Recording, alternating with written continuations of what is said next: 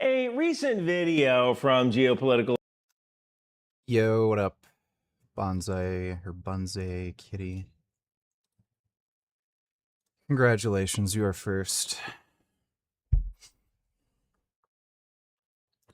Expert Peter Zion claims the end of NATO, but he kind of That guy's a bit of a doofus. overdrives it into a conclusion that the evidence does not support. This isn't a takedown video. Peter Zion is not Tucker Carlson, all right?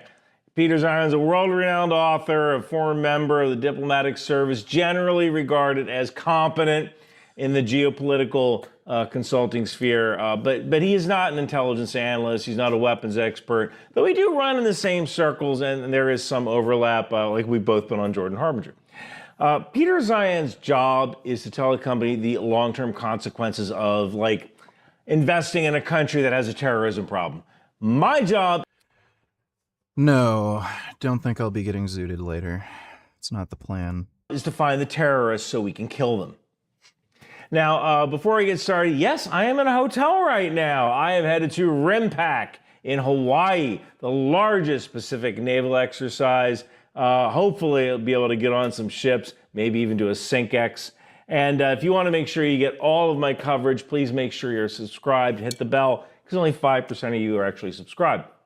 Now, I'm not going to show you the whole Peter Zion video. You can...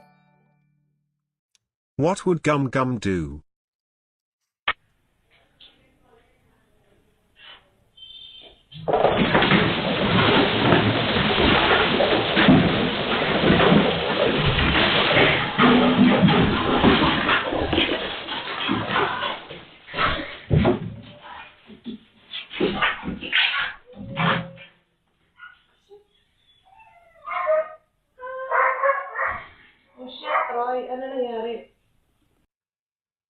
I don't know, I feel like he probably wouldn't be that retarded. Thanks for the donation, non-wib. Cats are very, very silly. Oh, so silly.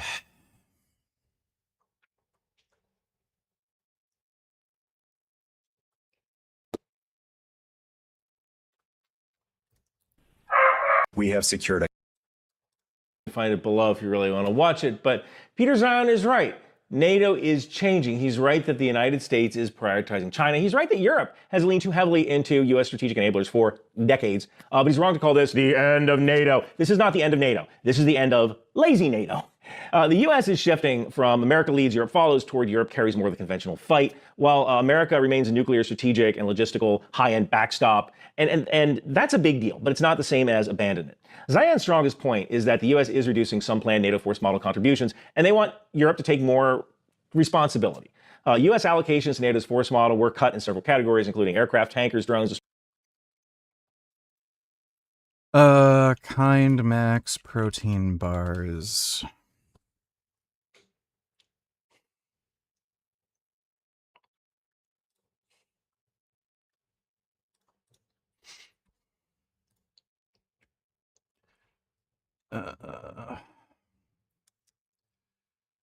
One bar, 240 calories, 20 grams protein.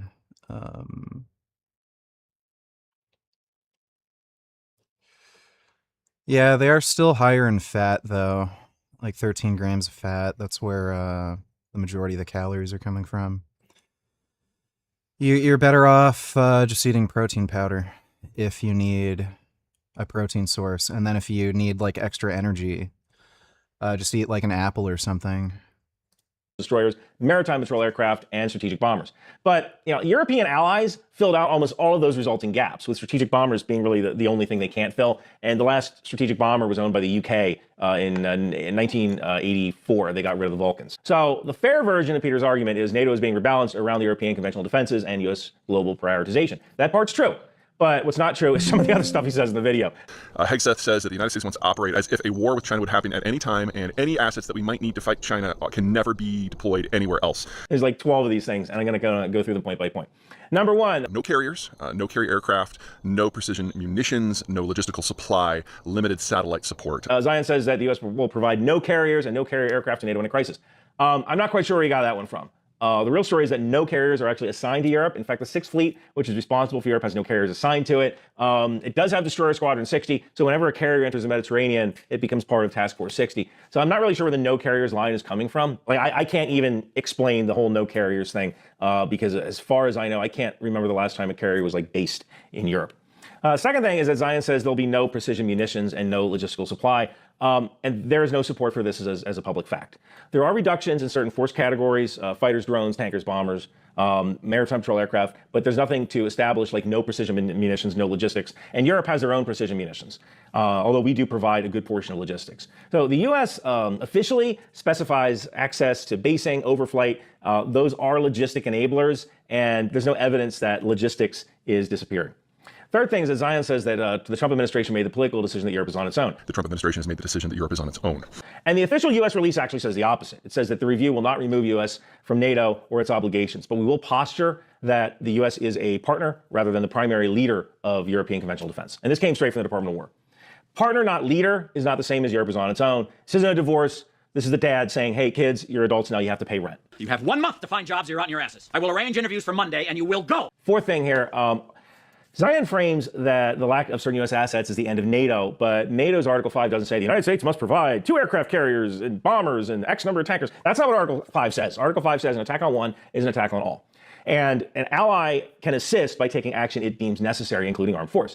Now, the language is kind of flexible by design. It creates a collective defense obligation, not like this rigid force package. Sixth thing is Zion says that NATO might still exist on paper, but functionally it's ending. The NATO alliance might still exist on paper, but if the United States is already saying before a conflict even begins that very little, and certainly none of the assets that the Europeans don't have themselves are coming, that's pretty much the end of things. That ignores NATO's actual force generation work. NATO's force model more than tripled the number of high readiness forces available to the alliance, assigns forces to SACEUR, and organizes them based on readiness tiers. You have 0 to 10 days, 10 to 30 days, and 30 to 180 days. And Emitting pomegranate seeds and farting. Emitting pomegranate seeds and farting. Emitting pomegranate seeds and farting. Emitting pomegranate seeds and farting. Emitting pomegranate seeds and farting. Emitting pomegranate seeds and farting. That's cool. I'm eating tofu, broccoli, and peas with curry. Not farting currently, but I might fart later. Thanks for the donation on Wib. NATO also has land forces in 9 multinational battle groups around the eastern flank. I've been to them. I've been to them. Oh. What's up, bud? I just got a PS5 Pro because I want to play UFC 6 and eventually GTA 6. Do you have any game recommendations? Also, who's in the wrong here? The only game that I'm actually excited for that's like a PlayStation exclusive is Wolverine. Is UFC on PC? No. Interesting. Yeah, it's only the 4th game. Yeah, but I don't know why the fuck you want to play EA Sports UFC. But yeah, Wolverine. GTA 6 is probably going to be just not good, but the Wolverine game looks really good. Who's in the wrong?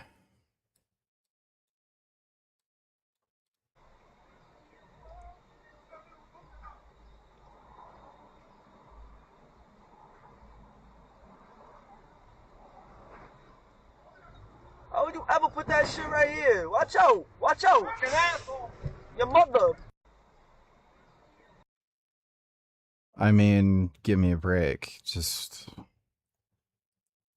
That guy was... They were just being fucking stupid and lazy.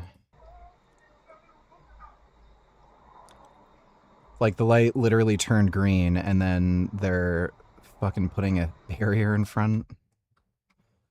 Like, whatever. Thanks for the donation, Cam. In Romania.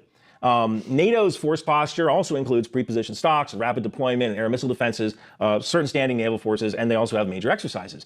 That's not like paper. Right? That's real-world bases and planning and exercise and command relationships and force alignment. Sixth thing, Zion says that the U.S. just lost force projection in Europe. U.S. Command 2026 posture says that Europe's strategy and geography preserves U.S. military options. It supports rapid deployment and sustainment, enables access, basing, and overflight. Eurocom also says that it supports combatant commands with logistics, ready forces, and lethal capabilities. Now, there has been some issues, and I'm looking at you, Spain, because when the U.S. wanted to use certain European bases for Operation Epic Fury, some European countries said no. And I guarantee you what's going to happen is we're going to look at who wasn't there for us when we needed them, and we're going to reallocate forces accordingly. Now, Stars and Stripes reported in May of 2026 that about 80,000 U.S. troops remain in Europe. That is not a small amount of troops, but the U.S. didn't lose force projection in Europe. It may just be changing posture, maybe reducing some commitments. We may be adding forces to countries that helped us out during Operation Epic Fury. But access, bases, troops, command structures, and logistics, they remain. That one thing with Spain, though, we have a major naval base at Rota, Spain. So if we're in a fight with Spain, we need to make up quick because Rota, Spain, I believe that is one of the few places where we can easily load our VLS missile tubes back onto destroyers. Seventh thing, at one point, Zion says the U.S. deliberately developed broad area competencies so the Europeans would be dependent on America, and so the U.S. would command all European militaries in a fight. And we did that in order to make sure that the Europeans were always dependent upon us. And in the case of a fight, we would command all of their militaries. That has now ended. There is some truth to that there. The U.S. did provide high-end enablers. We did dominate NATO's command structure. Sakir has traditionally been an American officer, dual-hatted as the commander of U.S. European Command. But we built NATO to make Europeans dependent. That's overtly political framing. NATO was created for collective defense. The treaty itself says that they are resolved to unite their efforts for collective defense and preservation of peace and security. Also, NATO does not own all of Europe's militaries. NATO says the member countries voluntarily provide forces and equipment for NATO operations, and national capitals make the final decision on who goes where and whether to contribute forces. Eighth thing here is Zion says that if U.S. forces are not coming, there's no point in maintaining interoperability. And this is probably the weakest claim in the video. We're going to lose interoperability. And the one that I have the biggest issue with, because I've often said that NATO is the unstoppable snail, and it's the unstoppable snail superpower is interoperability. NATO is a standards organization, and everything is standardized, from watch straps to how you talk on the radio. Even if the U.S. reduced its role, European militaries will still need interoperability with each other. Poland needs to talk to Germany, Germany needs to talk to the Netherlands. Everyone needs air defense deconfliction, logistical standards, ammunition compatibility, C2 command and control procedures, targeting processes, and common communications. So NATO's Defense Production Action Plan specifically says NATO standards underpin interoperability, and the alliance is working on complete standardizations, munitions interchangeability, and reducing barriers. Opinion on Beyond Meat, I like it, but I remember you saying it's not good to eat daily. Beyond Meat tends to be higher in saturated fat. I think they recently reformulated a lot of their products to remove the coconut oil they were using with avocado oil, so they're lower in saturated fat now. Like still, it's healthier to eat tofu. It's also better than just eating actual meat. So if you like it, it's fine to have it, a couple times a week. It's not a big deal. To moving capabilities and munitions across allies. No, I don't For the most believe part, that, a lot of our that's munitions are shady. standardized. NATO just ran Steadfast Deterrence 2026, this major command and control exercise involving all allied command operational headquarters and national representatives from 32 NATO countries, specifically to improve deterrence, readiness, and interoperability. And interoperability is not the love letter to America. It's how a Polish artillery battery, a German brigade, a Dutch logistics unit, and a British headquarters all avoid creating a really expensive parking lot, right? So we know NATO already knows how to do interoperability, and that's not a skill that's going to go away. Number 9, Zion claims that within a year, U.S. and European militaries won't be inoperable. Which means that in as little as a year from now, the European and the American militaries are not going to be interoperable anymore. And if they do decide, for whatever reason, to operate side by side, they'll be doing so with different command structures and different doctrine. This is a fantasy. And Peter, if you're watching this, I would be willing to make a bet with you that on July 1st, 2027, NATO will still exist and we will be interoperable still. I know people at NATO, they can be the judges of this bet. If I win, you buy me a box of Christoph cigars. If you win, I'll get you a new Patagonia jacket. If you want to take me up on my bet, my email address is on my website. If any of you watch Peter, encourage him by posting on his channel to take me up on my bet. Interoperability doesn't just break overnight. That's not how procurement works. That's not how military culture works. Armies don't become non-interoperable in a year because a memo. A memo changed something, right? NATO's force model and its standardization work. Its command exercises work to make sure that interoperability is functional. And they're all kind of pushing in the same direction toward more readiness and more interoperability. Now, could interoperability decline if Europe and the US deliberately diverge? Yeah, it could, but within a year? That's not analysis, dude. That's a YouTube thumbnail. It's lazy. Number 10, Zion argues that Europe will be forced into procurement decisions that functionally end the alliance. Now, I know a little bit about this because I wrote a paper about it for the European Union. Unfortunately, I can't show it to you, but the EU Parliament did pass a drone resolution directly because of my paper, which is actually pretty cool. The evidence points to a more complicated direction. NATO leaders all agreed that the drone thing is a problem. The Hague wants to spend 5% more on GDP and defense-related investment by 2035, including 3.5% on core defense requirements, 1.5% on border security, infrastructure, resilience, and defense industry capacity. And my little section about brushless motors probably had a lot to do with that, too. NATO also says the European allies and Canada as well increase defense spending. So the alliance is trying to create this transatlantic defense industrial cooperation while eliminating trade barriers between allies. And this could create more European systems. It could create more European ammunition production. It could create European drone manufacturing. And I will take credit for that one. But it does not automatically end NATO. And in many ways, Washington has been demanding this for decades. Europe buying more European artillery shells is not the end of NATO. It is a good thing for NATO. Maybe I'm just being picky here, but something tells me that Europe making more artillery shells for Europe would actually be useful in a war. 11th thing here, Zion says that Europe will shift toward Ukrainian-style weapons that can be built within weeks to months. And there is something real here. Ukraine has shown that cheap drones and rapid iteration, electronic warfare, battlefield software, that all matters. But drones don't replace air defense or tankers, strategic lift, satellites, logistics, munition stockpiles. You know, a $500 FPV drone is not a C-17, and it's certainly not a Patriot battery. And it's not a tanker, it's not an AWACS. And Europe needs both levels. They need the small, cheap drones, and they need the expensive stuff. And that's, I've always said that the scariest part for me watching the war in Ukraine is that we might take away the wrong lessons from that war. And I firmly believe that drones are 100% absolutely necessary, but the high-end stuff is necessary too. 12th thing here is that Zion mentions multi-state nuclear deterrent and then says management is TBD. So they're going to be doing Ukrainian-style weapons that can be built in weeks to months, probably backstopped by a multi-state nuclear deterrent. How that is managed, TBD.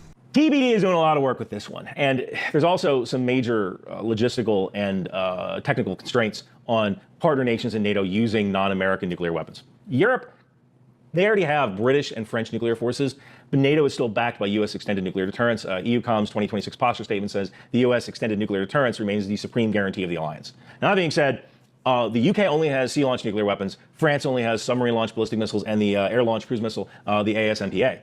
And I believe the ASMPA only works with the French Rafale. I mean, why would France port that to another platform? Only French fighters should be able to fire the ASMPA.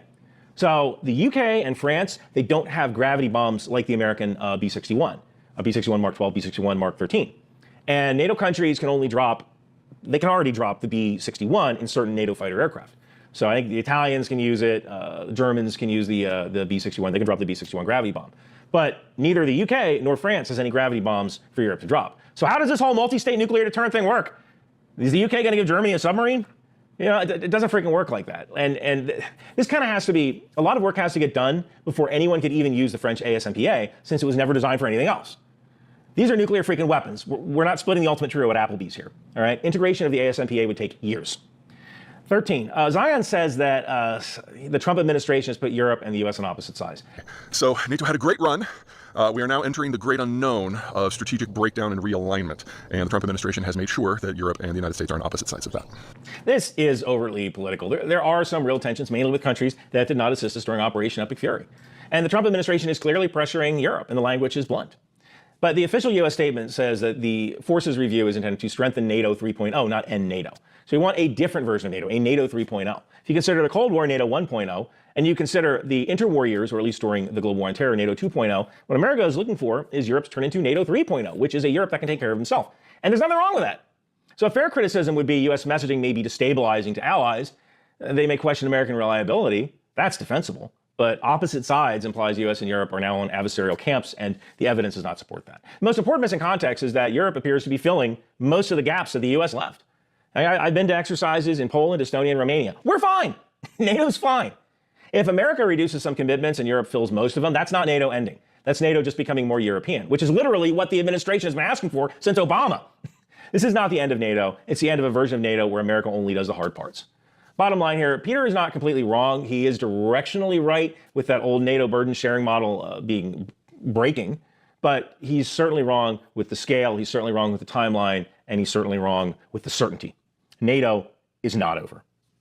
Again, make sure you... I've seen a bunch of that guy's videos. He seems like a bit of an airhead, and just... He occasionally talks about shit that he has no clue about, and then if you know anything about it, you just see how stupid some of the shit he says is. Frank Tufano.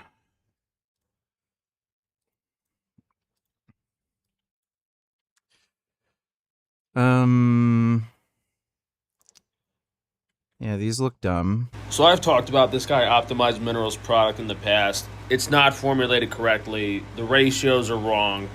It's way better than most generic stuff on the market. Dude, his tattoos are so disgusting and horrible and stupid looking. Just why did he get some of these dumbass tattoos? Like, they are so fucking dumb. Market, but it's still not great. And the reason that you don't want to take all minerals together is because everyone has subjective mineral deficiencies based on their previous diet. If you're going to take a mineral What does he mean subjective? I don't think he knows what subjective is. complex, which I have correctly formulated on organ supplements, it should only be for a few weeks or maybe a month or two max. That's a good way to get you out of deficiencies. But to correct imbalances, you have to get hair mineral analysis tests and blood work and identify your deficiencies and then take Hair mineral analysis doesn't do anything. separate minerals. If someone is The only thing that hair mineral analysis is used to like determine some kind of disease state is if you're looking at things like lead poisoning. So if you have like a high degree of lead in your hair, then that's a very good indication that, yeah, you're being exposed to something like lead and you need to fix that. But yeah, again, Frank's just fucking tired. is telling you that separate supplementing is a mistake, they have no clue what they're talking about and don't understand that everyone is subjective based on their past dietary history. He doesn't know what the word subjective means. So the guy asked the girl, if I told you I was 5'8" and then showed up 6'1" on the date, what would you say? And she goes, I would have unmatched him when I found out 5'8", so I wouldn't be there. this is why I say looks maxing is a waste of everyone's time. So some random bitch on the internet said something toxic and stupid, therefore the only thing that matters to all women is height. Okay. There is And for some reason a gay person cares about this. no point to it whatsoever. He must be super, super insecure about his height. Apparently he's like 5'4" or something. Like he was mentioning in Japan, he was still shorter than most people, so I'm assuming he's like 5'4", 5'5", or some shit. Only one thing needs to be said. If you're below 5'10" and a half, 5'11", some people like to say 6 foot, but the actual statistic, if you're below 5'10", you are invisible to women. Yeah, right. Like, just go outside. Like, I see dudes all the time who are shorter than 5'8", who have girlfriends.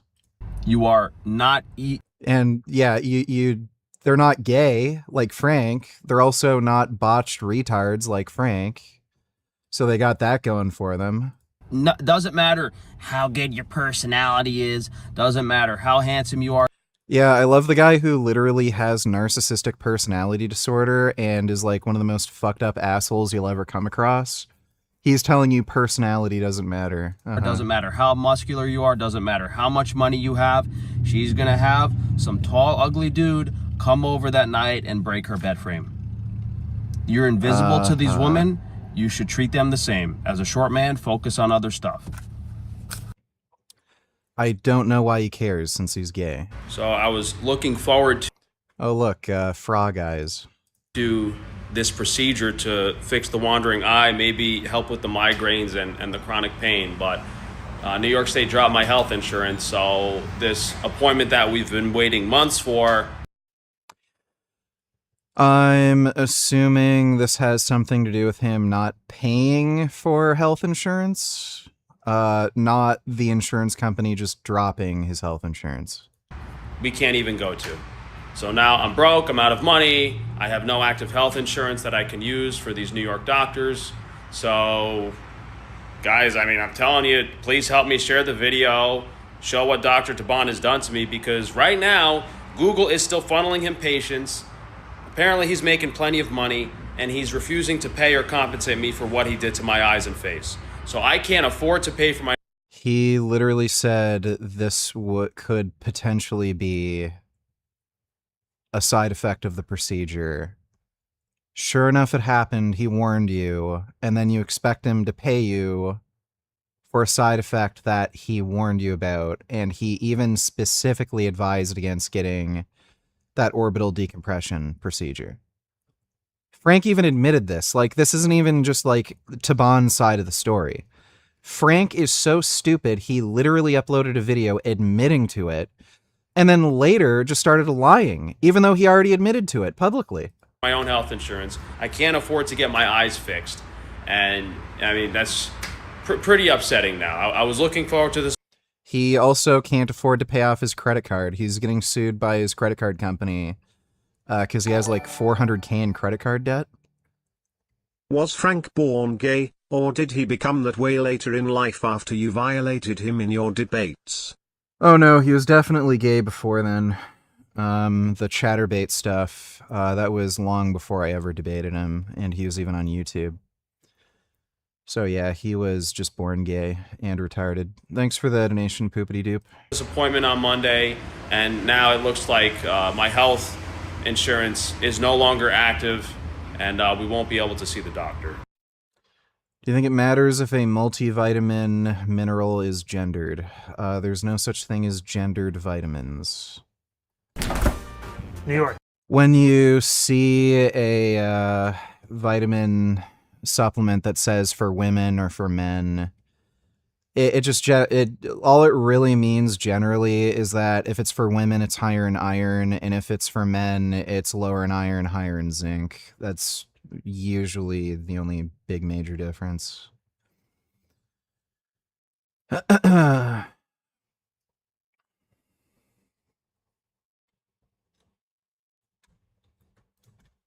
The Independent Rent Guidelines Board just froze the rent. That means if you're one of the more than 2 million New Yorkers who lives in a rent-stabilized apartment, your rent's going to be frozen next year.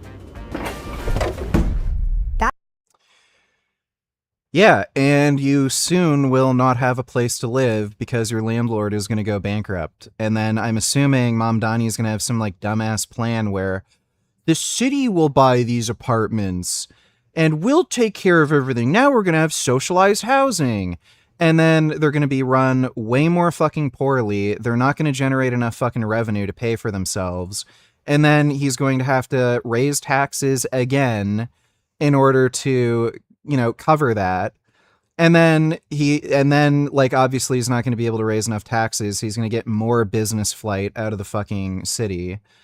And then he's going to have to ask for more and more huge bailouts from the state. Like, this guy's a fucking clown.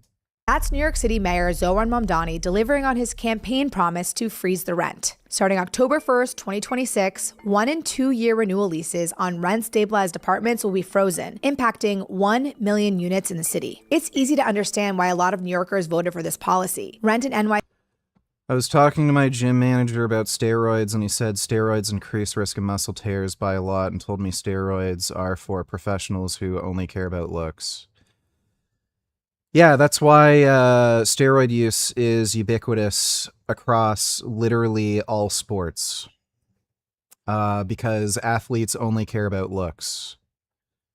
Right?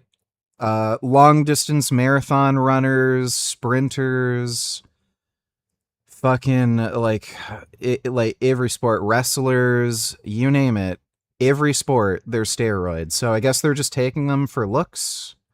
They want to look good while they're competing.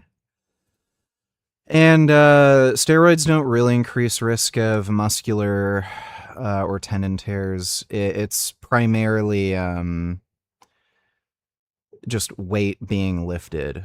Like look at the fucking Trend Twins. A bunch of dumbasses were making videos about how, oh, the Trend Twins, like Mikey tore his pec because he's on steroids. He's benching 600 fucking pounds. Like, the likelihood of you having a pec tear benching 600 pounds is far more likely than if you were to bench, like, what, 250? like as a natural, like most naturals don't even get up to 315. So yeah, it's not, they don't really increase risk of musculoskeletal tears. It's entirely really due to just weight being lifted.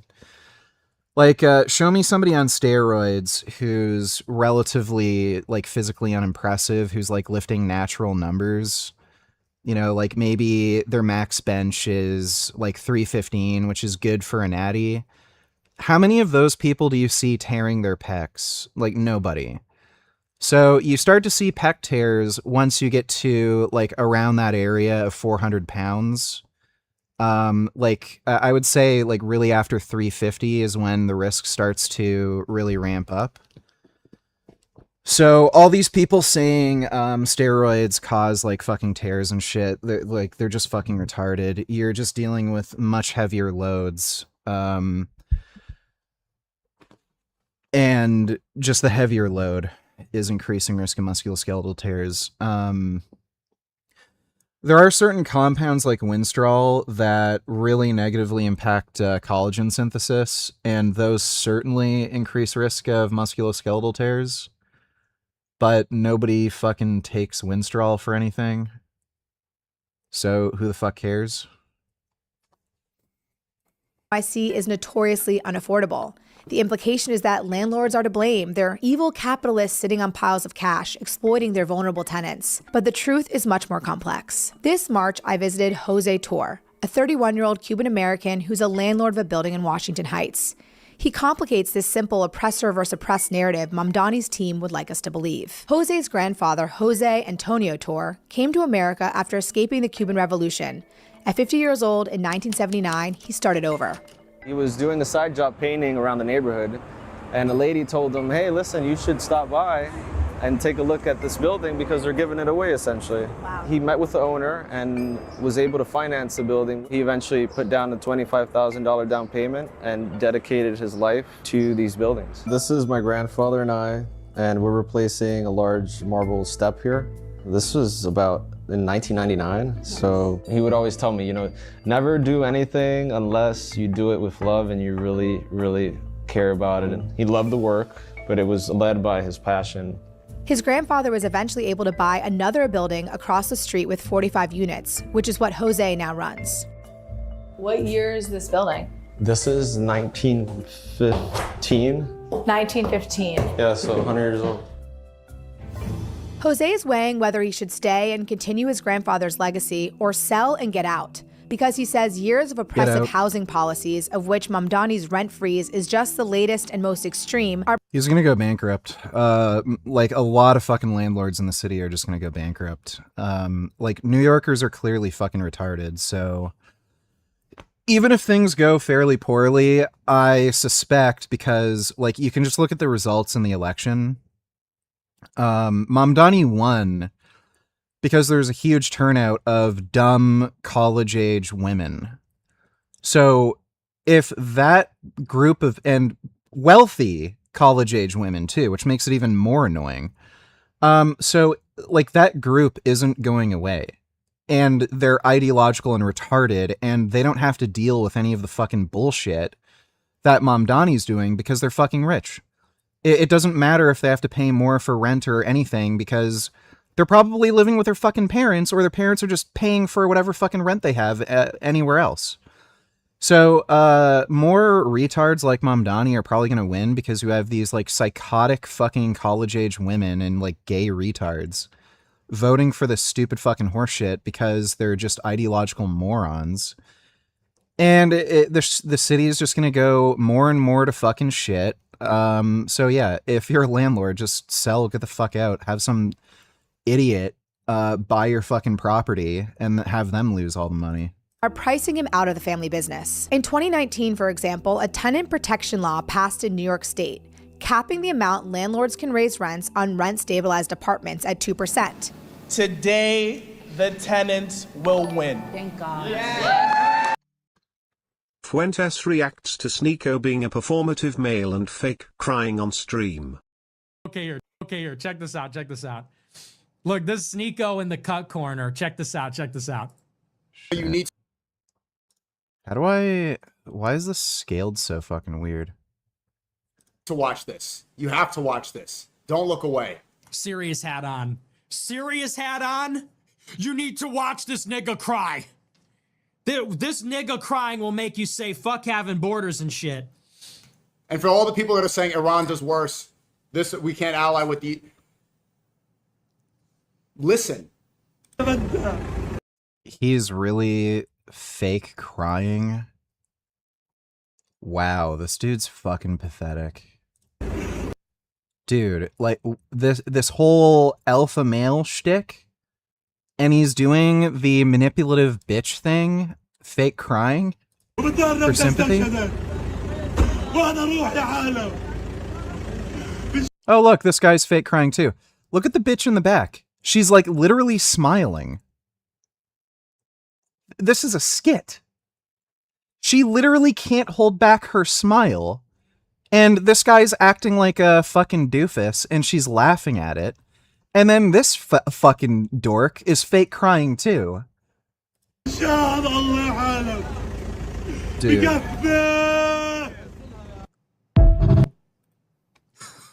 Dude, no way.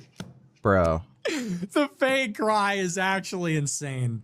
Look at that. Oh my god. Dude. Literally the most performative man. He has like one of the most bitch mustaches I've ever seen too. Like what is this like fucking little trail of ants on his lip? Male of all time. Chat, look, I'm really sad and stuff. Chat, look, I'm crying.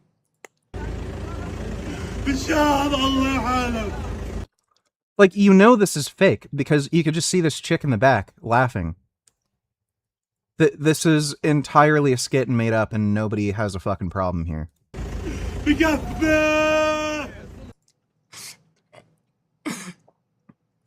Literally, the fake cry. I guess he learned that from his Muslim buddies. Yeah, Muslims like to bitch and cry and throw a fit and tantrum until they get what they want, so I guess he's learning it from that. Oh, and then look at him like he's catching his breath. Erica Kirk. Bro is literally Erica Kirk. Bro, handkerchief. Handkerchief. Time Person of the Year. Yeah, it's funny how Fuentes didn't notice the chick smiling in the back either. Erica Kirk's handkerchief. Yeah. Dude, can I... Yeah, Erica, he's literally Erica Kirk. I just be the first to say, it is obviously very sad what is happening in Palestine. It's not. But listen, we're tired of all the boo-hooing.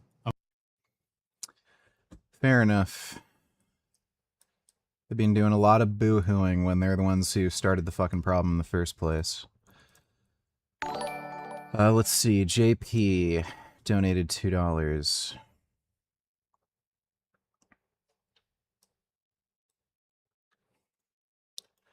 Frank addresses the gay accusations. Like, we know he's gay. He is so fucking gay. He has that dumb burger review channel where he was clearly in a gay relationship with the guy he had filming for him. Like, he was some half Asian dude or something. Like, it's just so obvious. As regressive and unreasonable as Fuentes is, he is pretty funny and verbally intelligent. I want to call you the N-word Earl. If I took a trip to Canada, would you let me do that? I'm vegan. Yeah, I don't see why not. Thanks for the donation, Vegan Gains. Yeah, Nick can be funny. He's like a toxic retard, but he can be funny. Green screen. How come there's no big hairy dude behind here waiting for me to finish my live stream? Huh? You tell me.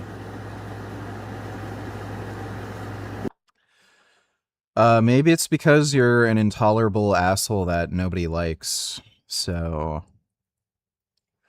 If Frank was lesbian, he wouldn't have a problem because chicks love fighting and conflict.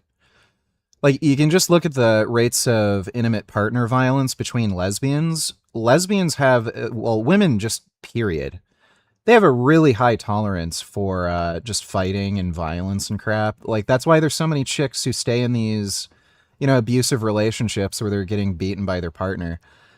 They want it. Like, they get off to it or something. Dudes, they just want fucking peace and quiet. So, like imagine being with somebody like Frank, who does nothing but whine and complain and, like, act like the fucking victim and start drama.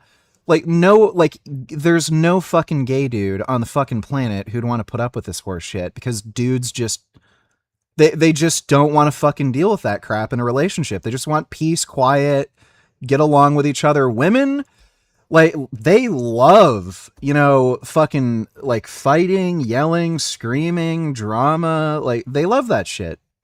Where else would he be hiding? It's too bad Frank isn't straight. He, like, women would have fucking loved him. He Over could and over again. I'm not gonna argue this. start I wish fights I was for no gay. reason. I wish I fight was him. gay. They love it. I wish I loved big, hairy man buns, but I don't, okay? I wish. I wish I was the header at Chub Fest. I wish I loved big, fat, hairy old men so I could join the Masons, but I don't, dude. I don't.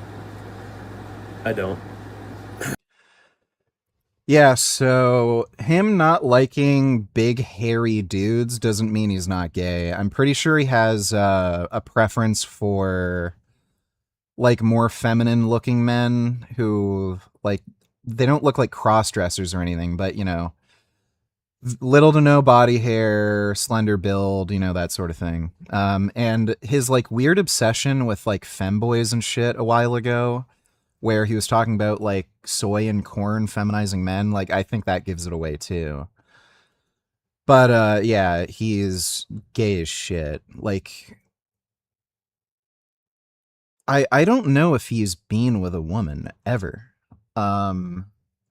He said he I don't think he, like, as far as I recall, I don't think he's ever, like, actually said he had a girlfriend. I'm pretty sure he said he's never had a girlfriend. When he was talking about the sex work he was doing, where he was working as a prostitute, he said he only ever had male clients.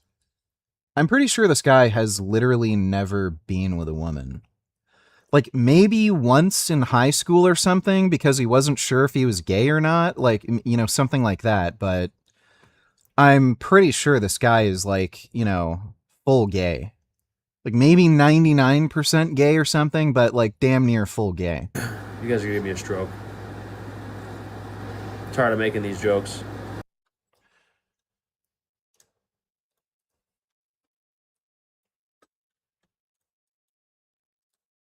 On the balcony at the same time caused his untimely demise.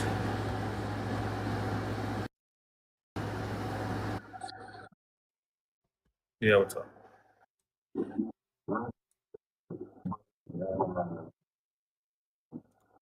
Does he show, like, some porn on screen or something?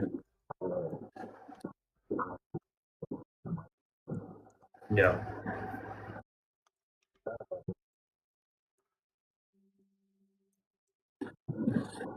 I can't even hear what the guy's Yeah, saying. there's like $100 order minimum. Oh, yeah. He shared Frank's gay chatterbait. That's funny. People are harassing him on TikTok over it. Yeah, this shit, like, I don't know. No clue what that is.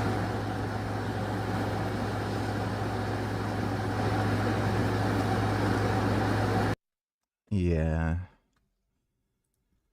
JP donated another $2. Frank's crush on the tattoo artist. So the appointment is at 1 o'clock. I'm leaving work now around noon. It's going to take about an hour to get down there. I got so much stuff in my car. I got my lunch. I got a few gifts for the tattoo artist. He's just like some fitness guy. He likes eggs and stuff. So I just got him a few things. Wow. He was trying to get with his tattoo artist. My Jeez. seat sensor thinks I have a girlfriend because it's asking me to put the seatbelt on in the past. Yeah, he's... I'm pretty sure he's 100% gay, like zero interest in women. The whole complaining about women liking height thing, that's just like a fucking cover. Every single thing now is like pulling teeth, dude. We're at Home Depot because Lowe's blows. I don't even want to come to Home Depot because someone stole my Milwaukee tools out of my truck when it was parked here. But I bought like $600 worth of paint, 2 5-gallon buckets from Lowe's last year. Do you recommend incline dumbbell bench press for building lower pecs? Well, incline is targeting your upper pecs. So no, you'd want to do either flat or decline to target your lower pecs. I wouldn't really recommend doing decline presses with dumbbells for a variety of reasons. One, it's extremely hard to set up with most benches, like just super fucking awkward. Like especially if you're at a commercial gym, the decline benches they have a pretty steep angle and you literally can't even reach the floor, and getting them up to your knee and everything is impossible unless you have a workout partner.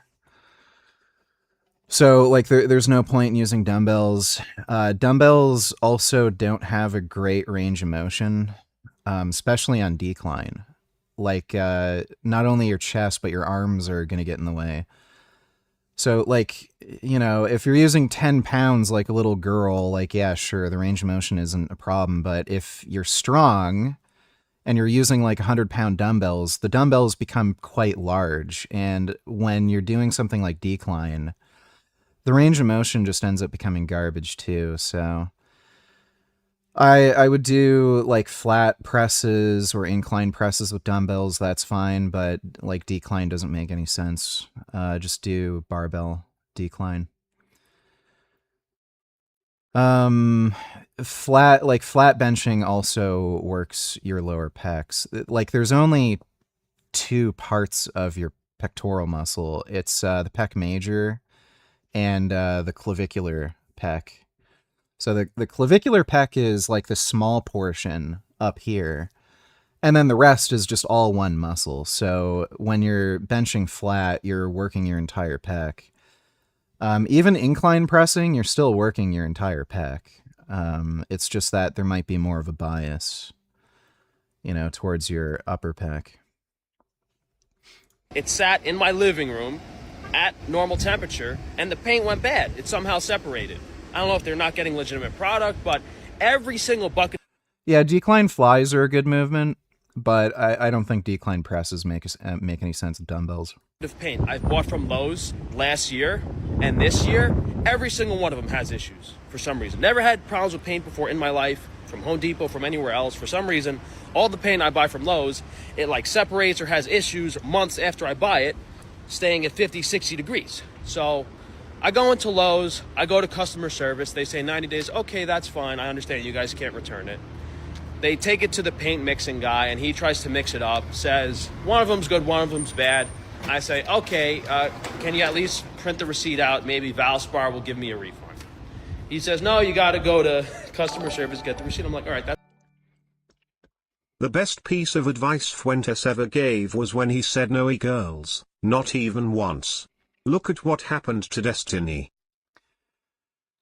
True.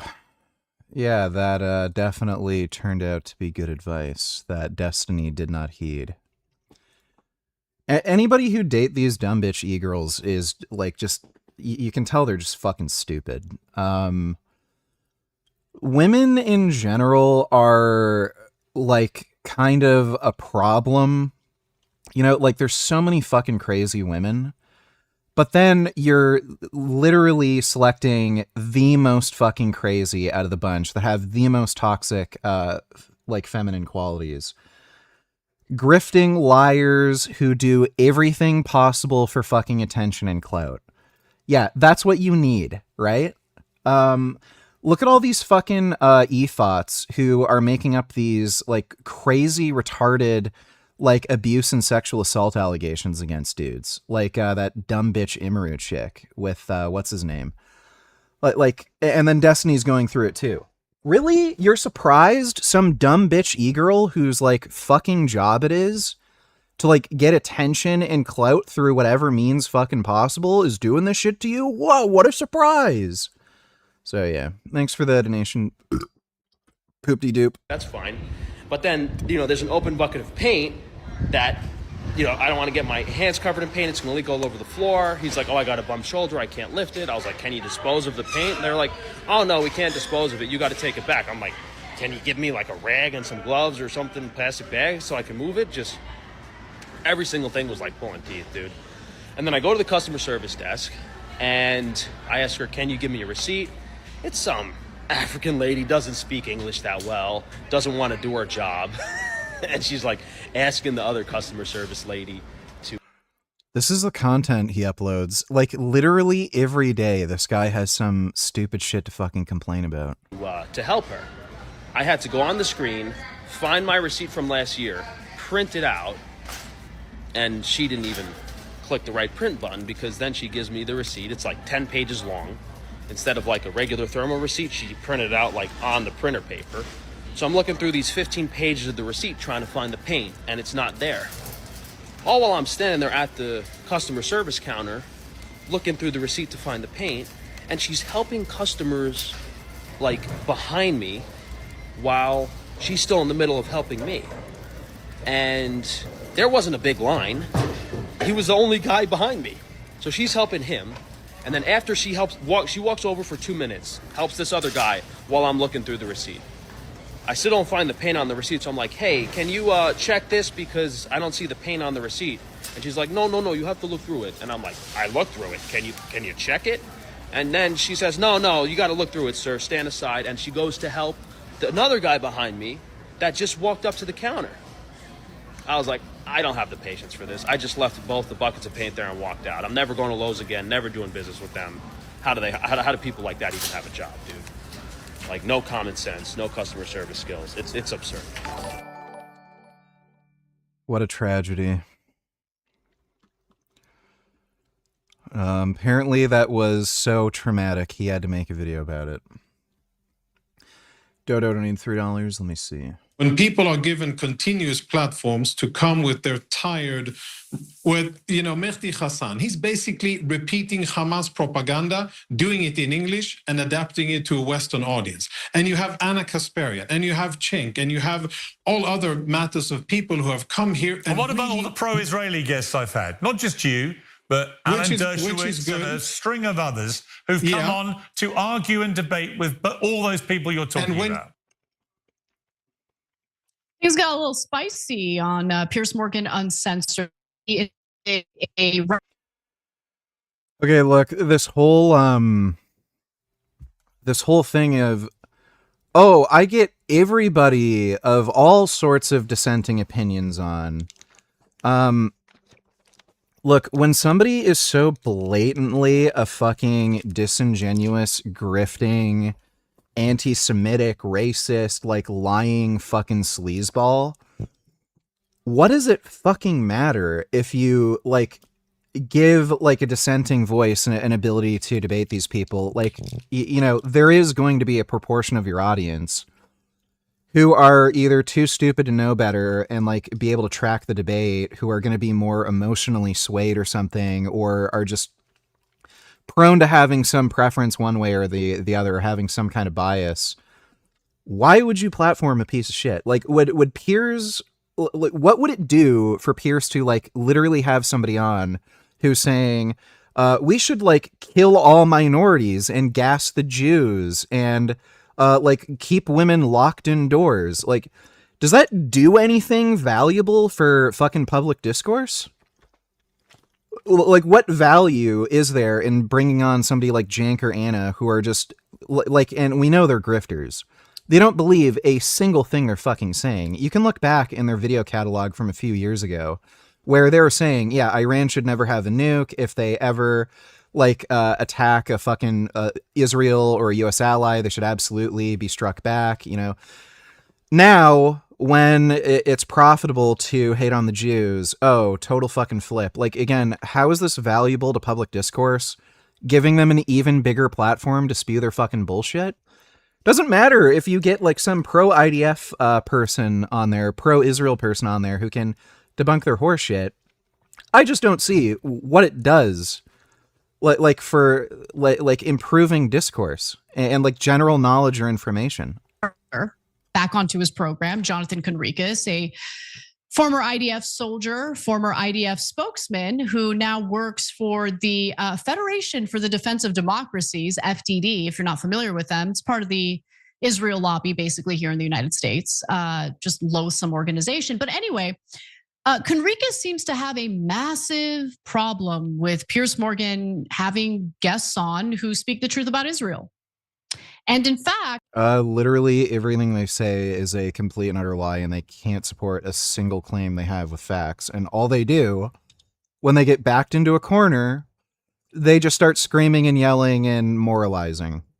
So, like, somebody will mention, okay, well, if you actually look at the figures that, Hamas themselves have put out, which would assume they have a bias in supporting the idea that, oh, Israel's committing a genocide, even based on their own numbers, guess what? Children are not being targeted. They're underrepresented in the fucking data.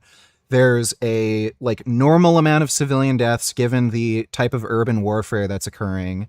That's, actually better. You see better militant to civilian casualty ratios than in other similar conflicts. And when you look at other, actual genocides or, crazy mass killings that are going on, like in Sudan or Iran, these civilian death figures, they don't take a matter of years to occur, like in the case of Gaza, where roughly 50,000 civilians have been killed so far. They take literal days.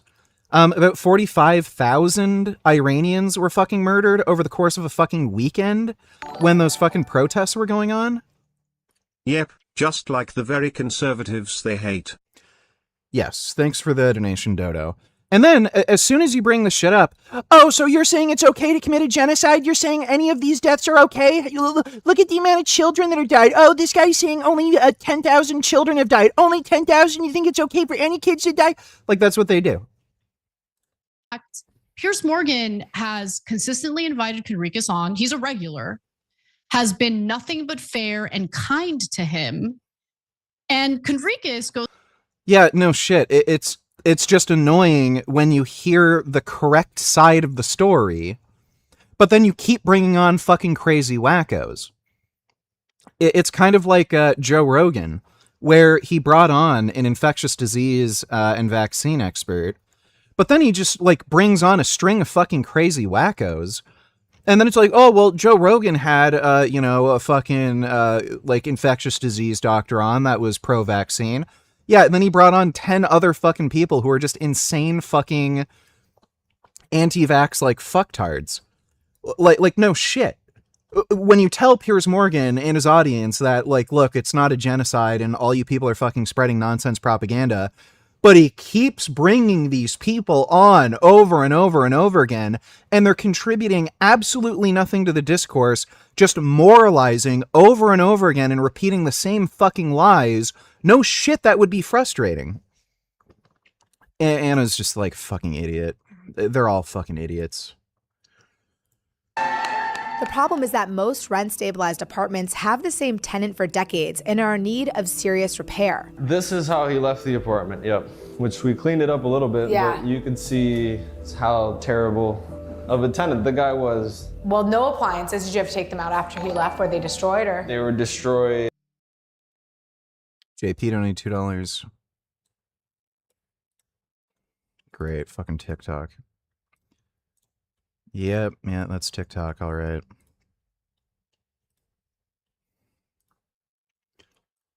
Why?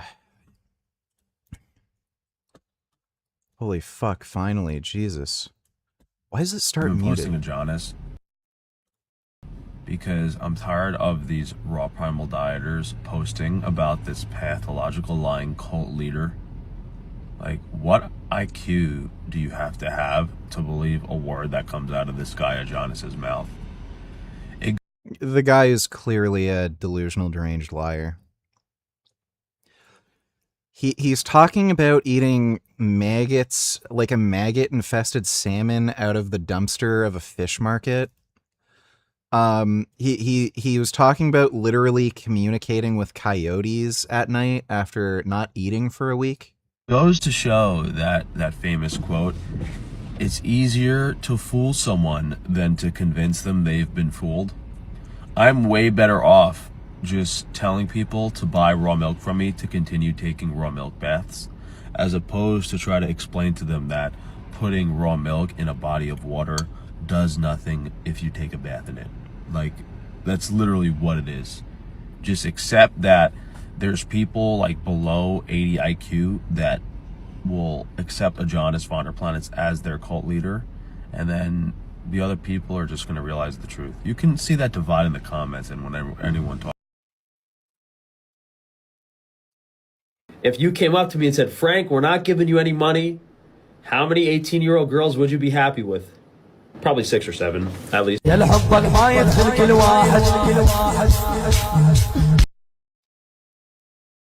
Okay. Great. Get Frank Tufano into the next lockdown. I'm down. Frankie, let's hang out, bro. Okay? Let's kick it, dude. You know, we can share business ideas. We can hate on Dr. Taban together. Yeah, Frank's probably not going to do that. Thanks for the donation, JP. That guy's a coward, by the way. I've challenged him to a debate I don't know how many fucking times. He just pretends I don't exist. Plus, again, who cares if it is a genocide anyway? It's justified since they're all anti-Semites that want all Jews exterminated. Yeah, I really don't care, but it's very clearly not a genocide. Thanks for the donation, Dodo. Roach infested, they serve no use. Right. And then like bathroom isn't usable, kitchen's not usable. If an apartment was rented for, say, $800 back in 1970, raising the rent to just $816 a month in 2026 would make it impossible for landlords to cover their expenses. So instead of fixing them and bringing them back up to code, landlords will lock the door and never rent them again. Have you gotten quoted for what it would take to bring this apartment back on the market? Yeah, I mean, on a very low note, doing the minimal amount of work, probably $30,000. You have 45 units? Right, yep. How many of them are empty like this right now? 6. 6. Yep. As we've reported in the Free Press, an estimated 50,000. And again, if they were allowed to raise the rent and they could fix these fucking apartments because of the extra revenue they're generating, there'd be more fucking units available, and that would also help to like lower the fucking cost of rent because there's more units available. But yeah, Mamdani's just gonna fuck everything up. All these fucking landowners are gonna go bankrupt or just skip town, and I can guarantee you when that starts to happen, this idiot is gonna say, oh, the city is going to buy it, and now we're going to have fully socialized housing. We're going to start with this apartment thing. And then it's going to run massively over fucking budget. It's not going to work. It's going to lose fucking money because guess what? All these fucking people told him we need to raise the fucking rents in order for this to be, like, sustainable in any way. He's not going to believe him because socialists and communists think money doesn't exist and things just happen. And then when there's this massive fucking deficit to keep these units operable, oh, we got to raise taxes on the rich again. The rich are fucking us over or something. They're stealing all your money. We got to steal their money back. It's a never-ending fucking loop. And then more rich people are going to leave New York, and then they're not going to have enough fucking tax revenue. Then they're going to ask for another big bailout from the fucking state. Like, they never learn. Ghost apartments currently sit empty because of this law. In a city experiencing a housing crisis where there's never enough apartments to meet the demand, this outcome is catastrophic. And that just translated into vacant apartments, you know, a significant drop in values in terms of property values, more sales, less dollar volume. It makes it worse for everybody because I would love to give everyone a good quality, comfortable apartment that's up to code, that doesn't have, you know, broken floor tiles or cabinets that needs to be replaced. But we are put in a position where we can't do that. Like, by the way, Trump gets hated on, and like overall rightly so, for that whole not renting to blacks thing. I can guarantee you that guy who destroyed that fucking apartment unit was not white.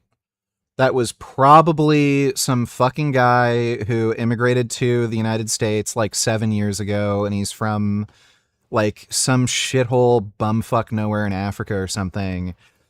There has been a big demographic change in New York over time because of the sanctuary city thing, because they let in fucking illegals, and you can see that, there was that video we were watching earlier where there's all those like weirdos from Africa scamming on the fucking street now.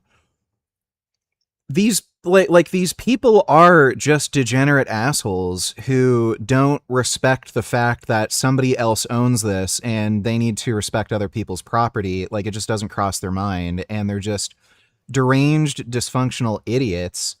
And again, as this demographic shift happens more and more, you're going to have more of these people getting into these fucking rental units who absolutely fucking destroy them. And then these rent freeze policies make it so they can't fucking bring these units back up to code. And again, the problem just fucking snowballs. After taxes, building maintenance, insurance, and other costs, Jose's left with just $43,000 in profits. But that razor-thin profit margin can disappear quickly. When the war in Iran caused gas prices to spike in March, Jose estimated gas prices for this year would cost $30,000 more than last year. When Zoran Mamdani decrees he's not allowed to raise the rents, he's left with no path to recoup these sorts of rising costs. So are you in touch with other landlords in this neighborhood, and what are they saying about all of this? They are not happy. They want to get out. They want to sell in most instances, because it's just become such a world where you can't even do what you need to do. Right. Because of the government and because of obviously the Governments, when they regulate like this, they just make everybody poor. You want minimum government regulation. That is what makes people wealthy. So you need some government regulation. Like, you need to prevent monopolies from forming. You do need to prevent things like fraud, corruption. Fraud and corruption, and including monopolies, like, that's what keeps people poor. That's why, like, a lot of dictatorships and communists, that's why they're all broke. Miles Keefe tells a story about two of his former e-girlfriends, Cinna and Bonnie, who abandoned him after his allegations. Yeah, I mean, all right. These people are all just, like, pathetic retards. And again, this isn't really it. Dude, I thought that Turkey Tom video was fucking stupid. Like, you could just it was so blatantly obvious that chick Imaru is just lying about fucking everything. The story that really gave it away was, like, she said, he was trying to get back with her. She let him back into her place. Then she let him, like, touch her and kiss her. And then when he, like, grabbed her butt, she, like, freaked out. Like, sexual assault. Why would you let him in? Why would you let him touch you? Why would you let him kiss you if you're not trying to tell him, like, okay, fine, I'll take you back or something? And then when he tries to leave because he's, like, freaked out and he thinks he crossed the line or something, she says, no, what are you doing? Come back. Like, you're making the, like, it's beyond implicit. Like, it's beyond an implicit allegation that this guy, like, sexually assaulted you, but you're mad your sexual assaulter left. Like, nothing about the story makes any fucking sense. And then for some reason, people believe this dumb bitch lying fucking e-girl because she's pretty, I guess. Like, she's not even fucking hot. Like, dude, the globs of makeup this fucking chick wears, it's like, she's just trash. And then for no fucking reason, like, people just side with her because she's a girl. Fucking pathetic idiots. Gerald for donating $2. Would you say you're an individual with strong literacy skills? Yes. Also, you think Homo sapiens will evolve into another species? Every species is a transitional form. So I don't know what the fuck you mean by that. Like, sure, I guess, given a long enough time frame. Thanks for the donation, dude. Cinna at all. I don't have a problem with Cinna. This is not about Cinna. It's about Bonnie, and it showed me that she is very fake. This is when I really got a first glimpse of this. Okay, so 4 years ago, Somebody has to give him a kick in the head, like, buddy, you're being friends with influencers. No shit. An influencer is fake? Was at a Simply party. Simply was basically having this big party where he was having this like giant thing that you can go to. It was in Austin, Texas, and like you were able to go there, and streamers and viewers were able to go, right? So like hundreds of people showed up where Simply was performing, right? He was performing in downtown Austin, and obviously I'm gonna go. He is my close friend. So I went down there to Simply's party. Classic when things happen at Simply's party. And when I get there, I get like a VIP spot, right? So I get to go up top. And I went up top, and I'm hanging out with Bonnie. So I brought Bonnie to this whole thing. Me and Bonnie went down there. And we're on the top while Simply's performing, and it's fun. And this is the first time that I ever met Cinna. So I met Cinna that night. And when I met Cinna, she was all over me. And when I say all over me, I mean she wouldn't stop being all over me and talking to me. It was insane. It was ridiculous. And the entire time, me and Bonnie were looking at each other like, what the fuck is this girl doing? It was ridiculous. So we left the party, and Bonnie starts immediately shit-talking Cinna about how she's a bitch, how she's a fake fuck, how she's a clout demon, how she hates this girl, all this crap, right? She hates her so much, and she wouldn't stop hating her for 3 fucking years, okay? For 3 years, she hated her because of this one moment, and Bonnie was like, you are the fakest fuck. This girl is so fake. This girl is gross. They hated each other. I think Cinna started to realize it because Bonnie's very open when she hates people. And Bonnie never liked her, wouldn't talk about her, and thought that she was just gross and grimy and a leech. All right? One night, this is about a year and a half ago, Russell has a party in my backyard. A lot of people show up. And Cinna and Bonnie both show up. Bonnie starts drinking, and when Bonnie drinks, she gets pretty violent. I'm just saying that, okay? And she gets pretty violent, and she tried to fight Cinna that night.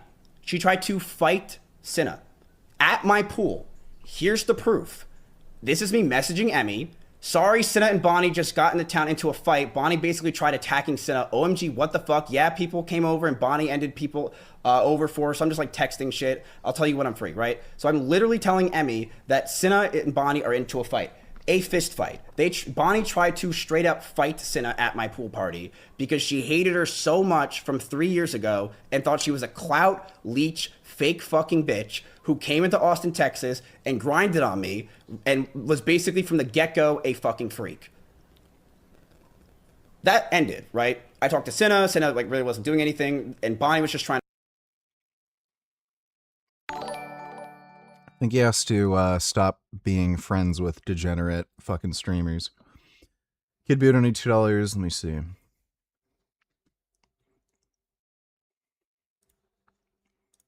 Piggy. From peanut butter. That's it.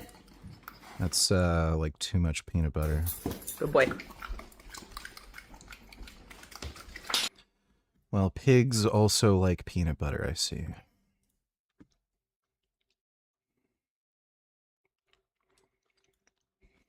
Oh yeah, Jaguar's gonna eat the crocodile.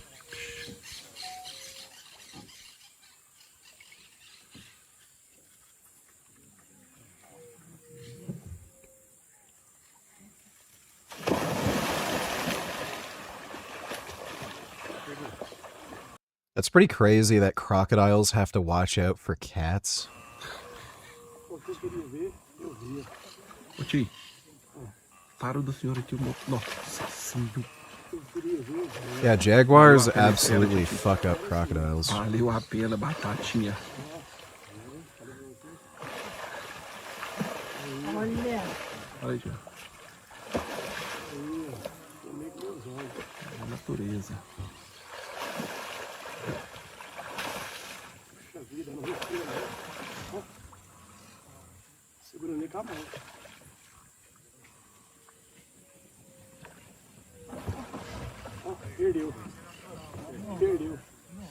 escapuliu, não é possível. Ei. There he goes. Oh no. Yeah, Jaguars are pretty crazy. Thanks for the donation, Kid Bill. Costs, and we're put in a place where we're pretty much like useless, and the government has more control than we have of our own property. If nothing changes, what's going to happen in like a year or 2 years? I think more landlords that are in very tough financial shape will turn the keys over. To who?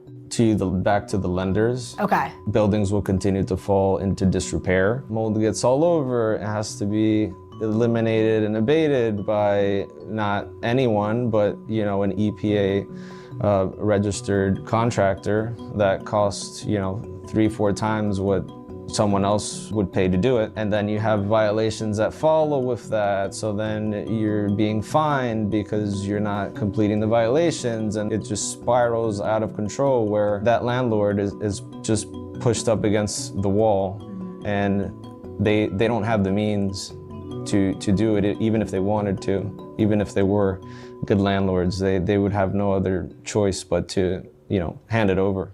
It's in this context that Mayor Mamdani has announced a new city policy to seize the property of bad landlords who don't properly keep up their buildings. When necessary, we will take aggressive legal action to remove negligent owners and property managers. So fucking stupid. And for buildings that have suffered chronic neglect, we will work to transfer ownership to responsible stewards. And then they won't be able to make any money either, so that will do nothing. In other words, when landlords like Jose can no longer make the... And to think Crocs survived the asteroid that killed the dinosaurs for that. Yeah, well, that's how it goes. Thanks for the donation, Dodo. numbers work, the government of New York City will seize their buildings. When my grandfather was alive, and he was really echoing when Castro came in and the regime started to take shape, gain control, and then really put the stronghold on business owners like him. Like, he was a ship merchant, right? Castro was sweet talking everyone into believing in his ideals and his agenda, but then things turned when they essentially went up to my grandfather and said, now all of this, your ship, your property, belongs to the government. So he saw that there, lived through it, survived it, escaped it, and then essentially came back into another environment that evolved into what he lived Yeah, should have moved to Texas or Florida, buddy. through back in Cuba. I texted Jose the moment I heard about the rent freeze. He told me, more pain. I'm barely making it this month. Tax bill due at the end of this month, water bill the following. I'm postponing payments to all vendors because I don't have enough money in the bank. October 1st, when the freeze takes effect for leases, I have no way to keep up with rising costs. What's your hope for the Mamdani administration? Yep, that's good old liberal governments making everybody poor. That they work with us, that they work with the real estate industry to actually see how things can be improved, that they don't categorize us and simply ignore us because we're simply capitalists and landlords, essentially, right? It doesn't make any sense. I got some recon on the Luigi Mangione case, and this is good recon. There are a lot of reports out that Luigi and his legal team have been No, I'm not watching any stupid fucking rap battles. negotiating a plea bargain with the feds in the federal case. I am told that is not the case, that there has been no discussion at all about pleading in the federal case. There's no fucking chance the prosecutors would give him a plea deal. No fucking chance. That was like such a... Minor correction, though that was not a crocodile. That was a caiman. Well, they're crocodiles. Thanks for the donation, Dodo. Yeah, that was such a, like, public, politically motivated killing that got so much attention, they're going to want to make an example of him. So no chance they're going to give him a plea. Things you have to do in terms of deadlines in the federal case, and that really is a one-sided thing where the feds give deadlines for various things. I am told there has been no plea bargain. So here's the dilemma, and I think that based on what I'm told, I'm now understanding their legal strategy on the defense side, that right now the state case is going to go before the federal case. The federal case is now set for late January of next year. So the state case would go first. The problem with the state case is if Luigi pleads not guilty by reason of extreme emotional disturbance, meaning he just lost control because of his angst over corporate greed and healthcare, that he would be found guilty of manslaughter, which is a win for him on the state side. But the problem is, it's a confession that he did it, and the feds could use that in the federal case, especially if he testified. So what I'm told is this: they are still considering that defense, even though they've dropped it for now. They did that for various reasons. I won't get into it. But they may well resurrect that defense, but they will not. Tech lead's such a bitch. I don't know why the fuck I'm getting recommended tech lead. Actually, caimans are more closely related to gators than to crocs. They're the same animal, dude. Thanks for the donation, Dodo. Call Luigi to the stand. They do not want him to confess to killing Brian Thompson. So what would happen, they hope, is that they're going to get a hung jury in the state case. And if they get a hung jury in the state case, then the federal case would go before the retrial in the state. If the federal case goes a way that the defense wants, which is something less than murder or a hung jury on the federal side, then they can come back and really try and get this extreme emotional disturbance argument sold to the next jury. Now, why would they get a hung jury on the state case? No, haven't tried mint. Don't ever plan on doing mint. I don't see the point. Two reasons. One, they think that this defense could fly, that Luigi was so overwrought with anger over the way corporate greed is killing Americans that some of the jurors would buy that. And all you need is one, and you get a hung jury if that juror is just intransigent and will not go to the side of the prosecution. But the second reason is that even without that defense, there is a feeling, I'm told, on the defense team that there is this kind of subversive underpinning among the jury pool that they're going to get, where they just don't want to convict Luigi Mangione. Could very well be the case. You've seen this everywhere on social media. There are a lot of people who do not want to convict Luigi, and there's serious talk going on. I'm told Luigi himself is concerned about using that emotional disturbance defense because even without it, there are enough people who feel like what Luigi did is right or justified in some way that they will get some stealth jurors on that panel who will not convict him.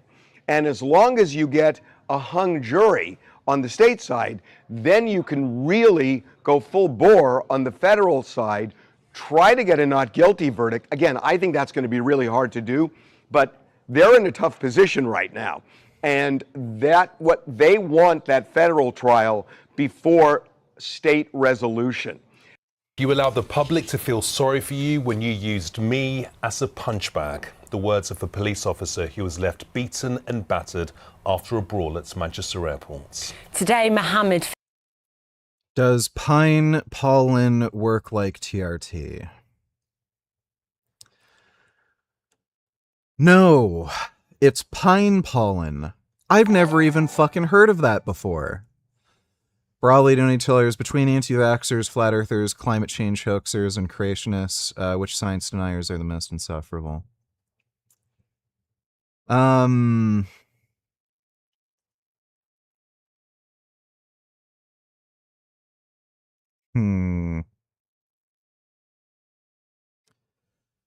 Probably creationists.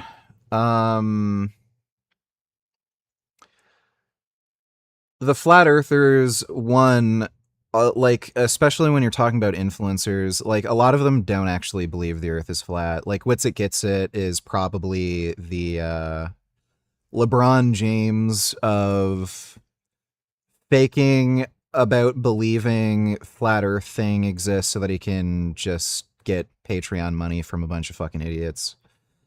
And I mean, flat earthers are just so fucking stupid, it's kind of adorable. It's like, okay, whatever, they're retarded. The climate change hoaxers, like, they're retarded for sure, don't get me wrong, but, like, they end up being right about a lot of things politically. Like, you know, like, a lot of these carbon tax things are just complete and utter horseshit. They, like, a lot of these climate policies, they do just inhibit economic development, and it doesn't even matter at the end of the day because other countries like China end up just undoing everything anyway. So, like, you know, eventually we're going to move away from fossil fuels anyway, just because it's, one, more economical, and two, more, like, efficient and clean and everything. Like, it's just the technology isn't quite there yet. We are already transitioning to nuclear power just because it's, again, more efficient. You generate a lot of reliable power, and it is a lot cleaner than coal. It's even cleaner than, like, solar and wind. So, like, stuff like that's already happening. Like, electric cars just fucking suck still. Like, they're just god-awful. We do really need, one, battery technology breakthroughs, and two, just better charging infrastructure. But, like, again, it's gonna happen on its own. It's just that they're forcing all this fucking horse shit that makes no fucking sense right now. So they're trying to speed run all of this fucking horse shit to, like, greenify everything and electrify everything at the cost of economic development, making everybody more broke and poor, and hating their cars that aren't even functional. For no fucking reason. It doesn't actually have any benefit because, again, like, it's compensated for by other countries just ramping up their fossil fuel production. And it's something that's just going to happen on its own anyway. So, like, even as stupid as the climate change hoaxers are, they do actually have a legitimate political point. Creationists, they are just fucking annoying. They're, like, and they're a bigger, like, political group.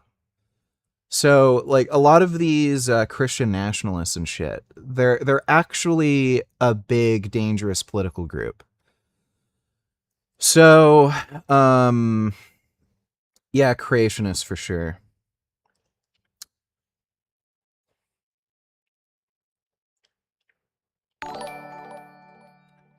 Thanks for that donation, though, Brawley. BTW, TMZ are such scumbags. Seriously, fuck this show, as Doug Walker says.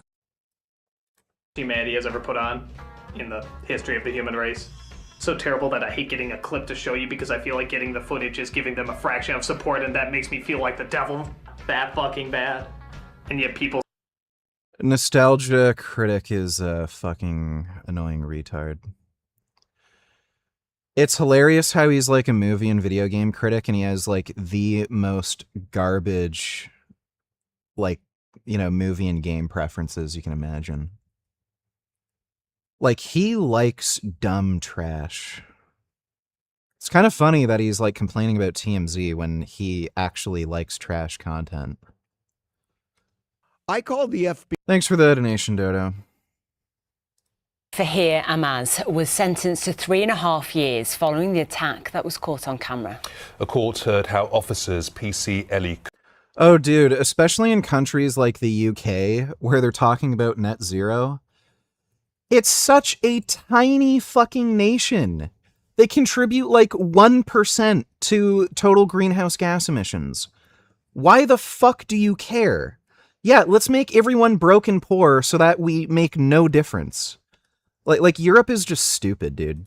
Kirk and PC Lydia Ward were viciously assaulted after he'd picked up his mother from a flight. Our correspondent Rob Smith is outside Liverpool Crown Court. And Rob, a warning to our viewers that the footage they're about to see is distressing. Yeah, it is distressing, and there are words of that officer, the now Sergeant Lydia Ward, that you should also hear tonight. Extra words she... Did you see that fucktard cranky vegan's YouTube channel is gone?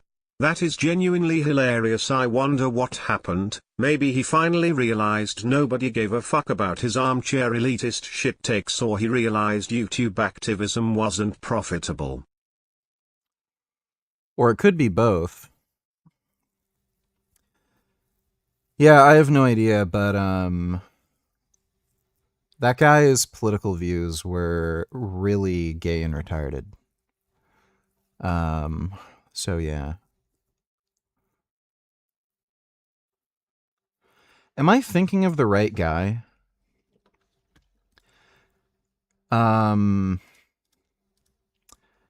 Is Cranky Vegan the really gay guy that I hate, or just the mildly gay guy that I don't have a big problem with, but I don't particularly like him? Oh yeah, Cranky Vegan is the piece of shit that I fucking hate. The literal communist, like, fucking scumbag, social justice warrior dipshit. I absolutely hate that guy. I really can't stand that dude. Like, he's even worse than what's her name? Swayze. Unnatural Not Vegan. Like, he's actually worse, and that takes a lot of effort to be worse than her. I absolutely hate that guy. If he deleted his channel... Fun fact, 3 of Doug's favorite movies of all time are Across the Spider-Verse, Spirited Away, and Eyes Wide Shut.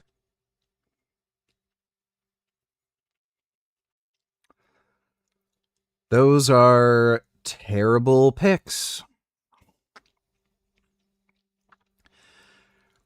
Yeah, he's a horrible, dumb critic. Thanks for the donation, Dodo. Yeah, if he deleted his channel, the only thing I could figure is he's not vegan anymore. So that guy... You could hear, like, the way that guy talked. He sounded like a vegetarian, where it's like, oh, it's, like, we gotta stop being judgmental about meat eaters and be nice to them. Like, that's the shit that vegetarians do.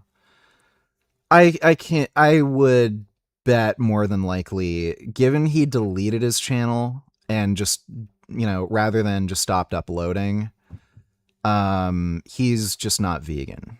And he's eating meat and shit again. Who's that? Like, there's been a few dumb cunts who've done that same thing. There's that crazy narcissistic lying bitch who called herself Kal-El when her real name was... I can't even remember her real name, but... Dude, she even lied about her, like, going to college and shit. When someone tells a fast food worker they don't deserve a living wage because they should just get more skills and get a better job, aren't they being unreasonable because that job still has a demand? No.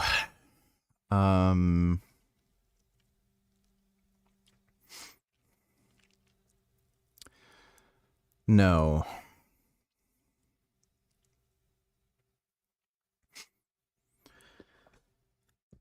There are shitty, low-skill jobs that just do not have a large market value. It's just the way it is. And you can say it's unfair or whatever all you want, and sure, to some degree it is. Like, there's people who are fucking dumb and can't do any better, whatever.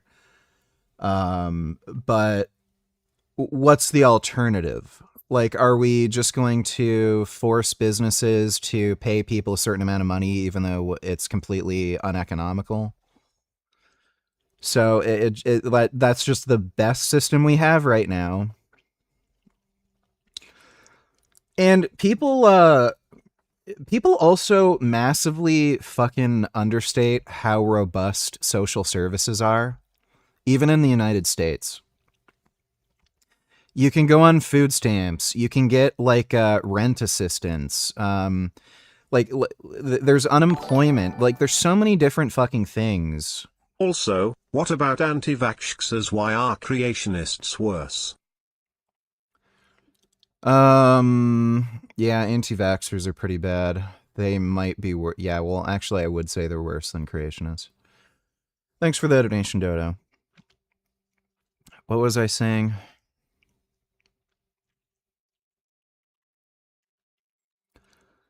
I was making a point about something. Oh, yeah,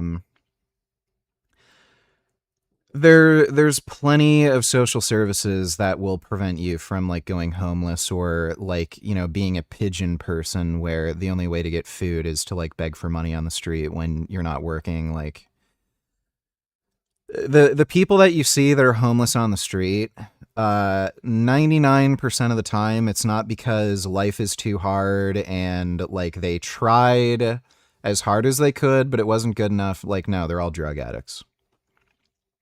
So, yeah, I mean, if you're working a shitty minimum wage job at McDonald's, you're not going to be living in a fucking mansion, but you can get a place with a few roommates and get enough food to get by, you know, bare minimum necessities. Again, like, that's just being the best system we've come up with so far. Raising minimum wage does not like work like that. You can't just say, oh, well, what's the minimum amount of money that you'd need in order to be able to afford your own place with no roommates and have like all your basic expenses covered and all the shit. Like, it doesn't work out economically like that. Thanks for the donation, though, George. FBI about a month ago. He said to Mohammed Fahir Ahmaz in this courtroom today, said to him directly, she did indeed say, you use me as a punch bag, but then she added, I will get back up and I'll show you how strong I am. The officer who was a PC at the time of the... You got knocked the fuck out. You're not strong. That bitch should not have been a cop. Like, again, this is why back in olden times, you know, when people kind of had common sense, only men would be police officers. And it wasn't even just because they'd only hire male police officers. It's because they'd have stringent physical requirements that only men could pass. I remember my grandfather's brother was a cop. I think he got his job as a police officer when he was in like his early 20s or something. The physical requirement was actually pretty tough. I remember him explaining it to me. Like, you had to be able to pick up like a 300-pound, basically weight bag, carry it like a certain distance. A lot of it involved like just making sure that you were physically strong. And women just couldn't do it. He said it would be impossible for a woman to pass those physical standards, so there just weren't any female police officers. And then, you know, later, when people started getting this idea that it's a problem that physically adequate people are arresting criminals, they got this idea that, you know, let's just make it so women can pass easily. So you can look at some of the physical requirements for police officers for women. They are so fucking pathetic. Like, actually pathetic. You don't even have to be a strong woman to be a cop. Like the standards they have, like, you can be a weak, physically incapable woman and be a cop. Let me just Google it. Physical strength standards, female cop. Let's see. Physical strength standards for female police, generally determined by age-adjusted gender normed protocols such as Copper Institute standards or gender-neutral task-based tests. Generally, applicants should aim for 15 to 20 push-ups. I would coach girls' hockey teams where, like, minimum out of the entire team, they could easily do like 30 plus push-ups. And then like this, oh yeah, 15 to 20 push-ups. And by the way, like, women are smaller. So you're talking about people who are like around 120, 130 pounds, struggling to do 15, 20 push-ups. Like, it's pathetic. 20 to 30 sit-ups, like, sit-ups are a fucking joke. And 1.5 mile run in under 15 to 16 minutes. I can walk that fast. You can you can walk that fast. Like, and this is like, these are some of the physical strength standards for women. It's an absolute joke. And then people are wondering why these female cops are just getting the lights knocked out of them by, like, physically inadequate men. This dude is a fucking skinny bitch little twink. Like, sorry, but Middle Eastern men are not known for being particularly physically competent. They're all like skinny like this. I think this is the guy.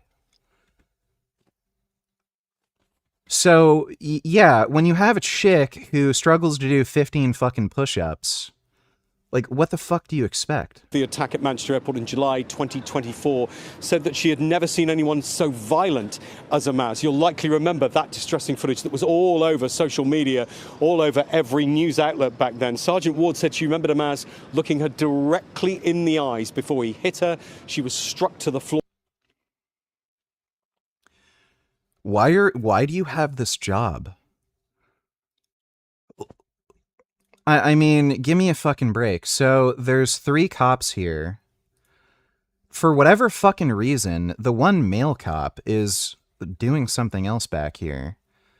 And you've got 2 women trying to restrain a male suspect? Like, what are you doing? Why do you have this job? Like, it's just so fucking ridiculous. It's kind of like me showing up at the World's Strongest Man games. Like, I don't belong there. Like I can't deadlift over 800 pounds. Why would I go into that? In the eyes before he hit her. She was struck to the floor, and then she was down on the ground thinking, this is it. Amaz had attacked her and her colleague PC Ellie Cook after they responded to reports of an assault on a member of the public, an airline passenger at an airport cafe. PC Cook, in her victim impact statement read to the court by the prosecution lawyer, said that her vision went black when Amaz hit her, and the blows were so forceful, she thought 3 or 4 people were hitting her. Now, yeah, that's the first time she's been hit by a man. They weren't forceful. You're just a weak woman. We can see that guy. He's a fucking twink. Like, you want to bet this guy can't even bench like 150 pounds? Like, the problem is you're a woman. He's not some fucking superhuman, like, jack dude. The problem is you're a woman. Somehow, she managed to get her taser out and fire it, and she put a question to him out. She said, what would you have done if I hadn't? You wanted to take us all out. The judge jailed the 21-year-old from Rochdale for 3.5 years for his attacks on the officers and that member of the... Oh, 3.5 years, so he'll be out in a year. Public, and he referenced the psychological and physical harm done in the process. Sergeant Ward had to have surgery on her nose. Her nose was broken in the attack. She's been left with a scar that she says reminds her forever of what went on. PC Cook was so traumatized by the event that she has given up being a firearms officer. A career she loved, she said, has been ripped from her.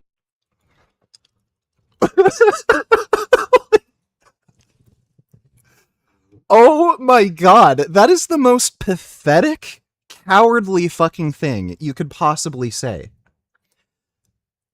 I joined the police force expecting criminals wouldn't fight back. But now that I know criminals fight back, I had to quit because of you. Like, oh my god. Like, imagine joining the fucking army or special forces or something. I didn't know terrorists would shoot back at me. What? Like, oh my god, you're pathetic. Like, women should not be cops. Wow. And she wants Amaz to have flashbacks of what went on in this court today, just as she has flashbacks of what he did to her at the airport. The judge pointed out to Amaz he'd shown no remorse throughout this. Let me guess, there's not going to be any discussion with increasing physical standards for police to reduce the amount of women on the force. Like, buddy, what kind of fucking society do we live in? Yeah, let's just bring more women on the police force who will just get savagely fucking beaten or killed. That's what we want women to deal with, right? Entire process. He'd even tried to paint himself as a victim. He made it abundantly clear to him that that was not the case. It is worth noting that Amaz and his brother were both cleared of attacking another officer, a male police officer, after 2 juries couldn't reach a verdict over that. And there is an ongoing investigation by the police watchdog, the IOPC. Both Sergeant Ward and PC Cook are being treated as witnesses in that. I don't know if she's going to get a disability paycheck. Probably not. Like, it is the UK, though. Who the fuck knows? Like, they have such a ridiculous welfare state.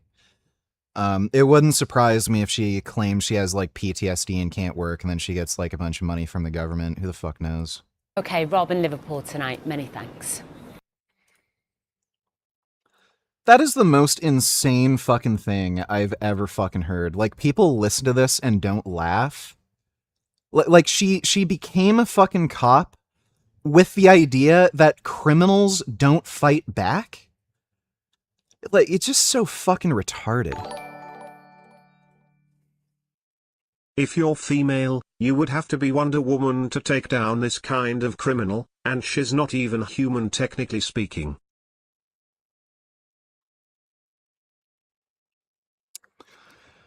Well, yeah, she's the daughter of Ares, so... Yeah, she's like half god, sort of like Hercules. Again, that's why women shouldn't be fucking cops. They just get their asses kicked. It's literally that Family Guy meme where they walk into the store and there's a female security guard and Peter's like, "Oh, great, we can steal whatever we want." Thanks for the donation, Dodo. Okay. And I said, look,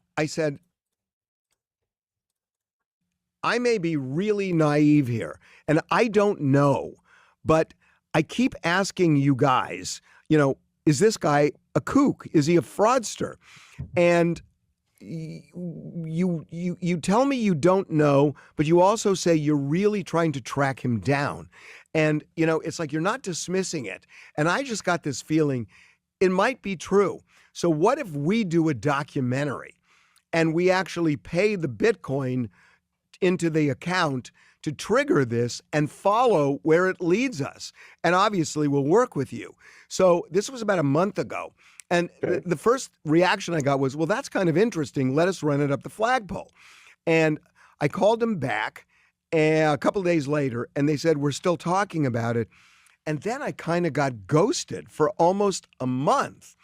And I called back a half dozen times, and they never returned my call. And I just figured, okay. When you say they didn't FBI. return the call, the FBI. So have you responded? Is this an interactive relationship, or are you not able to respond to what he said? I can't respond, but we respond in a different sort of way, and I'll tell you in a minute. But let me just say, a couple of days ago, the FBI did call me, and they said, well, look, they knew about what I had requested, and they said, look, we feel we're closer to finding this person. And they said this person might actually be a woman. And that's all they said. They didn't say why they thought that.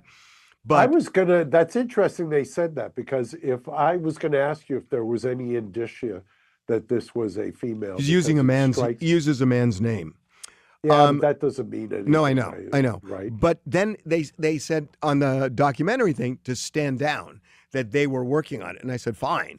And so because there were these stories that had come out this week that, the second ransom note said that Nancy had died, it seems like that's what triggered this guy into and sending so that we this. understand, this person did not tell you that Nancy is dead. Well, he is essentially, he told us He or that. she. Went to ATM in a bank in Brampton the other day, looked at an older, small 100-pound lady sitting inside and realized she was security. Literally could not believe it. What are they going to do? Right? Like,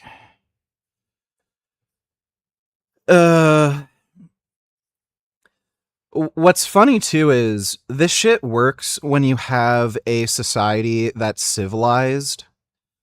Like, sure, you can have a dumb fucking tiny Asian woman as a security guard if everyone acts appropriately. I bet, though, that these women wish there were half god like Diana, then they would be a lot stronger and maybe even be able to lift up a tank like her.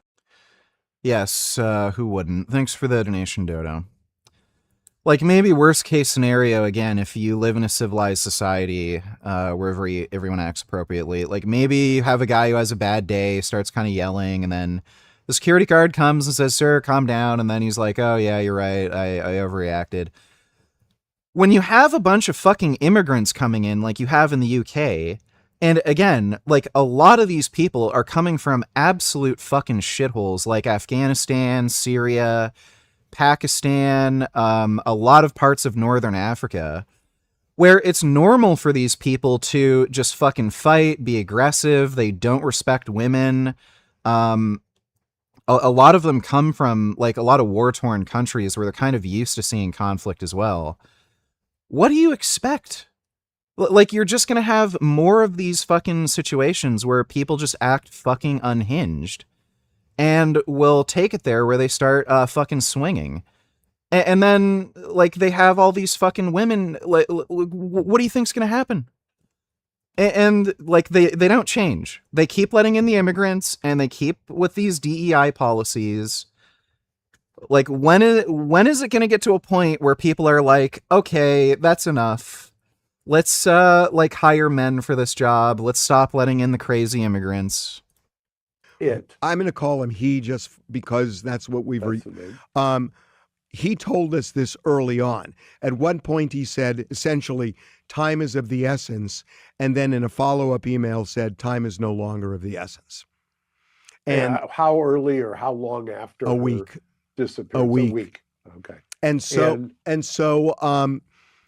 yeah, I mean he has essentially told us over time that she was dead. And again, we've been sending all of these to the FBI, and they have spent a lot of time with my IT team, a lot of time, and multiple FBI agents who have been trying to crack the code of both this guy's email and the first kidnapping note. They've spent a lot of time with our team. As far as I know, they were not able to crack it. I know that until a month ago, they certainly were not able to crack it. I don't know what they've done with this guy. Is this guy the one that, remember when Savannah did that really tugs at your heartstrings, emotion laden, right? Please bring us back. And there was two interpretations. One was she wanted the remains. The other, are people who wanted to be positive or think positively were interpreting it differently. Is this guy the one that you believe was saying that she's already gone? No, the reason that Savannah, that's a really important point. There was the first ransom note said she was safe but scared. We received that, as did two Tucson television stations. The second note was only sent to one of the Tucson television stations. And what came out this week is in that second note, which was sent 5 or 6 days after the kidnapping, it said she was dead. And they were basically saying, we didn't do it, she died. And it was that second ransom note from the kidnappers. We know both notes were written by the same people because it was the same, it had the same Bitcoin address for the ransom. So it was that second note that said she was dead. And yes, that weekend, on I believe it was Saturday night, is when Savannah came out with that really heart-wrenching statement where she said, bring us back, bring us to our mother so we can bring her home and celebrate. That felt to me back then like they knew she had died. When you say bring her. The deployment. It's a really, really weird case. I don't know why they targeted that lady. Zoran Mamdani and his supporters have been milking the Knicks championship, acting like winning at basketball spells victory for the mayor's signature policy ideas, like freezing rent, opening government-run grocery stores, and taxpayer-financed daycare for 2-year-olds. This is your city on socialism, tweeted the New York chapter of the Democratic Socialists of America. Maybe all we needed was a socialist mayor to save everything. Or maybe not. These past months have shown us anything. It is that socialists not only understand economics just as well as the capitalists who came before, but that we can solve their years of mismanagement through an embrace of our principles. To be honest, how great is socialism? Amazing, right? 10 love socialism. Okay, good. Who's your favorite philosopher? Marx or Hegel. Hegel's transcendent. Yeah. Hegel set the groundwork for everything. I have thought often of the Margaret Thatcher quote. The problem with socialism is that you eventually run out of other people's money. If anything, my friends, it seems that you eventually need a socialist to clean up the mess. Why can't it just be a qualified person? It's like you're selling me on something. You should not be taking a victory lap when you have no job growth, in fact, job loss in the private sector. Attorney Richard Farley is the author of the recent history book, Drop Dead, which explains why New York City's government went bankrupt in the 1970s. That was a dark period in New York history that happened to coincide with the last time the Knicks won a championship. The mayor was John Lindsay, whose policies helped turn New York to ruins. Now that's a city on socialism. The similarities, I think, are spot on. Lindsay and Mamdani are both handsome, and Mamdani's first... He's the one who basically kicked off that whole downward spiral New York was going on. And he's the one who, like, basically was the impetus for the whole rent issue in New York with the stupid rent control, and he also had really bad welfare policies that just drain the fucking city. And like just since then, constantly New York has just become more and more fucking bankrupt. Keep in mind, though, just because someone like a woman is small does not mean they can't be strong. For example, a Japanese horned dung beetle is small and it can lift a piece of dung that's 1,141 times its own body weight. Well, women aren't dung beetles, though. Thanks for the donation, Dodo. First budget does contain things that are reminiscent of shenanigans that were played back during the 1960s and 70s. They've tapped into reserves that are supposed to be there for when you have bad economic times. The recent budget scaled back pension contributions. It's just saying, I'm not going to pay my bills this year. That's exactly what Mayor Lindsay did. Very irresponsible. But the budget is balanced, so if it's balanced. They're saying it's kind of gimmicks because he just sort of moved some stuff around and deferred things for a little while. So? Mamdani's balanced the budget by having unrealistic assumptions and by not paying your bills, as evidenced by the deferral of the pension contribution. Ultimately, the bill is going to come and we're not going to have enough money to pay it. I guess that's true, but I don't actually have all the figures in front of me. I don't know if that's true or not. I'm not going to take your word for it. You have to trust me. I'm wearing a caftan. Oh, well, in that case. Do you know that in New York City, we spend $40,000 a year per student in the New York City public school system? Sure, I guess. You could send them to a nice boarding school for that amount of money. The top 1% pay 40% of New York City's personal income taxes, and Mamdani just pushed through a new wealth tax that makes the city even more reliant on top earners. When I ran for mayor, I said I was going to tax the rich. Well, today, we're taxing the rich. Making New York less attractive to the wealthy or to be alienating the financial services industry is suicidal. I'm thrilled to announce we've secured a pied-à-terre tax, like for this penthouse, which hedge fund CEO Ken Griffin bought for $238 million. The city ought to be bending over backwards to keep these employers creating high-paying jobs in the city. What if the people who have the money leave? Bye. Yeah. New Yorkers are really dumb. The largest I guess you have to be stupid to just live in New York in the first place. Contributing factor to the fiscal crisis of the 1970s was the exodus of high-paying jobs. That opens up housing. Does it? Well, it started. Okay. So, are you going to move into Ken Griffin's $238 million penthouse? I have a rent-stabilized apartment. Why would I move? If you can afford your apartment, would you leave? I can't afford my apartment. And you're not leaving, are you? It's not rent stabilized. Well, I got lucky. For every tenant that gets lucky, there's one or more who are unlucky. That's why we have a housing problem. That right there. No, that's actually not why. Yeah, and it is. Now people still able to afford to live in this city. They're so stupid, dude. So dumb. Yes, and the people who live in rent-stabilized housing never leave.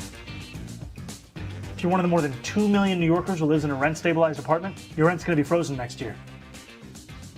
Rent control is a subsidy of the middle class by the lower middle class and the poor, and those who have been here a while, who can stay in a rent-controlled apartment and pass it down from generation. It's like a legacy benefit. What we ought to have is fairness, not luck. Did you dye your hair for the Knicks victory? No, it's going to have to be a no.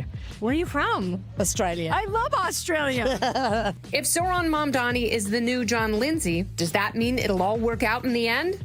City life in the 1970s felt like it did when the Knicks were down by 29. But then wealthy taxpayers of the Reagan era showed up and saved New York, just like OG Anunoby in the final seconds of Game 4.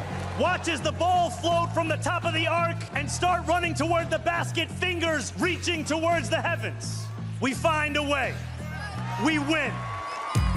Sorry, Mamdani, but you can't count on a comeback. What rescued New York City in the 1970s was the Wall Street Renaissance. The big banks were all in New York City. That's not the case anymore. You can pull the plug on Friday and plug it in Dallas on Monday, and those jobs are gone and not here to save us. Detroit in 1960 was the most wealthy per capita city in the world, and it didn't recover. Nothing came to Detroit to save it from the demise of the auto industry. So you can't count on pulling the rabbit out of the hat every time. Be careful, New York. Electing a socialist mayor with boneheaded policies means next time Texas might take it all.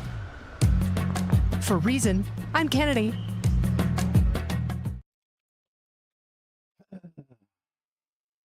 A commitment to keep the Northern Tanker Ban firmly in place. Carney is spending more money. Welcome back to Moose and Loose. My name's David. Today, Mark Carney dumping a bunch of cash in British Columbia, but the question is why? We also have rumors of a pipeline in the works. Let's jump into this. Coming from the National Post, Carney EB agreed to keep oil tanker ban as Alberta to unveil proposed pipeline route. So that route is coming later in the day, but what we do know is a bunch of money being spent in British Columbia and Mark Carney committing to not lift the oil tanker ban. Prime Minister Mark Carney committed Thursday to keeping in place the federal oil tanker ban off British Columbia's northern coast as Alberta prepared to unveil its long-awaited pipeline proposal, raising expectations that a planned route may run to ports in southern part of the province. So apparently that is what is happening. We don't know yet. Likely it will go down the same route of TMX to Vancouver. What we do know is there's a couple of releases here. So this is from July 2nd from today. We've got LNG Canada Phase 2, KSA Listums LNG, Cedar LNG, and Woodfibre LNG. Federal government will work with proponents, communities, and First Nations to accelerate the permitting, financing, and construction of these projects. Why? Because these directly fit in with Carney's net zero agenda. Haven't seen the highest New York City building.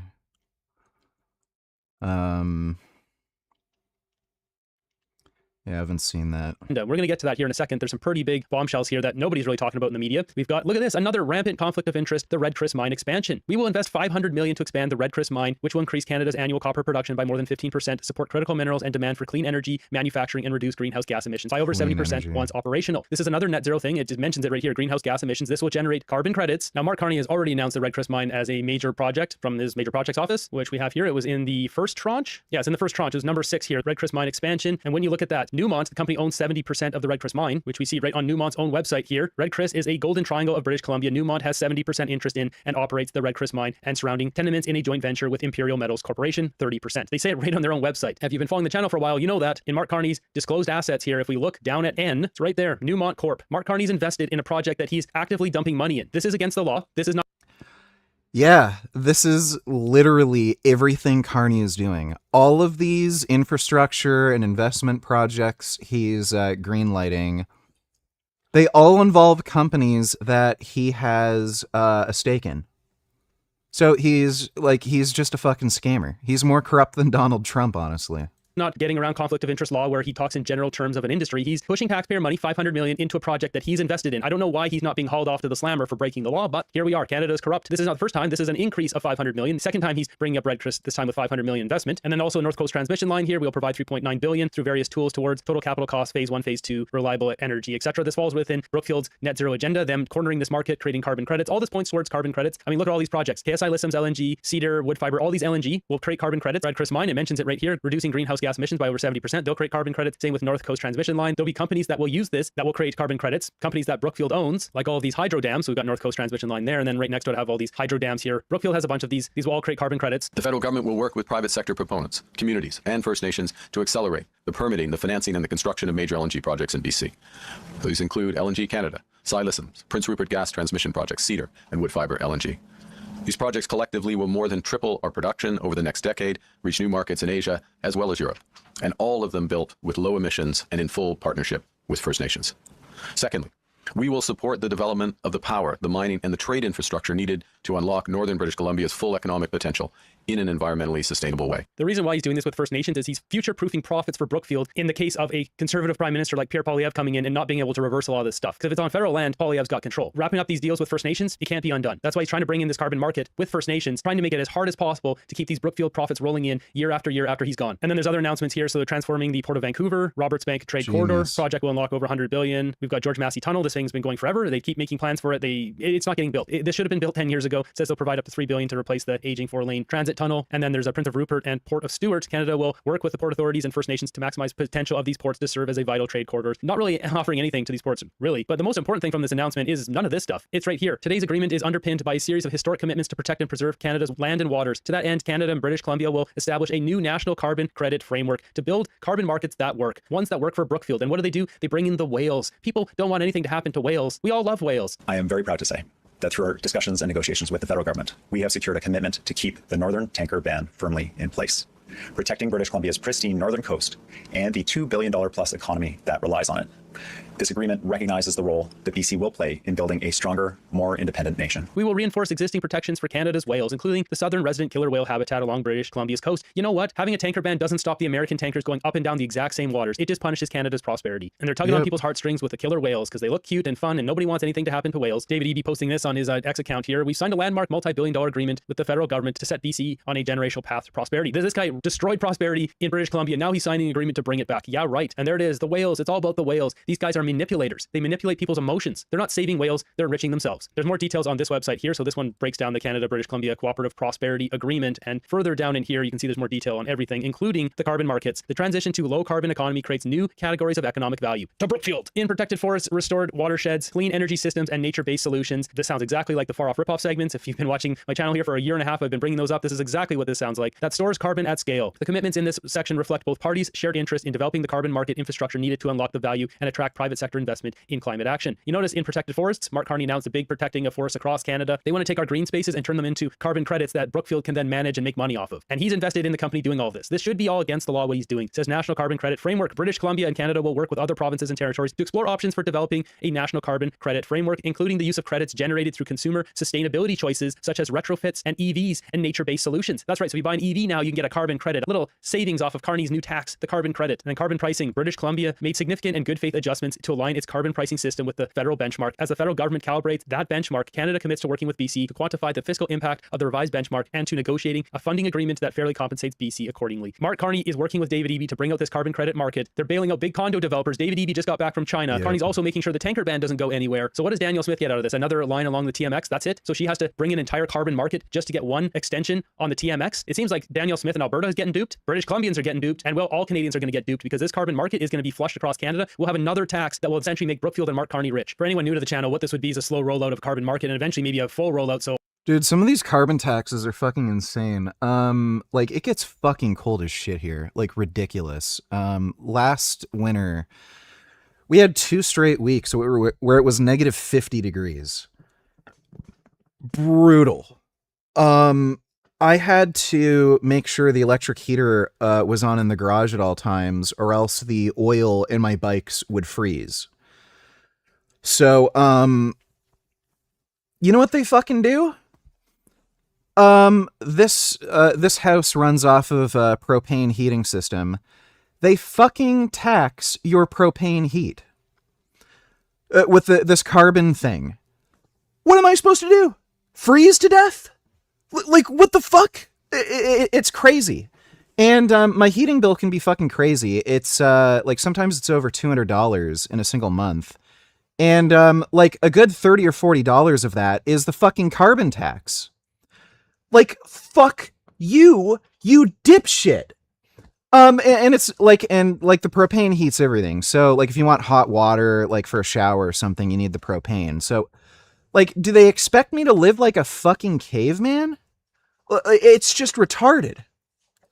oil companies, all sorts of companies that are not deemed low carbon by them then have to pay a tax, but you would see taxes on food like they have out in the UK, where they'll have a rating on it. You can see A, B, C, these are the carbon rating of these foods, and if it has, say, a carbon rating, then you'd have to pay more for this because it's not low carbon. And this can apply to anything. You could buy tires that are not low carbon, well then you got to pay an extra $200 because they're not low carbon tires, or Fucking low carbon retarded. jet fuel, or low carbon clothes. This can apply to everything and anything, and the company that gets in the ground level of this would make the most amount of money, and well, who is that? It's Brookfield. And who's invested in it? Well, it's our prime minister. And one of the companies founding this too, regarding the tech industry, is Stripe. Mark Carney used to be a board member. Mark Carney is invested in Stripe. It's in his own self-administered RRSPs, who created the Frontier program funded by all these big tech companies to guarantee the carbon markets. These guys know what they're doing. They're going to add essentially this new tax on all citizens. They're trying to roll this out in America too. They have a carbon market on vehicles in certain states like California. That's why Tesla makes so much money off their carbon credit market in California, because they get credits off every vehicle they make. This is just another way to make money. This is not going to save the planet. It does nothing but make these guys money. Here we've got a reporter asking one of the dumbest questions we've ever had on the channel here. Women make up 50% of the labor force, but only 15% of the Red Seal trades in Canada. Yeah. What do you say to critics who might say this is a jobs for men? Well, okay, thank you for that, because this is a critical point. So part of the reason for our Team Canada Strong initiative, and I'm just going to take a moment, Andrew, to explain it for everyone. But just get to the motivation. The motivation, part of the point is exactly that. Part of the motivation is exactly that. Carney said nothing there. Well, we're not going to listen to him ramble for another 2 minutes here, but the question of this is jobs for men is because women choose not to go into the trades. It's hard manual labor. It's very dirty, greasy, grimy work that men can endure, men will happily do for a good paycheck. Women choose not to. This is not women being discriminated. It's women choosing not to do.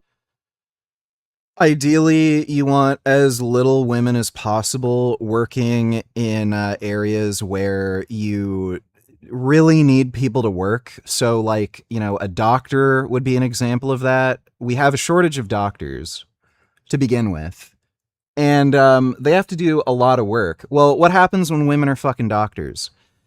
They don't work as many hours, they take more fucking vacation days and days off, and guess what? They just quit when they want to have kids.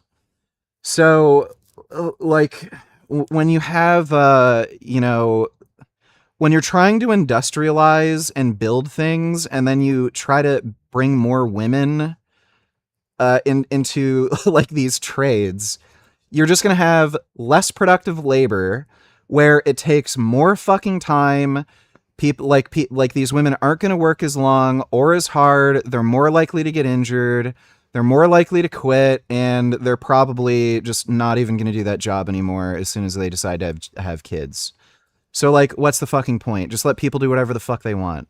This whole like DEI initiative bullshit is just so fucking stupid. do these jobs. And yet this dumb question is trying to make it seem like women are not afforded the opportunity. Women can do these jobs if they want to. Dumb question. Now, what's happening with the pipeline here? Well, Marty up north posting this. We've got Prime Minister Canada account here. It says, Mark Carney flying back from Vancouver to make a joint announcement with Danielle Smith, which we see here. Media asked to arrive no later than 5:15 p.m. So some announcements happening. It seems what's leaking out is that this will be another line along the TMX that's already built. This is just adding on to that versus a new pipeline. Thus, Danielle Smith is having to completely opt into this carbon market, which will add another layer of taxing of Canadians, only to add another line to this pipeline versus building a new pipeline that is more direct, that goes out to the open ocean in Prince Rupert. This is a big win for Brookfield and Mark Carney and all the activists that profit off this. This is not a win for Canada. So if that's what the case is, we'll see here. I'll bring it up on the next video, see what happens. We've got Kirk Lubinov giving his take on here, saying British Columbia is set to benefit much more than these pipelines based on the new MOU. The future pipeline and TMX will pay British Columbia more royalties and reimburse costs. This agreement is a huge win for BC and activists. Alberta is pretty much the last in line to make money while agreeing to all the cost increases in the MOU and the carbon market. How is this going to quell the separatist movement in Alberta? That's what I want to know. This is going to make it worse. So moving ahead in this press conference, Mark Carney and David Eby, who are both present here, they should have expected this to come, that they get a question asked about them bailing out their condo developer buddies. Listen to this.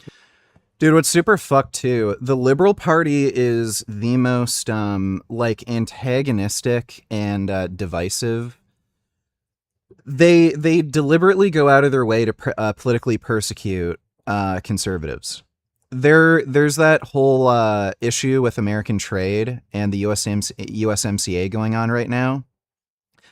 There's the tool and die industry in Canada that has been like, you know, saying this trade issue is a fucking problem because if Carney isn't able to renegotiate the USMCA, the whole tool and die industry in Canada might completely collapse.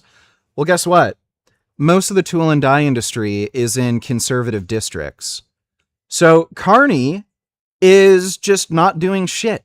He's not listening. He's not even talking with anybody from the tool and die industry because they're all in conservative ridings.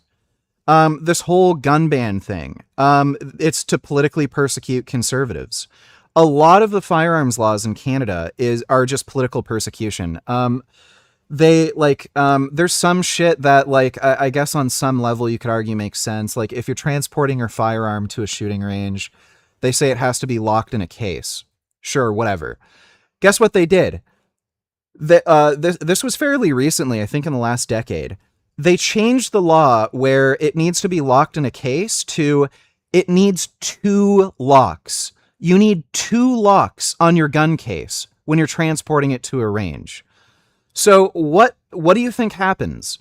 There's a lot of people who either wouldn't think that would be a law, and will just, keep having 1 lock on their fucking gun case like any sensible fucking person. Why would you need 2 locks?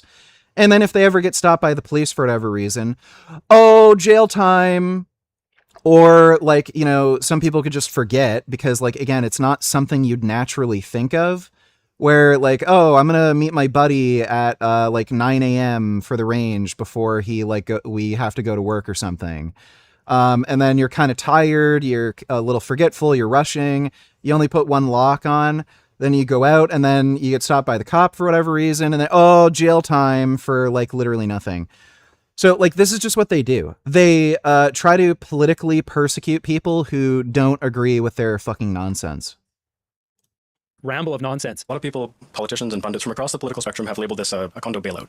And so, you've had some time to... He just smiled when he said it. Carney can't help the duper's delight. I mean, look at this. He can't help it. He knows this is a bailout. He's proud of it. And so, you've had some time to iron out some more of the details. So I'm wondering what benefits, if any, would be seen by developers? We need some Somalian immigrant to throw a rock at this guy. Thanks, I'll take this one. So before Eby gets too deep into it, I'm going to split screen this so you can look at Eby and then you can see Carney's reaction as Eby speaks, because Carney's body language here, I don't need to spell it out. You can see it on the screen. It says a lot. Carney doesn't even want to look at the reporters. I mean, look at him right now. He's looking down and he'll look down for a lot of this. You're hearing directly from developers that this is not what they asked for. And it is not, from their perspective, a bailout. When you buy something that's on liquidation, you don't say to yourself, I'm supporting a bailout for the store. This is an opportunity for us to recognize the reality that people can't wait for housing. We can buy housing. None of this makes any fucking sense, by the way. So they outright admitted they're buying up all these condos to prevent the developers from selling at a loss. So they're buying these condos basically at market rate prices. If they had just let these condo developers go bankrupt, well, guess what? They're going to be liquidated. They're going to cost nothing. In some of these cases where you see property liquidation, they can devalue below 90%. So like, you know, $1 million condo ends up being sold for $100,000. So if they had just let these property developers go fuck themselves and go bankrupt, if the government wanted to step in and buy these properties, they could have just waited for them to go bankrupt, wait for the liquidation. They could have bought them at like 10% or less of what the, you know, supposed value was. And then they could have actually, like the government would save money, period, just doing that. And then if they wanted to like sell this back to people as like affordable housing, well, now they actually can, because again, they bought it at such a fucking ridiculously low rate. But what they're doing is they're buying it at a market fucking rate because there's Chinese fucking investors that they're fucking partnered with that didn't want to lose money on these investments.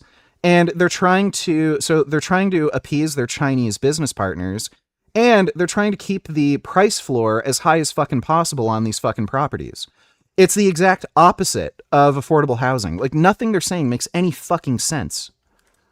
At below our construction cost and make it available affordably. And if we don't do it, someone else will do it, large private sector investors, and make them available for rent for profit and then flip them.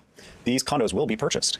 And so we're seeking to purchase a small number of them to make them available for affordable housing at a price we could not build them for, and on a timeline we could not deliver them on. I would like the opportunity to actually launch this program so that British Columbians and Canadians can see it and see the opportunity that is presented here. As just one example, we have absolutely no plans to do this in Vancouver because the numbers just don't work. And yet much of the critique I hear is about downtown Vancouver developers. So if we have an opportunity to launch this program, to get people into housing faster, to leverage the ability of government to be able to get people into affordable housing as quickly as possible, I would appreciate that. I think it's an important initiative, and if people hate it, hey, we don't have to do it, but it is a chance for us to make a real difference in the lives of more than 2,000 families. So what David Eby just said, there's a load of garbage. They're saying that they can't build houses cheaper than $1.1 million condos for people low income. Right. That's simply just not factually true. Why do Canadians have to pay for the profits of the developer who can't sell their inflated condo because there's not enough Chinese buyers from mainland China because their market is crashing over there? So what do? They use taxpayer money to keep this overinflated market versus the price correcting. The developer taking the loss on it. Now the taxpayer has to take the loss on this. Meanwhile, where did Eby just visit? China. Who was he meeting with? The housing minister in China. I wonder what conversations are happening over there. Is China invested in these towers? Need a little bailout? Yeah, use the taxpayer money. Is that what's going on? That federal government pleased to participate in a small way, but an impactful way. And Mr. Robertson is here, a small way, impactful way, in order to create the flexibility to do exactly what the Premier just said. Take advantage of distress in some. And again, the mainstream media in Canada is so fucking liberal biased, it's retarded. Even still, there's been some criticism over this condo buyout thing, but they're not actually accurately reporting on this. Like, the amount of corruption here is so fucking insane. So we know the Chinese are invested in these properties, and and organized crime.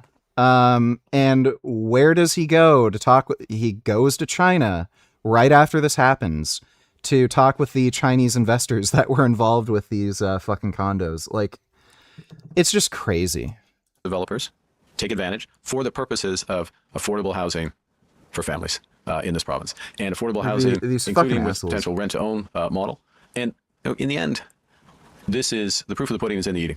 It's in the actual transaction. If those opportunities present themselves, we've created the flexibility in order to get affordable housing to people at a cheaper price than could be built.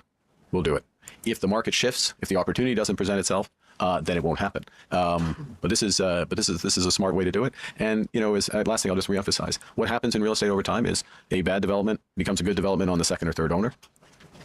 But in between, there's that opportunity for hardworking families that can't find affordable housing. And I commend the BC government for the idea of creating this, and we're happy to help make that a reality. These guys need to be investigated for rampant corruption here. They're using our money to bail out their developer friends who can't sell these condos, and then increasing inflation on every other Canadian across Canada by doing this. They're going to spend billions of dollars of our money to help their friends. This needs a full forensic audit. Ending this episode off on a lighter. Give me that money. If they're just going to throw it down the toilet and give it to fucking Chinese developers, just give me that fucking money. Note, we've got a military vet here going through security screening, and his military dog back here is being brought to him. He's the former handler of this dog. The dog cannot wait for him to get through screening.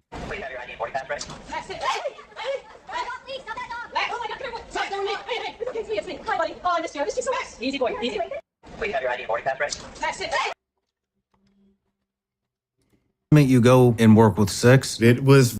Oh yeah, Wes Watson. Let's watch that. Watson is charged with aggravated battery and felony battery from a fight last December at an Elevation Fitness in Miami-Dade County.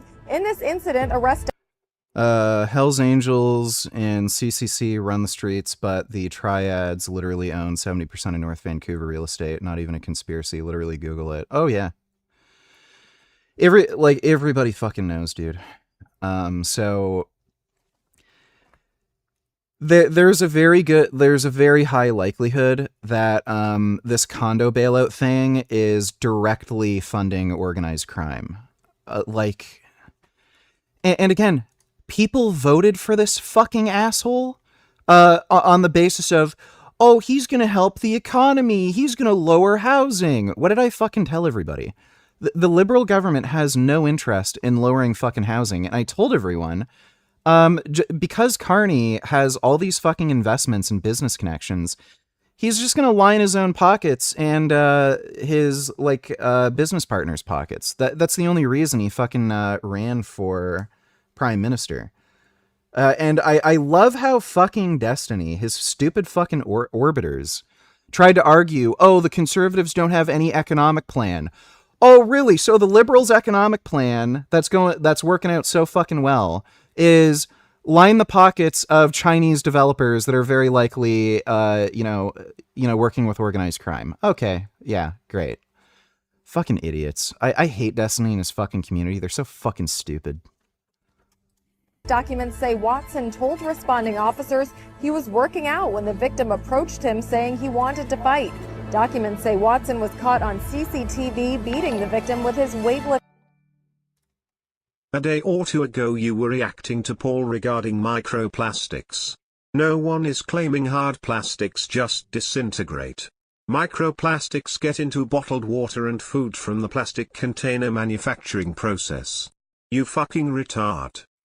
Yeah, and there's no evidence that any of this shit is actually like nobody knows how much microplastics anyone's really getting exposed to.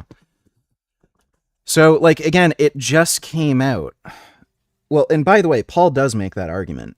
He talks about plastic wear being a factor in microplastic exposure. All the research on this microplastic bullshit was fundamentally flawed because it turned out a lot of the numbers they were getting were from contamination, and they were using non-sensitive measuring techniques that would pick up non-plastic materials like stearates as plastics. So there were all those headlines a while ago, and a bunch of dumb fucking influencers like that fucking dumb bitch that was on Joe Rogan Experience, who's just a fucking shill who works with Andrew Huberman. They're saying, oh, you're eating a credit card a week. It makes no fucking sense. No one could possibly be eating a credit card a week.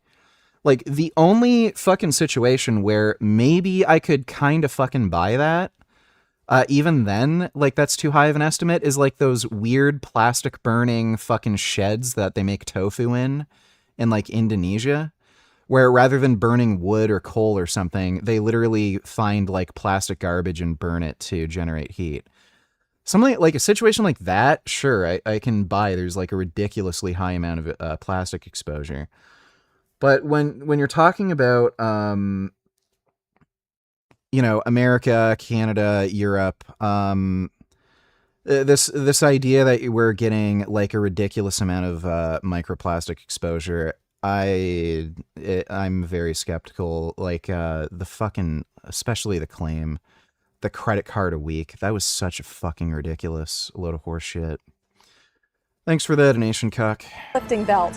Watson is a convicted felon and also faces several separate charges, criminal charges. So it's been a long time coming, since we heard anything about that case with Peggy and the 7-foot monster. Remember when Peggy and his little butt buddies ran a train on that poor guy and beat the shit out of him in Elevation Fitness in Miami? Well, that case has been dragging around for over a year. Well, when I tell you what happened this morning with Peggy in court, you know how I call, the monster a poor one, right? It's a poor 7-foot monster. We may be calling him a very rich one. Because what happened today, it's gonna affect everything. Social media fitness influencer Wes Watson appeared before a judge today here in Miami-Dade court for a plea deal related to a violent incident that happened back in December. So yesterday I posted some news about the case. And I said, that Peggy was debating on taking a plea bargain. And he either was going to plead not guilty or guilty. And he was leaning towards pleading guilty. And the reason how I knew this was because you guys remember I took the trip down to Florida and I made connections with officials. And you guys know me. I do these things because I want some information that others can't get. And when I was talking to them yesterday, they relayed to me that they offered Peggy a really good deal and that he was leaning on taking it. And there was a development this past week where Peggy was caught on the jail phone, because you guys know how he never shuts the fuck up. Well, they caught him saying incriminating shit again. So I think Peggy knew he was fucked. So he... Like, this guy has been to jail before. Why the fuck would he say shit on the prison phone? It's not privileged information. So, like, they record the jail phones. Like this guy is so fucking unbelievably stupid. He absolutely deserves to be in prison. He took the deal. Now, let me go over these details with you, and then I'm going to tell you how this affects everything. Social media fitness influencer Wes Watson, I like to call him Peggy better, pled guilty Thursday to aggravated battery in connection with a violent confrontation at a Miami-Dade County gym last December. Watson, 42, appeared in Miami-Dade court as part of a plea agreement stemming from an incident at Elevation Fitness. According to arrest documents, Peggy told responding officers he was working out when the victim approached him and said he wanted to fight. Investigators say surveillance video captured Watson beating the victim with his weightlifting belt during an altercation. As part of the plea agreement, prosecutors offered Watson a sentence of 21 months in prison, including time already served, followed by 7 years of probation and mental health treatment. Yeah, he needs a lot of mental health treatment. Oh, fuck yeah, he does. Thursday's court appearance, Watson pleaded guilty to aggravated battery in that December gym incident. The state offered a sentence of 21 months.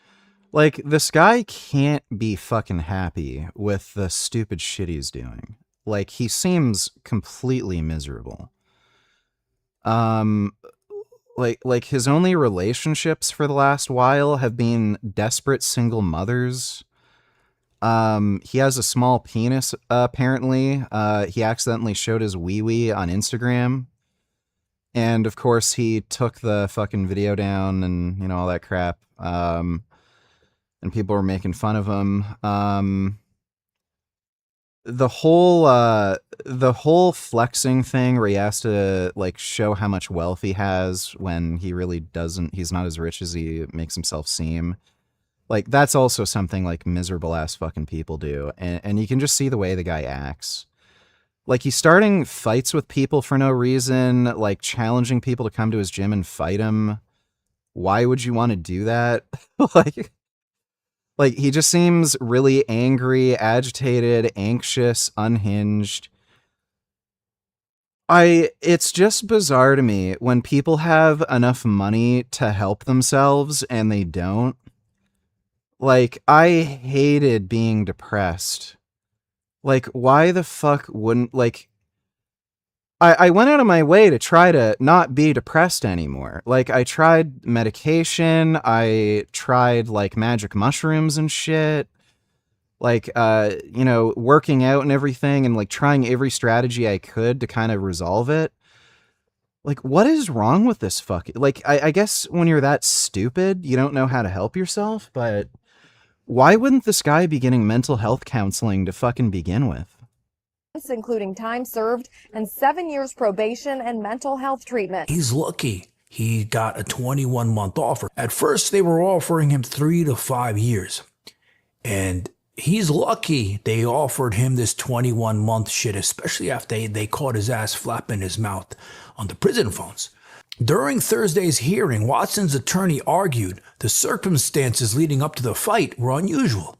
There's been a lot that's been argued in this case. We've done stand your ground. What this case really is about, and it's unique, is you have an alleged victim that sought somebody out because of his presence online. This guy bought a plane ticket or however he got here, came from New Jersey, showed up at the gym for the sole purpose of confronting Mr. Watson. It then turned into something else. Watson is a convicted felon and is also facing multiple unrelated criminal charges in Broward County, including charges of felony battery, aggravated assault, witness tampering, and allegations related to domestic violence involving his girlfriend. Watson is scheduled to return to court on July 27th for sentencing in the Miami-Dade case. So, like I said earlier, Peggy, the piece of shit, he's lucky. 21 months he got, time served. You know, he's been pegging her around. How many months in prison? A couple months. He's got 19 months on this. They offered him 3 to 5 originally. Well, he's lucky to get 21. But don't forget, he's got the domestic violence case against Megan. It's going to add on top of this. But originally, 3 to 5 years they were offering this asshole. But like I was saying, remember? I said the poor 7-foot monster is going to be a very rich one. Well, remember, he has a civil case going on with him. He's suing the shit out of Peggy. And when you plead guilty in a criminal case, it affects the civil case. But keep in mind, you guys remember my last video I showed you guys, Peggy was trying to hide all the money, spend all the money so nobody gets shit. Well, we're going to see what happens. And babe. Yeah, well, the civil case is going to be open and shut because he already pleaded guilty. So, he's going to be found guilty in the civil case. It's just going to be about determining damages. So he's going to have to pay the guy money. Really bad. We almost got into a big brawl with them. We were on this mission doing a hostage rescue with SEAL Team 6. I will say this, every hostage rescue that I have been on with them, dude, I remember hostages getting shot. The whole deployment was like that? That was basically what we were used for, just like to carry all their weapons that they couldn't carry. So they put up this green fence in between our compound, the SEAL Team 6 compound, and the Rangers, and saw some weird stuff. I've seen them get kicked out of country a couple of times. That deployment, we hopped around. It was like a terrible... Is this the deployment you go and work with 6? That's it, yeah. So I'm in Jalalabad, Allahabad, and Bagram. Asadabad? Asadabad. One of those, it's a weird name. Asadabad is a hot zone. Yeah. It wasn't as hot when we went, though. I mean, it was hot, and the SEALs just did more stuff. Like, they treated us... Dude, it was really bad. Like, they would make us carry their equipment that they could not carry. They'd pass it on to us. We almost got into a big brawl with them, and their general, some general had to come in. I think it was McChrystal. I know he signed an award for me and gave me a medal. Heard a lot of stories about how SEALs are like assholes. And that was the only time I shook his hand, met him. But I think it was him or one of their generals came in and gave us General speech. or an admiral? Admiral. I'm sorry. Admiral. And he came in and gave a speech to the SEALs and us because we were bumping heads. One guy, we were on this mission doing a hostage rescue with SEAL Team 6 up in the mountain somewhere. And one of my guys walking up the mountain, he fell down and he didn't break his leg, but it folded back in. So like dislocated his whatever tendon is right here, whatnot. Mm-hmm. He snapped his leg back. Had to carry him out. When we got to the, debrief room, there was a bottle of Vagisil that the SEAL guys had placed where he used to sit. And we got into an argument about that. Almost got into a fight. Admiral came in and he's like, set us down. Why did they have fucking Vagisil on hand? Like, what the fuck? So had a big speech and basically said there's way more Rangers. I don't care how badass you guys are. There's like 35 of these guys and a handful of you guys. Like, you're, probably not going to end up the way you wanted to. So they put up this green fence in between our compound, the SEAL Team 6 compound, and the Rangers, and we had different chow times to eat. And I remember we were doing a mission with SEAL Team 6, and I won't say we were going out of Afghanistan. We were going out of Afghanistan to a different place. Something happened. One of their guys drowned. And we came back without the body. And we were told we had to go out and get that guy. And this happened, around 2008. And there's a story about it. He drowned and went down the river into I'm very familiar with it. What's that? I'm very familiar with that. There for that one. That was a weird operation and how we were treated thereafter. And like, we wanted to do the cool stuff with them. They just seemed like that they were just way better. And we didn't know anything, And we had been doing DA operations with, tier 1 units long before we were doing stuff with SEAL Team 6. And like, we were getting really, really good at it. We were good at it. We had one of their CAG commanders or first sergeants come in and give us awards. We took over one of their missions. They had to go do something else. They were originally supposed to do this hit, and we ended up doing it, and they were impressed by it, came in, congratulated us, and thanked us, and went on about their way. We were good at what we were doing, but it was just working with them. They were, it was not fun to work with. Like, you didn't not get a chance to show what you were capable of doing. It was like they just brushed us off to the side so they could get the glory or whatever it was. And I will say this, every hostage rescue that I have been on with them, dude, I remember hostages getting shot, I remember carrying out one female, and I was a kid, so I kind of made a joke about it. But I said, man, this chick must have done like a cartwheel because she was shot in her arms and legs, and that was it. We had to carry her out in the stretcher. They made us carry her to the helo, and that was basically what we were used for, just like to carry all their equipment, all their weapons that they couldn't carry, and stuff like that. And once we got to the objective, they would take it from us. It's funny. They're like prima donnas and they make other people carry their shit. And they would do their thing. It was like that. So we were pissed, But the whole deployment was like that? Yeah. Damn. Yeah. Working with, CAG or Delta was way better. Way better. When they came into Afghanistan, I got a chance to work with their vehicle interdiction team. They were doing a lot of that at the time, and that was like the first time I'd ever seen a vehicle interdiction. And Are we talking CAG or are we talking... CAG, yeah. Okay. And how good they were and professional. They treated us like little brothers, but with respect, taught us a lot of stuff. And yeah, it was cool working with them because you got a chance to see how fast and good these guys really were. Like, phenomenal. Phenomenal. So you're basically saying Delta took you guys under their wing. Big time. And took your knowledge and improved upon it when their counterpart, 6, basically just kind of pushed you off. Yep. Yeah, exactly that. Exactly that.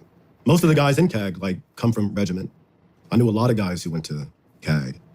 I had the opportunity, but something about walking 40 miles, no. I sucked at 15. So 40, no. That's where I drew the line. Damn. Well, that's pretty disheartening to hear. Yeah. Put a bad taste in my mouth. I can imagine. Well, let's skip that deployment. Yeah. Unless you have anything else you want to bring up from that deployment. No, that was a pretty, it was like that. Saw some weird stuff. Like what? I don't know if I can say on this, but just their ROE was different. The use of bombs were different. And I had questions. And I've seen them get kicked out of country a couple of times. Interesting. From questionable, I don't know. Yeah. I was too young to understand. I chalk it up to that, Yeah. Well, let's move forward. Yeah.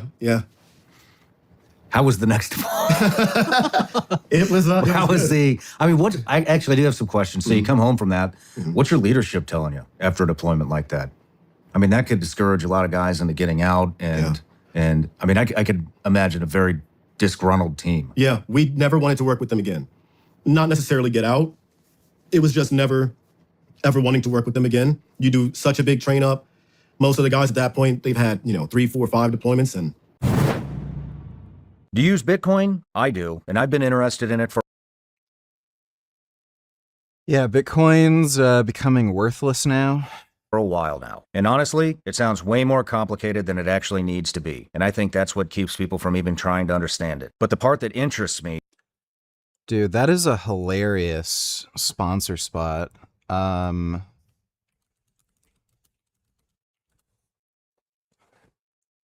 I mean, Bitcoin's kind of down bad.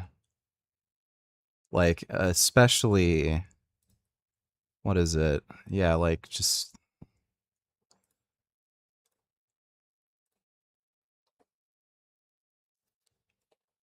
Yeah, high of 133 down to 87, and it seems like it just keeps declining. Crypto market, in general, not great. Is the utility. It's not just something people talk about online. You can send it, move it, hold it, and use it in different ways. That's why I like how Cash App approaches it. Just use code Sean Platform, not a bank, /podcast. To go on a deployment and you're told to, stand back and stand by, it's disheartening, but it just is, you're never going to do it again if you have the opportunity to work with CAG if you can. And during Afghanistan, they were not even, CAG wasn't really in country like that. It was mainly SEALs and, CAG was still in Iraq. But I remember when they first came over, their small element that they took over and are brought over to Afghanistan, they attached to us for a little bit and went out on our missions and helped out. And one of the coolest CAG guys that I met. I don't have any crypto. It was like an E6 or E7. Cool guy. But he came over and deployed with us, did missions with us, taught us a lot. It was one of the first times I had a compliment from somebody of that caliber I looked up to, of dude, good job, man. It's rare to, normally it's just, hey, you did your job and that was it. They were more congratulating and, hey, man, that was some good work you did out there, like that. So it felt good hearing that from CAG and working with the FBI, HRT guys that were coming over and attached to us and stuff like that was pretty neat. So yeah, it was a cool experience in that aspect, yeah. So we're coming to your last deployment, correct? Mm-hmm. Close to, yeah. So is that I know that's to Afghanistan. Back to Afghanistan, yeah. This is 33 kills in 4 months. Mm-hmm. Let's talk about this deployment. Rough, man. That deployment was at the height of, I guess who was the president? It was Obama at the time. And he had that big influx of sending the big the wave of troops coming in to Afghanistan. It was the largest influx since the invasion of the war, something like that, in 2009. And we were mainly working in Helmand and Marja. Marja was like the wild, wild west, and they hadn't cleared it out yet since early on in the war. Yeah, a few guys here and there, but it wasn't it was at the time Taliban. Yeah, I'm planning on competing next year. We'll see how things go. I want to bring up my legs in particular. They're not too bad right now, but to be competitive for a pro card, I got to bring up my legs. Safe haven. So I didn't know it at the time, but when what year is this? Do you remember? 2009. Okay. What month? It was, let's see, Cop died in July. So March, April, May timeframe is when we got there. And yeah, April or May timeframe. We get there and first few hours we're out in country. And I'm coming with the mindset of Afghanistan is lame, dude. There's not much going on unless you're, in one of those very few hot spots up in the mountains somewhere, the outpost or whatever. And I wasn't expecting too much. So I told my wife the same. I'm after my last deployment to Afghanistan, there's nothing that's going to happen. And it was the exact opposite, dude. It was the omen of me being on my last deployment. And normally guys on their last deployment don't make it back or they get hurt. They get You shot. knew this was going to be your last deployment? I knew on my contract. Okay. Depending on how it went, determined if I was going to sign up again or re-enlist to do another, 2, 3, 4 years or whatever. But we get there and shortly, a few hours in country, we go to Marja, and that's the Taliban safe haven. And I remember landing the Chinooks outside the city of Marja or town of Marja, whatever, the outskirts of it. And as we landed there, I just started seeing tracers go up in the air. I'm like, that's pretty neat or weird. I didn't think too much of it.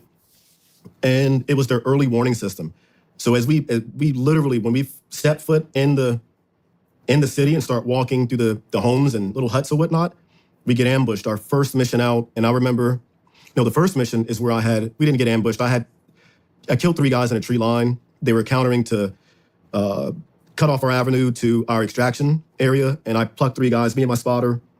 They had AKs and RPKs or PKM machine guns and was trying to set up an ambush point. And that was my first kill as a sniper.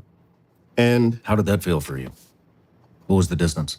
300 yards. 300 yards? Yeah, 300 yards, a little over 300. But I remember being on top of the rooftop, and the sun is coming up, so I can see now. Normally, 98% of our missions are at night. This is the first time I remember seeing, Afghanistan or overseas in the daylight like that. And I see these figures in the tree line moving and bobbing up and down, and I'm like, that doesn't seem right. So I look through my scope, and that's where I see they're carrying the weapons, and one guy's setting up here, one guy's trying to set up and take his little friend further down in the tree line. So I'm looking at him, and I'm like, wait, this doesn't make any sense. We're not being shot at, but they have weapons. I called it up to our ground force commander, and he's like, anybody with weapons that is deemed as a threat, engage. And I remember looking at my spotter, I'm like, dude, we're gonna smoke these dudes, man, before they, start shooting at us. No matter where you're watching the Sean Ryan Show from, if you get anything out of this at all, anything, oh my God, he interviewed Candace Owens at some point. The fuck did he do that for?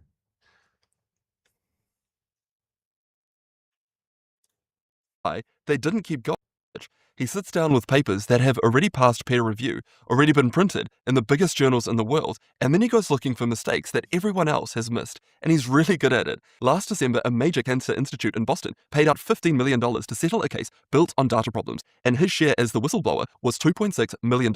His name is Sholto David, and a few weeks ago he pulled on a loose thread that concerns the longevity and anti-aging community. The exact product code of an antibody, a little tool that labs use to detect a specific protein. It's a detail buried in the methods section that most readers skip, and by the time he'd finished pulling, he'd found something that should raise serious red flags if you've ever bought a supplement that promised to slow down aging. Hundreds of studies across the entire field may have been measuring the wrong molecule for more than a decade without anyone noticing, and the supplements partly built on top of that research, they were already outrunning the evidence. So here's what David actually did. He started with a stack of aging research papers, 334 of them that he could fully read, and then he checked one detail that almost nobody reads: the catalog number of the antibody each lab had bought to find their target protein. The protein that everyone was hunting for is called P16, so think of it as a warning flag. When a cell gets old and it stops working properly, it tends to wave this flag. So for years, if you wanted to know whether a treatment was clearing out old, broken cells, you measured P16. The more flags, the more old cells. The fewer flags, then the treatment worked. But here's the problem that David found. There's a second, completely unrelated protein. I'm not entirely sure what time frame, like just next year at some point. That happens to share almost exactly the same name, P16ARC. It's a different gene, it's got a different job, and it helps the cell's internal scaffolding. It's got nothing to do with aging. But here's what makes the mix-up so easy. If you type in P16 into a major antibody catalog, the first product that comes up isn't the aging protein at all. It's P16ARC. So lab after lab were reaching for an off-the-shelf P16 antibody. They clicked the top result and then walked away with a reagent for the wrong protein entirely. In 312 of those 334 papers, the researchers had bought antibodies for the wrong one. They thought that they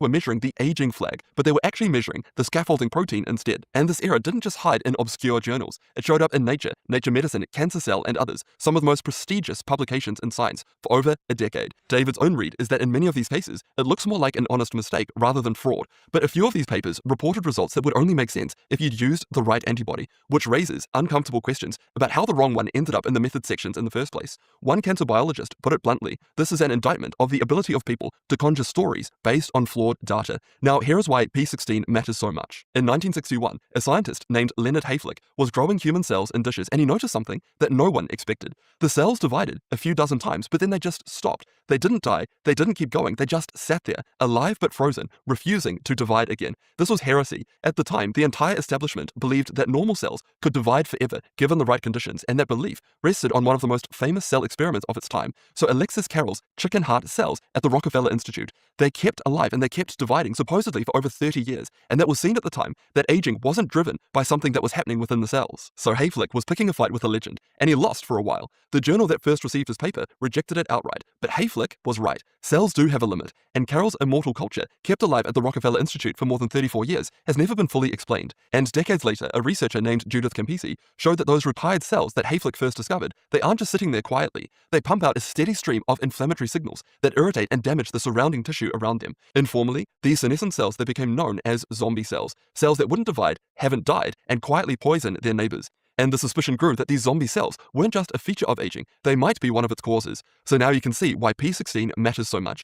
Zombie cells look almost identical to ordinary cells from the outside, so the field needed a flag to spot them, and the flag that it settled on was P16, the very same protein now sitting at the center of Sholto David's scandal. And if P16 could mark the enemy, then the obvious next move was to kill it. So a lab in Minnesota, someone built a mouse experiment to explore exactly how to do that. The lab was run by a researcher named Jan van Dersen, and his team did something really clever, something that crucially didn't rely on an antibody at all. So instead of trying to spot the zombie cells from the outside, they rebuilt the mice from the inside. They added a piece of genetic code that only switches on inside the cell that's already waving that P16 flag, and attached to that code was a self-destruct command. So the cell itself became the detector. There's no guessing, no staining, no antibody that might be reading the wrong protein. So if a cell is genuinely senescent, then the code is live. And if it isn't, then the code stays dark. Then all the researchers had to do was give the mice one harmless trigger drug. Every cell with the code switched on would quietly clear itself out, and every healthy cell would be left completely untouched. So they pulled the trigger, and the results were remarkable. The mice that had their zombie cells cleared out, they stayed healthier, their tissues seemed to hold up better, and in a follow-up study, clearing away those cells actually extended how long the mice lived. And I bring this up because it helps us keep in perspective what the scandal touches and what it doesn't. So Van Dersen's kill switch was genetic. It targeted cells through the gene itself and a drug trigger. There was no antibody involved. So the strongest evidence that clearing away senescent cells actually helps an animal, it doesn't depend even a little bit on broken antibodies that David found. That's why careful aging scientists like Professor Matt Kaberlein have been saying that this antibody mistake, it doesn't debunk the underlying biology, and on that, they are right. So if the genetic experiments survive, what exactly did David's scandal break? Well, it's this. For years, the case that zombie cells weren't just one of those few clever mice experiments. It was a mountain of papers, hundreds of them, reporting that these cells pile up in aging tissues in one disease after another. And that mountain is what made the whole field feel like settled science, solid enough to build an industry on top of. And a huge part of that mountain was measured with the wrong tool. So the careful genetic work, the foundation, still stands, but a lot of what got stacked on top of it was never measuring the right protein at all. And longevity and anti-aging supplements rode that excitement. They were sold on the scenery. So here's what happened. In 2015, a group led by James Kirkland coined a word for drugs that kill zombie cells: senolytics. And out of all of the potential compounds that could function in this way, one of them stood out. Not because it was the most powerful, but it was because almost anyone could buy it. And the supplement is called fisetin. It's a cheap plant compound sold in a capsule, and it's available without a prescription. Early mice studies that tested it looked spectacular. It seemed to yield better function and longer life. That single paper published in 2018, more than any other, is what launched thousands of supplement labels. A pill that clears away your zombie cells. Of course, the supplement sold itself. But spectacular in mice is where a lot of ideas go to die. So eventually someone ran fisetin through one test that's built to be impossible to fool. It's called the Interventions Testing Program, and it's run by the National Institute on Aging, and it's brutal by design. It runs the same experiment at the same time in 3 separate labs, so it makes sure that the results are true and reproducible, and the mice themselves are deliberately bred to be genetically varied, so the result wouldn't just be a fluke of one inbred strain. So no single lab could quietly nudge the outcome in a preferred direction. So the Interventions Testing Program trialed fisetin, and here's what they found. Absolutely nothing. Fisetin did not extend lifespan, not in males, not in females. And then comes the part that ties this whole story together. So when the Interventions Testing Program checked whether fisetin actually cleared away any zombie cells, they didn't use the broken antibody. They measured P16 in a different way.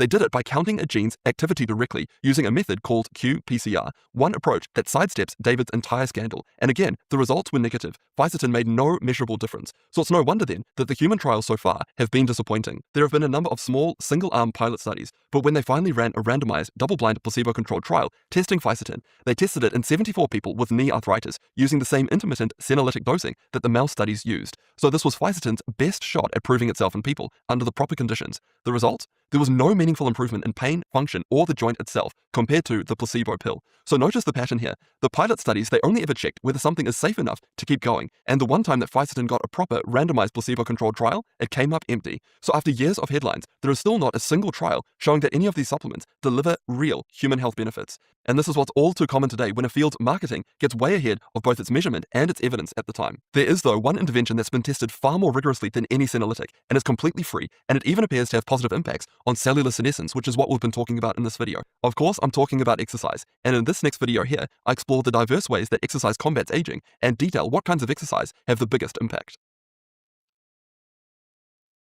Yeah, rats.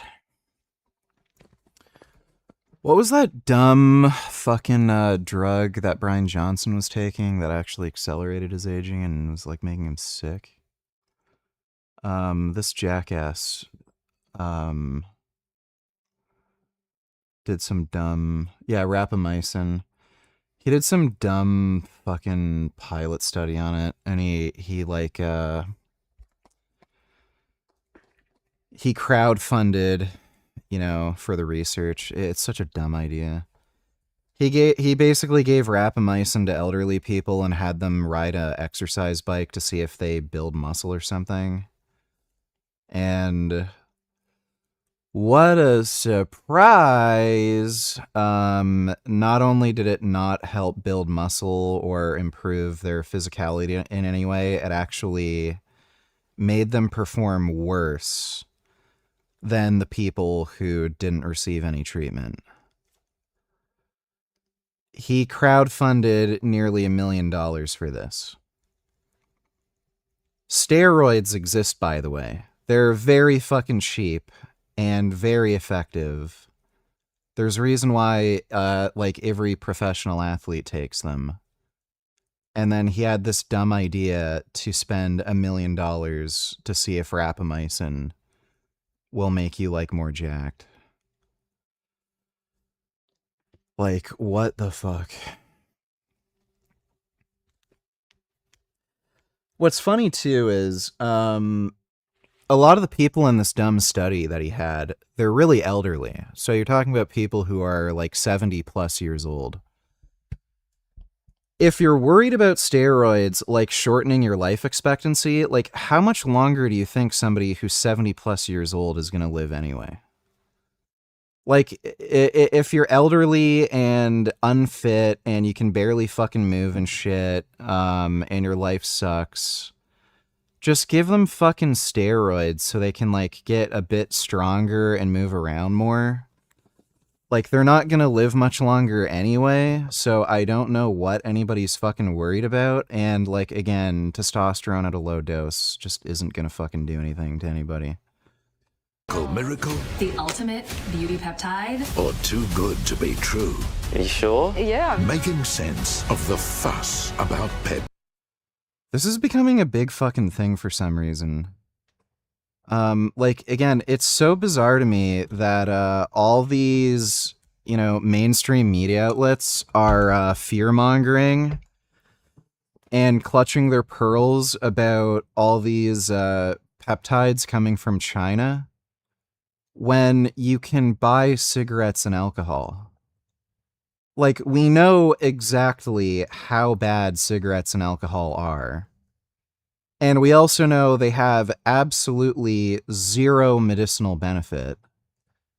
But then they're whining and crying about peptides coming from China, where we do know, in fact, that they, for the most part, some of these peptides are fucking stupid, but we know for the most part, they do have some kind of medicinal benefit, and there's literally no evidence of harm. So like TB500, BPC 157, GHKCU, like a lot of people use these as healing peptides to, you know, increase collagen synthesis and whatever. Nobody's getting fucked up from taking those peptides. You don't see any case reports of somebody having sudden kidney failure, liver damage, you know, yada yada. Like, so many people are taking this shit, like athletes included. If this shit was really harmful, you'd see an explosion of case reports of people getting fucked up, but you don't. Growth hormone from China, good shit. It matches pharmaceutical standards of growth hormone that's made here. Again, if you can drink fucking alcohol and smoke cigarettes, why are we clutching our pearls about growth hormone? And really, the great thing about this unregulated peptide market is it's giving people more access to GLP-1 agonists, which we know for a fact are extremely good for you. Like, people who take them live longer. So they can sidestep all this, like, fucking doctor pharmaceutical industry bullshit where you have to, like, pay $300 for a fucking appointment, and then the doctor will say, well, you don't qualify with your insurance, you're gonna have to pay out of pocket. And then when you get the fucking, like, even if you get the luxury of getting the prescription, a lot of the times they don't even have these GLP-1 agonists in stock at these pharmacies. And if they do, you're spending like $800 for them if you're in the fucking United States or some horse shit. You can just order them through, like, either directly from China or through some of these peptide dealers. Like, buddy, the most expensive one right now, retatrutide, it's like $120 for a 10 milligram vial. If you're taking 2 milligrams a week, again, that'll last you for 5 weeks, a little over a month. considering how insanely effective it is at weight loss, all the benefits it gives you in terms of like reducing heart disease risk, diabetes, cancer, like yada yada. And like I've made this point too. If you're a fat fuck and you're chronically overeating, it'll probably end up coming out as a wash, worst case scenario, because you're going to eat less food. So if you're spending less money on your food bill because you're taking $100 fucking weight loss drug, you're not even spending any more money. You could even be saving money. So I just like the thing that is making me question the motivation here is a lot of the mainstream media actually gets a lot of their money through advertising for pharmaceutical companies. So, like CNN, they get money from, like Pfizer. That's a big one. That was a huge controversy during the COVID pandemic. CNN was like, they do, in fact, get a lot of ad revenue from drug companies like Pfizer, who were making the COVID vaccine. And that was a big controversy. So I'm wondering if suddenly, like I've noticed in the past few months, there's been this explosion of mainstream media talking about how these peptides are dangerous and don't order them online. It's a bad idea. You should only get like approved drugs from your doctor. Gummy, what the fuck are you doing? I'm wondering if this is because they're getting pressure from one of their biggest ad sponsors to run these dumb fuck stories so that rather than going to your fucking doctor and then spending a buttload of fucking money on like for no fucking reason for drugs that are being produced by these companies that have like this ridiculous markup, people are just going on these peptide websites and just ordering GLP-1 agonists for practically free, rather than either getting it through their insurance, which will spend, thousands of dollars on these drugs, or paying out of pocket, which you're still going to be spending thousands. Like that's the only thing I can figure. There's just nothing else I can think of that would motivate something so stupid, because again, you never hear any fucking stories of anybody having fucking problems with any of these like mainstream peptides that regular everyday jackoffs are using. A lot of female influencers are really hyping up like GHKCU for like skin health and stuff. I've seen a few here and there say that like, promote growth hormone. They can't really do that because it is on a scheduled list, but I've seen more promote growth hormone secretagogues. And with dudes, like a lot of them are athletes and they're into, like a lot of dudes are into biohacking. So I've seen them like, I've seen people hyping up shit like cerebral lysin, and again, some of the healing peptides. And like everyone, when you see these like health, fitness, beauty influencers, like all of them are hyping up the GLP-1s. Like that and you can even talk to some of the people running these peptide websites in the United States and shit. They'll straight up admit the majority of the money they're getting is from selling GLP-1s. It's like, 80% of their revenue.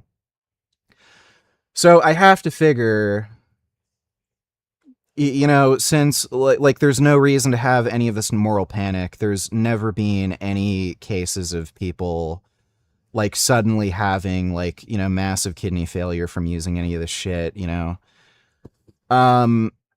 I have to figure this is like some kind of pressure from some of the sponsors of these news organizations like Pfizer, Moderna, shit like that. It's all basically based on mice and rat data. But the cat's out of the bag. People are not going to stop using peptides. That's next. Should I get adjustable dumbbells and a weighted vest? And also, what's your opinion on working out at home versus the gym? I personally wouldn't really bother with a weighted vest unless you're going to do specific stuff like rucking. If you're just gonna do like weighted chin-ups or pull-ups, like you can just get a weight belt. That's a lot more convenient, and you have a lot more adjustability with the kind of weight you can use, whereas with a weighted vest, if they are adjustable at all, they can only hold so much weight, and you can only change the weight increments like so much on them because they have their own like dumb proprietary like weight bricks and dumb shit like that. I wouldn't really bother with a weight vest. I don't think they're that useful, but adjustable dumbbells are fine. I would recommend dumbbell handles because one, they're way fucking cheaper. And two, if you get Olympic dumbbell handles, you can just, one, like later upgrade to getting a full barbell set, and then you don't have to get another set of weights. Like they're already there, so it's kind of an investment for the future. And you can micro load them, so you can get the like little micro plates that are like a quarter pound, half a pound, 1 pound, rather than using the like Olympic standard like 2.5 pound weights, which is really good for isolation exercises like lateral raises or curls, because with a dumbbell, generally you have to increase the weight by 5 pounds. So if you go to a commercial gym or if you look at any of these adjustable dumbbells, they go up by roughly 5 pound increments. That can be a lot when you're going from like curling, you know, like 35 pounds up to 40, or when you're doing lateral raises, 30 pounds to 35. Like you might not be strong enough to make that big of a jump. So if you have adjustable dumbbell handles, you can just go up by half a pound, which makes it super easy to progressively overload with those lifts. And as far as working out at home versus commercial gym, I massively prefer working out at home. You don't have to deal with any fucking stupid, annoying people. Nobody gets in your way. You can work out whenever the fuck you want. You don't have to go at certain times when the gym's open. You don't have to worry about peak hours where it's like, oh fuck, it's 5 o'clock. There's going to be too many people there. You can also like just have a TV set up so you can watch whatever movies or shows you want and just like, you know, have something that distracts you. It's also very easy to motivate yourself to work out because like rather than thinking, oh, now I gotta fucking put my like boots on and my jacket and then I have to wipe the car off because it's snowing and it's fucking cold outside and I have to drive 20 minutes and I have to deal with traffic, then I have to get undressed and like, no, your gym's just right there. And you can just get all the equipment you want. You do have to invest some money into it, but like you're not just stuck with whatever like unideal or shitty equipment is at the gym. So a lot of gyms, they don't have great weight benches, or you might not be happy with the racks they have or the barbells or whatever. You can just do your own research, look up what equipment is ideal for you and order that. So I've gotten way stronger and had way easier time being consistent training, just having my own home gym. And especially if you're like you know, fitness influencer or something, it just makes filming way easier. I don't have to deal with like setting up a tripod like an awkward dork at a fucking commercial gym, or having like somebody film with a camera, or having to ask anybody's permission to film. So it's way fucking better. Thanks for the donation though, Trump's Dingleberry. Appreciate it. I'm just gonna go take a wee-wee. I'll be right back after my wee-wee, and then we'll watch more of this stupid shit where people are clutching their pearls about fucking peptides. Ugh.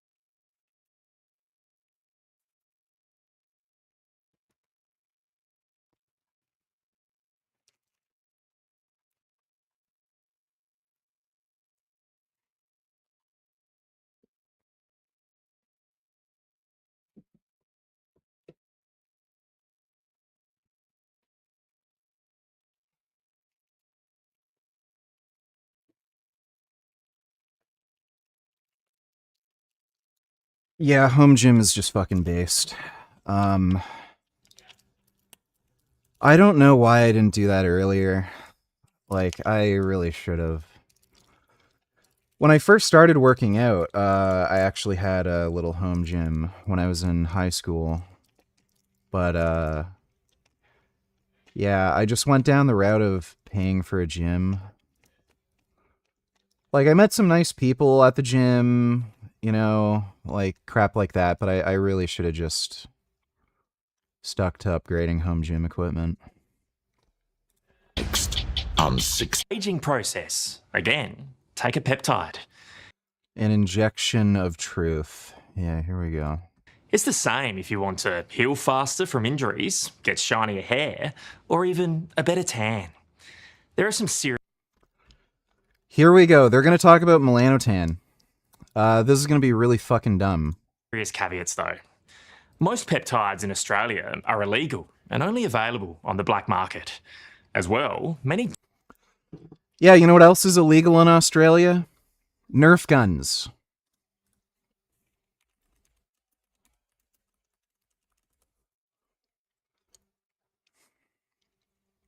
Where's that fucking video? Where,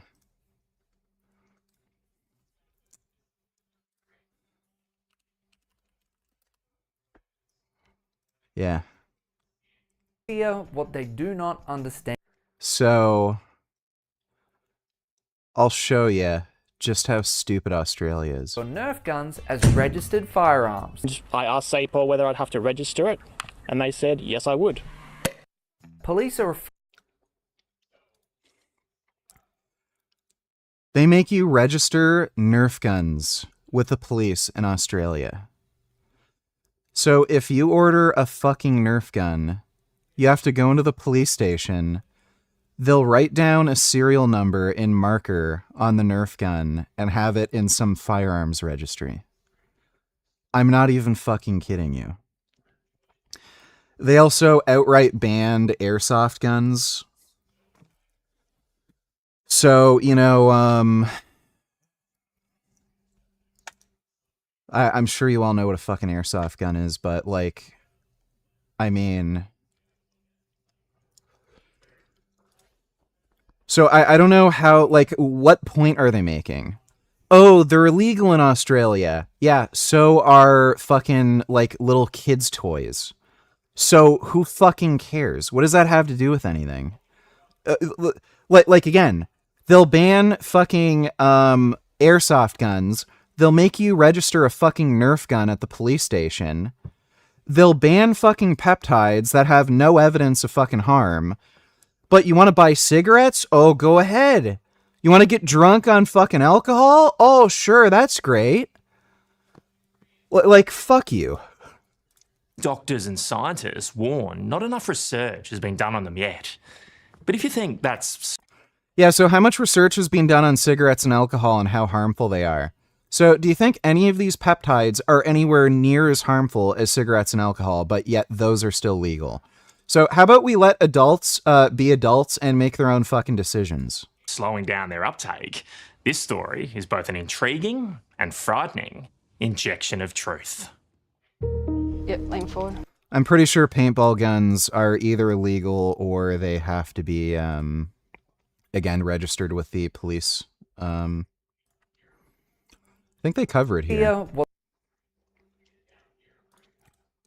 toy guns. Let me explain why. This is a gel blaster, and it is completely legal in Queensland, Australia. This is an airsoft gun. It is completely illegal in Queensland, Australia. Spot the difference? What's that? You can't? That's because they not only look exactly the same, but they also function exactly the same. The only difference is one shoots gel balls, the other shoots plastic balls. So if they're basically the same, how come gel blasters are legal and airsoft isn't? Long story short, there was a mass shooting in Tasmania 28 years ago in 1996, and after that...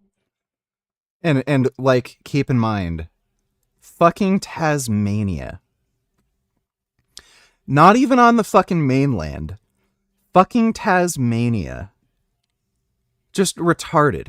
28 years ago in 1996, and after that, the government decided to pretty much ban every single gun in Australia, including toys like airsoft. But the fun fact about that is that they probably had no idea what airsoft even was. And they still don't. Questions just relate to the importation of airsoft products. Do we have the importation of airsoft? I'm sorry, airsoft. Airsoft. You don't know what it is either? Yeah, good old government banning things they don't even know what the fuck it is. I presume they don't have a ballistic capability. Thank you. And maybe that's a reference to air and soft being conjoined in the same phrase. Wow, this guy should be a fucking detective. Breaking things down into their etymological context. Wow. So let's get this straight. Airsoft is illegal in Australia, but the ministers of legislation don't even know what the hell it is. Note that that clip is from 2017, and these smart politicians have done a little bit of research since then, and they found that they can keep making them illegal because not only do they look intimidating, but they also have this scary ammunition called BBs, made out of plastic. It's so scary that it actually completely changes the definition of an airsoft gun to a firearm. Now, I don't know if it's just me, but I wouldn't call Airsoft firearms. Just imagine the amount of violent crimes that have occurred due to alcohol versus the amount of like crimes that could be attributed to airsoft. Yet they go ahead and ban this. But I wouldn't call a toy gun a firearm. Firearm, noun. A small arms weapon, as a rifle or pistol, from which a projectile is fired by gunpowder. And I just don't think airsoft guns have gunpowder in them. And here's a fun fact. If you live in certain states throughout Australia, you'll even have to register your Nerf guns as registered firearms. I asked SAPOL whether I'd have to register it, and they said yes I would. Police are afraid of gel blasters or Nerf guns or any type of replica that... Nerf guns.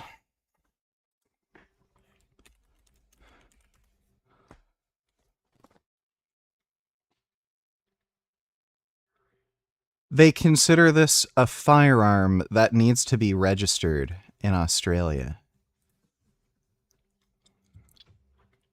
Can you fucking imagine?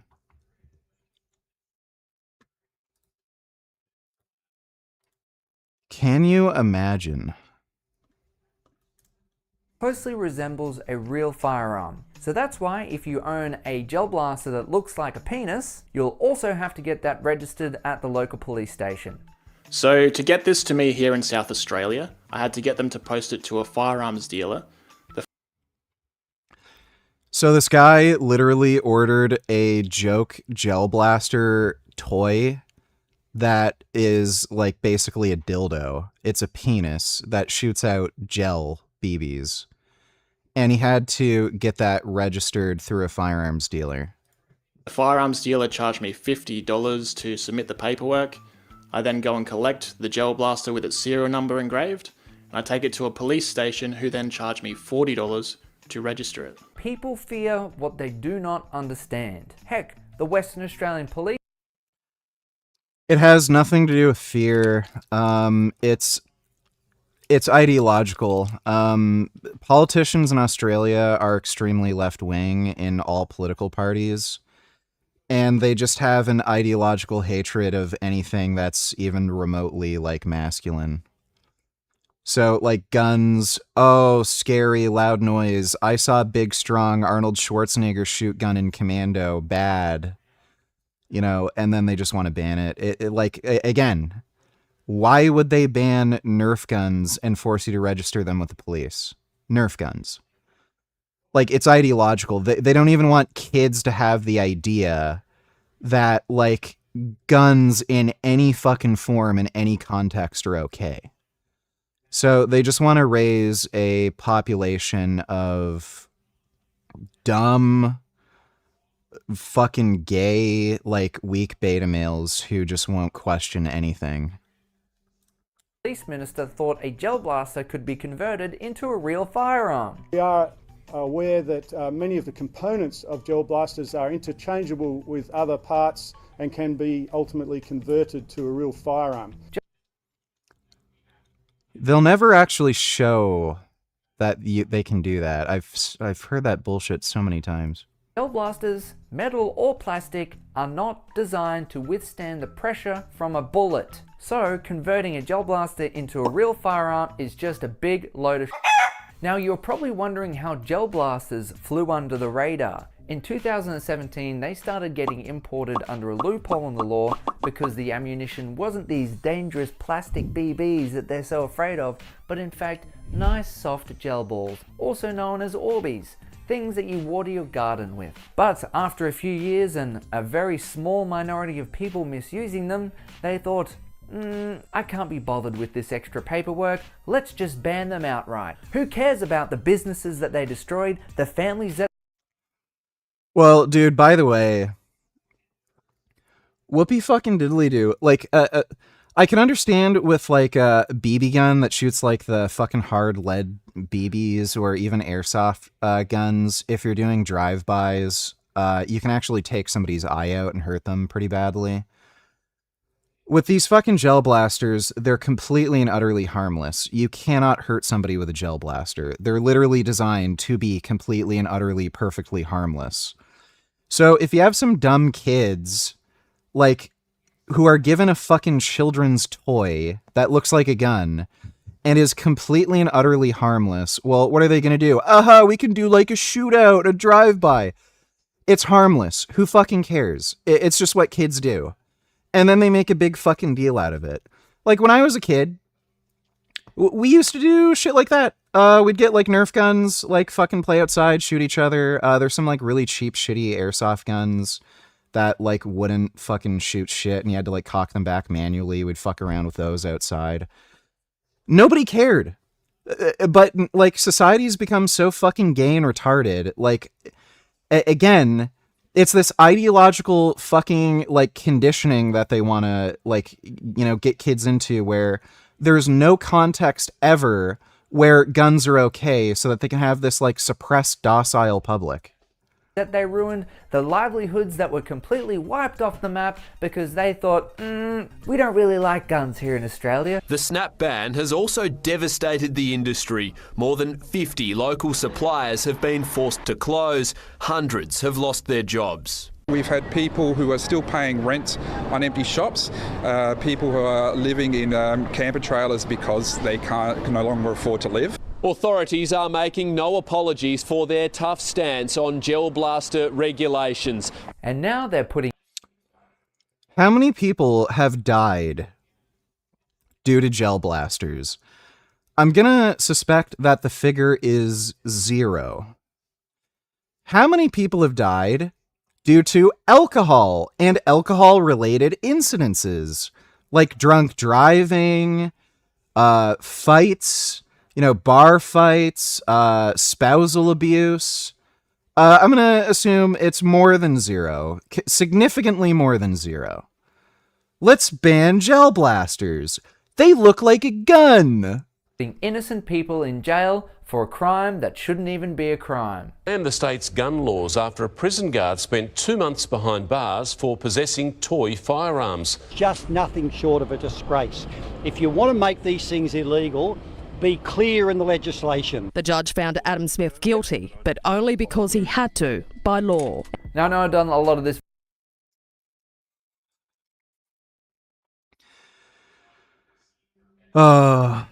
Australia. Video and satire, but guys, I love how the judge is like, I don't want to do this, but it's because I have to. Like, this is bullshit. Queenslander Casey Wishy isn't a doctor or a nurse. In fact, she possesses no medical experience. I don't know why she's injecting some dude's ventral glute with an insulin syringe to inject a peptide. Who the fuck knows? Whatsoever. And yet, not only is she happy to stick these needles into her partner, Coast Tiffany, he's not fazed in the slightest. It's a fucking insulin needle. You're injecting it into his fucking ventral glute. Like, that's so stupid. Some trust there. Isn't it? Yeah, I trust her. I'm like the test dummy. But she's the one that's done all the research. These two take a combination of different peptides for different ailments, and they absolutely... Okay, they were just told to do this stupid shit for the news segment. She's not even injecting his face or anything. swear by them. Coast claims it's cleared up his skin and has gone a significant way in healing his leg 6 weeks after he snapped it in two in a horror motorbike accident. We just inject it straight into my leg and it's helping it to repair. I'm only like halfway through the recovery period that the doctors told me. And people look at me like, how are you walking around on it already? Casey's enjoying the shock people get. Oh my god, somebody's healing faster from a motorcycle accident. We gotta ban this. Somebody, get me a jail blaster. We gotta fucking shoot this fucking cunt. He's healing too quick. When they see her too. And for her, taking an Fucking unapproved drug means little compared to shedding the... Well, you can inject an insulin needle intramuscularly. It's just that most people are too, like... You have to be very fucking lean to inject somebody's ventral glute with an insulin syringe and it not be sub-Q. So if you're going to inject it sub-Q anyway, why wouldn't you just inject it into your like stomach fat or something? So it just doesn't make any sense. The kilos. With a wedding on the way, Casey's focus is well and truly on fitting into her dream gown. It's not just lifestyle choices, it's not eating well, it's not just taking care of yourself, rest, recovery. No, absolutely not. I used to be double my body weight. So she's taking a GLP-1 agonist. By the way, again, GLP-1 agonists have a ton of fucking research behind them. We all know they work. We know they're fucking safe. People who are on GLP-1 agonists live longer than people who don't. And then this guy is like doing this fucking bullshit.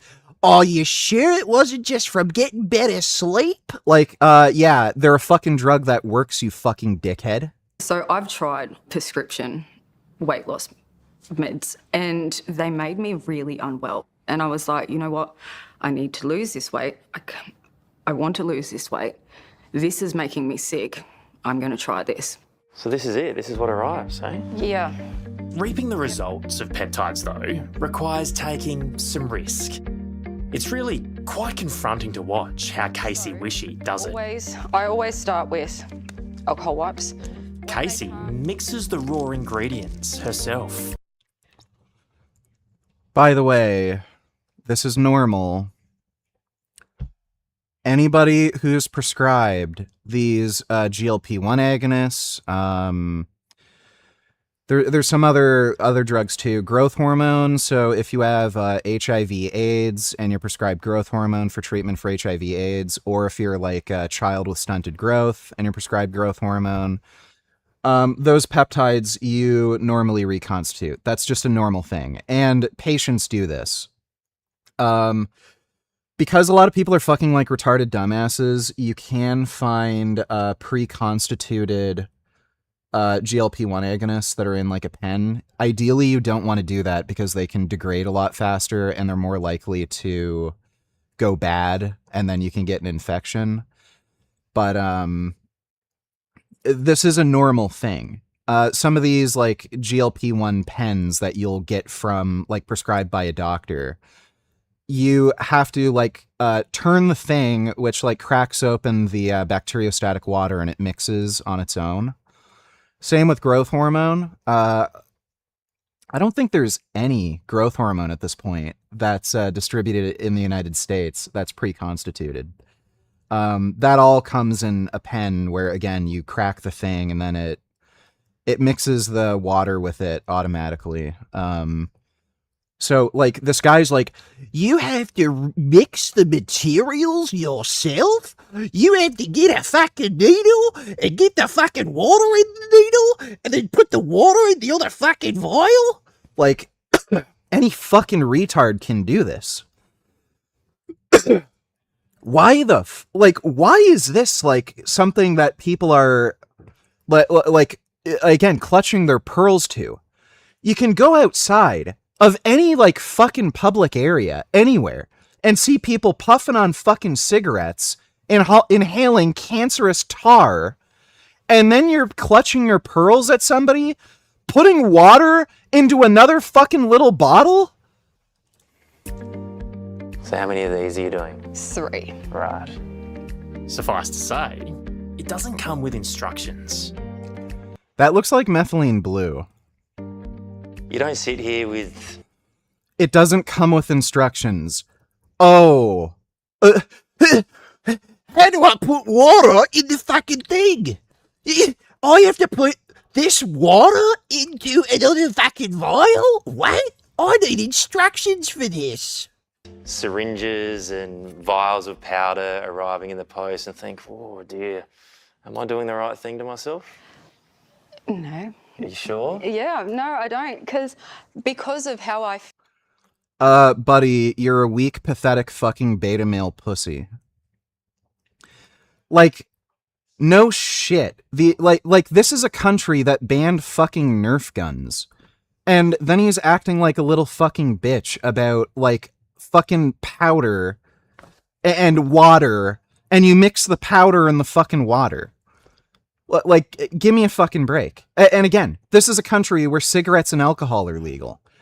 Like, are you gonna tell me her drinking and smoking would be better than this?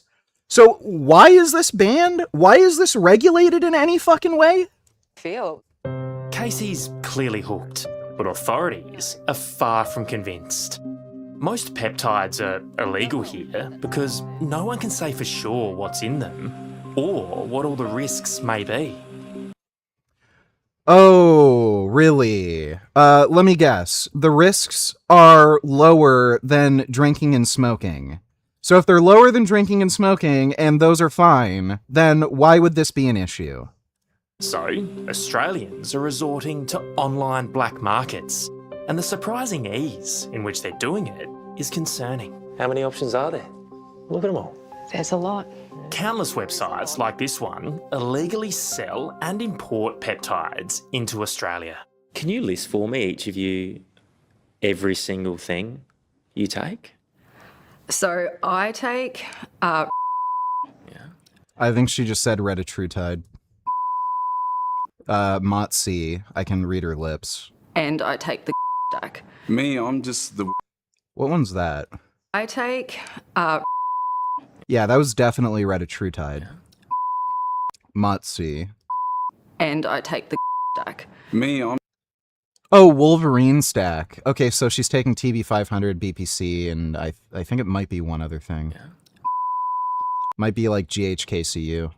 And I take the stack. Me, I'm just the and then the... Wolverine stack. So GHKCU. So he's taking TB500, GHKCU, and BPC.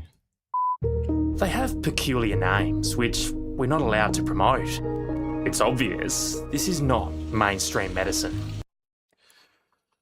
You know what isn't mainstream medicine? Alcohol and cigarettes, but you can buy those just fine and smoke yourself to death, drink yourself to death. So again, I don't know why adults can't just assume their own risk with any of this shit. And again, notice how they can't say, oh, this person took this peptide. They can't even show case reports. This person took this peptide and this happened. This person took this peptide and this other thing happened. They literally can't even put, they literally can't even even mention a case report or an anecdote. It's just, well, who knows?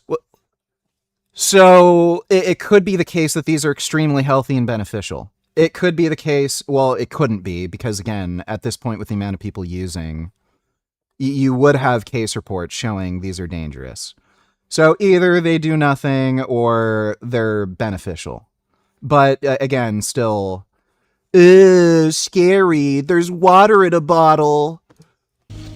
There are hundreds of different types of peptides available on the internet, something that worries medical experts. I think she said glow stack.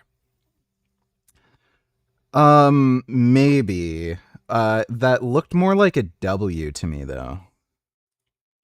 Let me see. Yourself, rest. So This is what I think. Most do it like this. You take. So I take, and I take the stack. Me, I'm just... That might have been glow, yeah, that might have been glow stack. In 3 weeks. This stimulates collagen and elastin. It can promote hair growth. It is the beauty peptide. As lab-grown versions of amino acids, which occur naturally in the body and signal all sorts of biological responses. That may, in fact, be an actual Manjaro pen.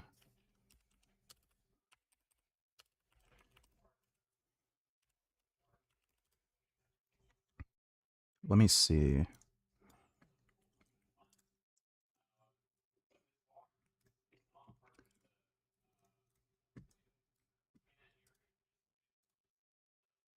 That may actually just be a Manjaro pen.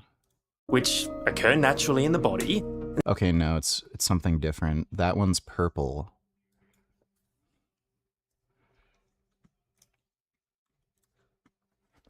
Oh, what the fuck? Wait. Can't, oh, that's a different... Okay.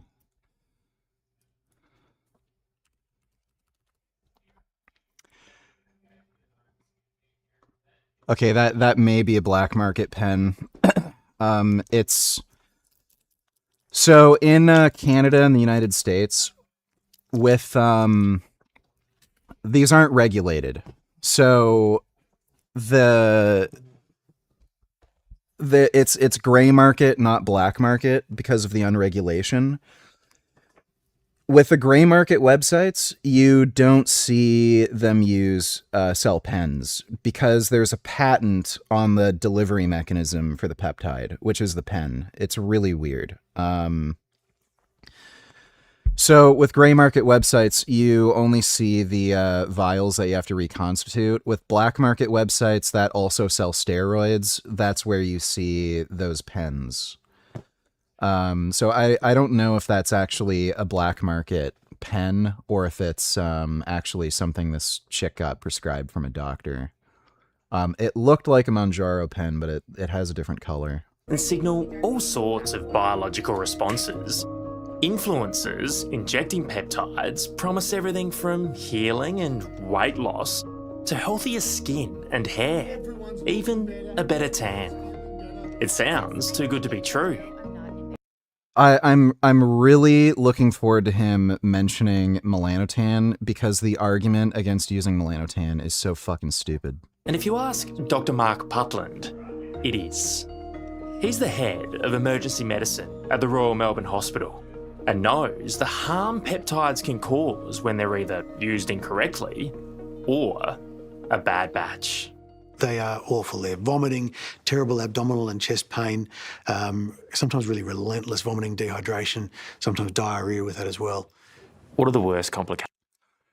By the way, that is literally a side effect from just taking a GLP-1 agonist. It's not common to see really severe vomiting and diarrhea, but some people react really bad to them. And even on low doses, you can see people with vomiting and diarrhea. It doesn't mean the peptide's bad. It just means they had an adverse reaction to it. On top of that, you have to figure that a lot of these people ordering peptides are dumb and they don't know how to take them. What's his name? Chase Irons. He runs a peptide website.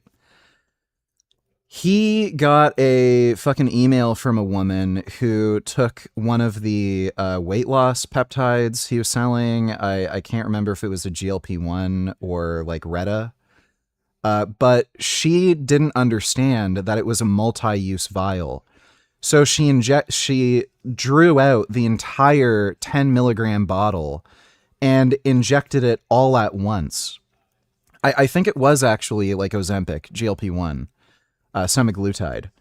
And semaglutide, you use it with a very, very low dose. I think the starting dose is like 0.25 or 0.5 milligrams. So she took 10 milligrams all at fucking once, and she had that problem where she was sick, vomiting, diarrhea. So when this doesn't necessarily have anything to do with like the peptide being bad. This could just be somebody stupid and didn't know how to take the drug. By the way, like, again, alcohol is the #1 cause of emergency room visits. People die from alcohol poisoning on a daily fucking basis. And then, again, they're clutching their pearls about fucking peptides. You come across? Look, we've seen diseases like pancreatitis, which is an inflammation of the pancreas, a key You can get pancreatitis from GLP-1 agonists, by the way. abdominal. Like, again, that's just a known side effect. That's possible. It's not common, but it happens.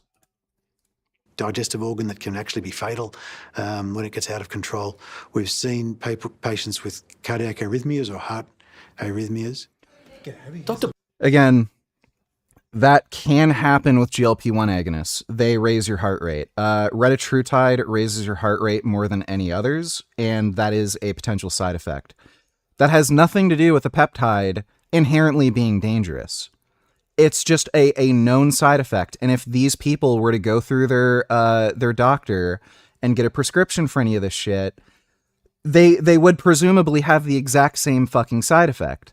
So, like, again, and like, I hate having to bring up this point over and over and over again, but cigarettes and alcohol also cause fucking heart problems. Like, Putland believes no one should be thinking of peptides as some kind of panacea until they've undergone the same stringent testing and oversight expected of pharma. Like, dude, it's so obvious this guy was talking about adverse reactions from GLP-1 agonists based on the symptoms he was talking about: vomiting, diarrhea, pancreatitis. Clearly, he's talking about GLP-1s. It's really fucking disingenuous that he didn't mention what peptides cause that reaction, because if he did, then they wouldn't be able to make this argument later in the video saying, oh, well, these peptides have to go through rigorous human testing. Guess what? They have. GLP-1s have gone through rigorous human testing. It's just that, like every other fucking medication, there are potential fucking side effects. So that argument would fall flat if he had said, these people got adverse reactions from well-tested human peptides that are FDA approved. Pharmaceutical drugs. Many of them will form part of our future medication armamentarium, without doubt, but we need to actually test and work out which ones are which. Right, so would you say they're inherently dangerous peptides, or they're being grossly misused? They're being grossly misused. You wouldn't walk into your grandmother's medicine cabinet and pick a handful of her blood pressure tablets and just swallow them all without... Great. But it's fine to go to the liquor store and get a lethal dose of fucking alcohol and give yourself alcohol poisoning, right? Like, again, these are adults. They can assume their own risk. thought it'd be very bad for you. You'd feel awful afterwards. It might kill you. I have the same concerns everyone else has, in that they're not tested very well, right? It's all basically based on. So again, about 80% of the fucking revenue that these peptide websites are generating are from GLP-1s. So 80% of the conversation is about drugs that have actually received rigorous human testing and have FDA approval. The one exception being retatrutide, which is going through human trials right now. It will absolutely end up getting FDA approved. I think they're on stage 3 or stage 4 human trials at this point. So what are we clutching our fucking pearls about? On mice and rat data. And I would tell people they're drugs, you shouldn't use them.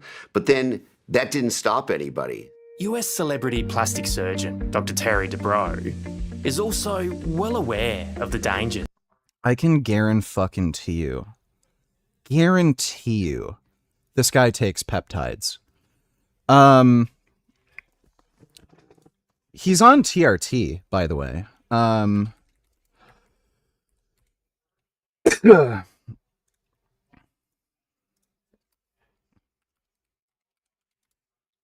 He's actually surprisingly in shape. Like, surprisingly muscular. I know at one point he actually got really lean. He had like a 6-pack and shit.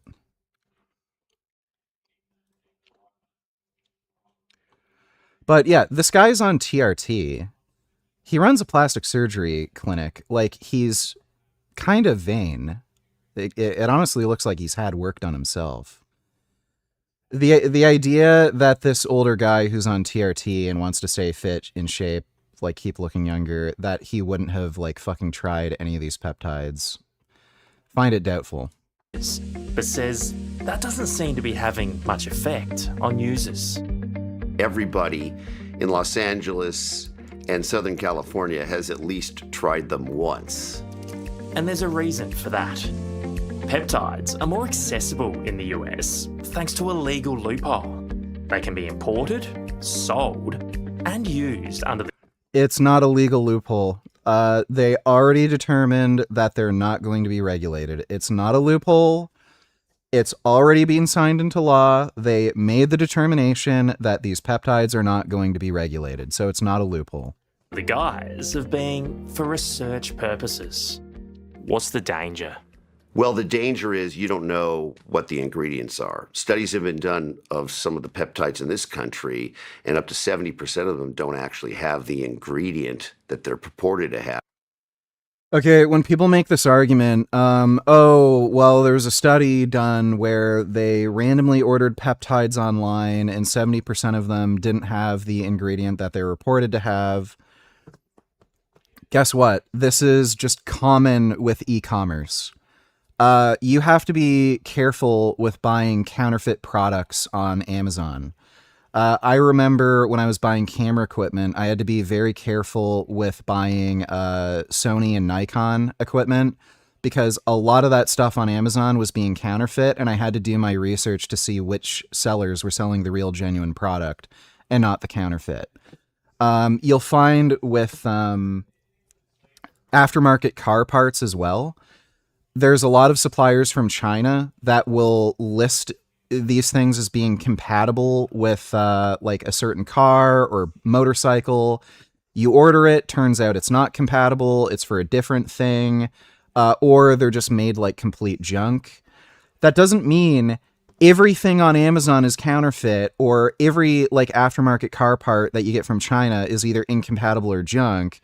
It just means you have to do your due diligence and get the right product or order from a reputable website.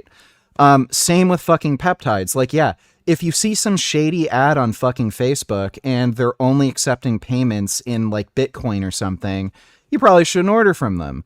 But if you go to a reputable website that actually shares third-party fucking testing data, and you look on forums and people have also gotten their own third-party testing done, and everyone is saying, yeah, it's legit, like everything's good, then like this is a problem with just buying from a shitty seller. Like, it's a stupid argument like on this basis, you might as well say don't ever buy anything from Amazon because there's counterfeit products. Like, it's stupid. And worse, they have heavy metals. Yeah, Shimano cycling equipment, like those are counterfeit. There's a lot, like this is just common with e-commerce. There's a lot of bullshit counterfeit products. That doesn't mean don't ever buy from Amazon or don't ever buy a Shimano product because like 70% of it is fake or something. Just do your due diligence and get it from a good seller who sells the real thing. Some have toxins, some have adulterants or even exotoxins that can be very, very dangerous. The way Dr. DeBro sees it is whether you like it or not, the floodgates have opened with peptides. They're here to stay. This is the future of medicine, without a doubt. The problem is there's basically two general types of peptides. They're the approved ones, and the most common is, of course, the GLP-1 drugs, the Ozempics, the Mounjaros. And then there's all of the unapproved ones that have never been studied that may induce tumor growth, that... Oh my God. So he's talking about BPC 157. So BPC 157, you'll hear that one commonly be fearmongered about potentially causing tumor growth because it triggers angiogenesis. That's one of the methods in which it's hypothesized that it can help with like soft tissue healing because it allows for more blood flow around the area, especially tendons. So, I don't know why you'd think that would trigger cancer, because one, cancer cells trigger angiogenesis on their own. So how like, there's other things that also trigger angiogenesis. Intense exercise triggers angiogenesis. So if anything that triggers angiogenesis potentially increases cancer risk, then would you recommend not having any intense exercise because that triggers angiogenesis? Like it's fucking stupid. Why would you assume better blood flow results in fucking cancer? May cause problems down the line, but the cat's out of the bag. People are not going to stop using peptides. It's becoming abundantly clear that more and more people are getting their medical advice from Instagram and TikTok. How does that sit with you? Extremely uncomfortably, to be honest. These are people who are trying to sell you something, and so it's really, really laden with risk. Coming up, the peptide peddlers looking to make a buck. People are trying to exploit the peptide industry, be it in China, in Europe, in Australia, in the US. You know, it's like the internet boom at the start, you know, but it's in the peptide boom. 6 boxes or 7 boxes in there. Jennifer's been using peptides for 6 months. Sourced via the internet, she gets them from overseas, even though she knows the black market's risky and illegal. So this is how they arrive from China. So they're in boxes of 10 there, and you can see that they are labelled at the top of the box.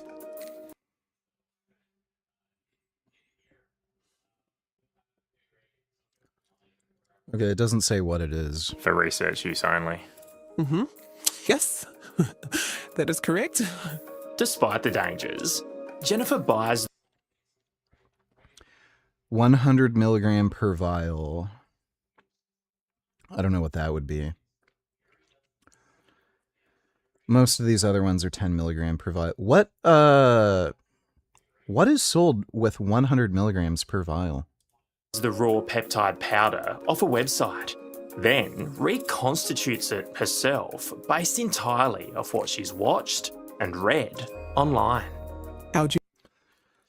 Oh, I didn't know you needed a fucking doctorate degree in order to put water in another bottle. Oh, she's not even a doctor. You expect somebody who hasn't gone through medical school to be able to put water in another bottle? Give me a fucking break. Like, just so fucking dumb, dude. She's got it wrong before. I took too much, basically, and very quickly learnt that that was not the right dosage. I was nauseous, couldn't eat almost. So she took a GLP-1 and took too high of a dose because she can't do fucking math. My mom has a similar thing. Like, I don't know what the deal is with people not being able to do basic math. So, my mom takes testosterone, and she literally like couldn't fucking figure out how much to draw out in the needle and how much she was getting. She literally just watched a video of a girl explaining how much you should draw out as a woman, but she didn't exactly know how much she was taking. So with these peptides, if it's 10 milligrams in a vial and you load up a 1 ml syringe with bacteriostatic water, that means for the entire 1 ml syringe, it's 10 milligrams of the peptide. Because it's being reconstituted in 1 ml of water, and it was 10 milligrams of the peptide. So if you draw out 0.1 mils, that means you get 1 milligram, 0.2 mils, you get 2 milligrams, so on and so forth. For whatever fucking reason, that's really hard for some people to fucking understand, and yeah, they end up taking too much, and they're just stupid, but... Again, that's not a problem with the peptide. It's a problem with you being an idiot. Like, again, ask anybody, it's literally by law labeled on any alcohol product how much alcohol is in the bottle, like what percentage of the bottle is alcohol. Most of them probably wouldn't be able to tell you how much alcohol they're consuming based on the fucking label, again, because they can't do fucking basic math. But again, alcohol products are sold everywhere. They're legal. Anybody can buy them if you're at a certain age. And people literally can't do the fucking math with how much alcohol they're consuming. And guess what? It's the #1 cause of emergency room visits. People get alcohol poisoning every fucking day. Almost anything. Couldn't even drink my coffee for probably about 3 or 4 days. Like Elon having a doctor tell him he was deficient in B12 and he needed an $800 per month B12 treatment. Elon tested his own B12 levels and he wasn't deficient. That just sounds like he was getting fleeced. B12 is extremely cheap. I get injectable B12 at the pharmacy, and I think it's like $60 or something. How do you get $800 with B12? It's one of the cheapest, well, it is the cheapest vitamin. Since first learning about peptides from her friends at the gym, Jennifer's use of them has been trial and error. Can you sit here and say you know absolutely every single time what you're putting into your body? Absolutely not, no. And I just weigh up the breath. You don't know exactly what you're putting into your body when it comes to any pharmaceutical product. Shit like this happens all the time. There's compounding pharmacies that are subject to human error. You'll especially see this as a problem if you look through any TRT forums. So if your pharmacy is getting testosterone from a compounder, and again, this is legal, some idiot intern who's doing the compounding will misweigh something, and then they'll underdose the vial by like half. And then people are wondering, why the fuck am I not getting any effect from the treatment? And then they test the vial and it's underdosed like crazy. There's a margin of error allowed for all pharmaceutical drugs. It varies depending on what drug and what form. So like pills, generally, there's a little more leeway. It's pretty hard to accurately dose medications in pill form.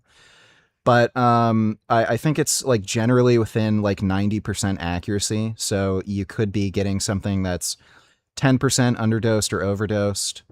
So like, what fucking point is this guy making? It's just so fucking stupid. The same kind of errors she made taking, these drugs like the GLP-1 agonist where she overdosed. That could happen to anybody who goes to the fucking pharmacy and picks the shit up. People have trouble with math. People forget that they took their medication and they take it again, and then their blood pressure dips, and then they have to call the ambulance. Like, this happens all the time. This isn't a problem with these fucking peptides. It's a problem with them. Risk versus benefit. It's a lot of trust when you're just buying things online and clicking a button and then having it delivered to you. Absolutely.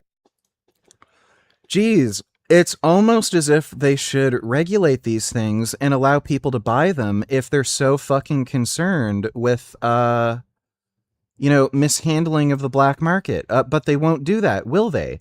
Because they feel like they should be able to run your life, tell you what to do. It's all this moralizing bullshit, rather than just let people be fucking adults. If they genuinely cared about fucking harm reduction and making sure people don't hurt themselves, why don't they just regulate it? Make it legal to fucking produce, sell, buy, have domestic suppliers make these fucking products if they're gonna fearmonger about all the shit being imported from China, but they won't do it.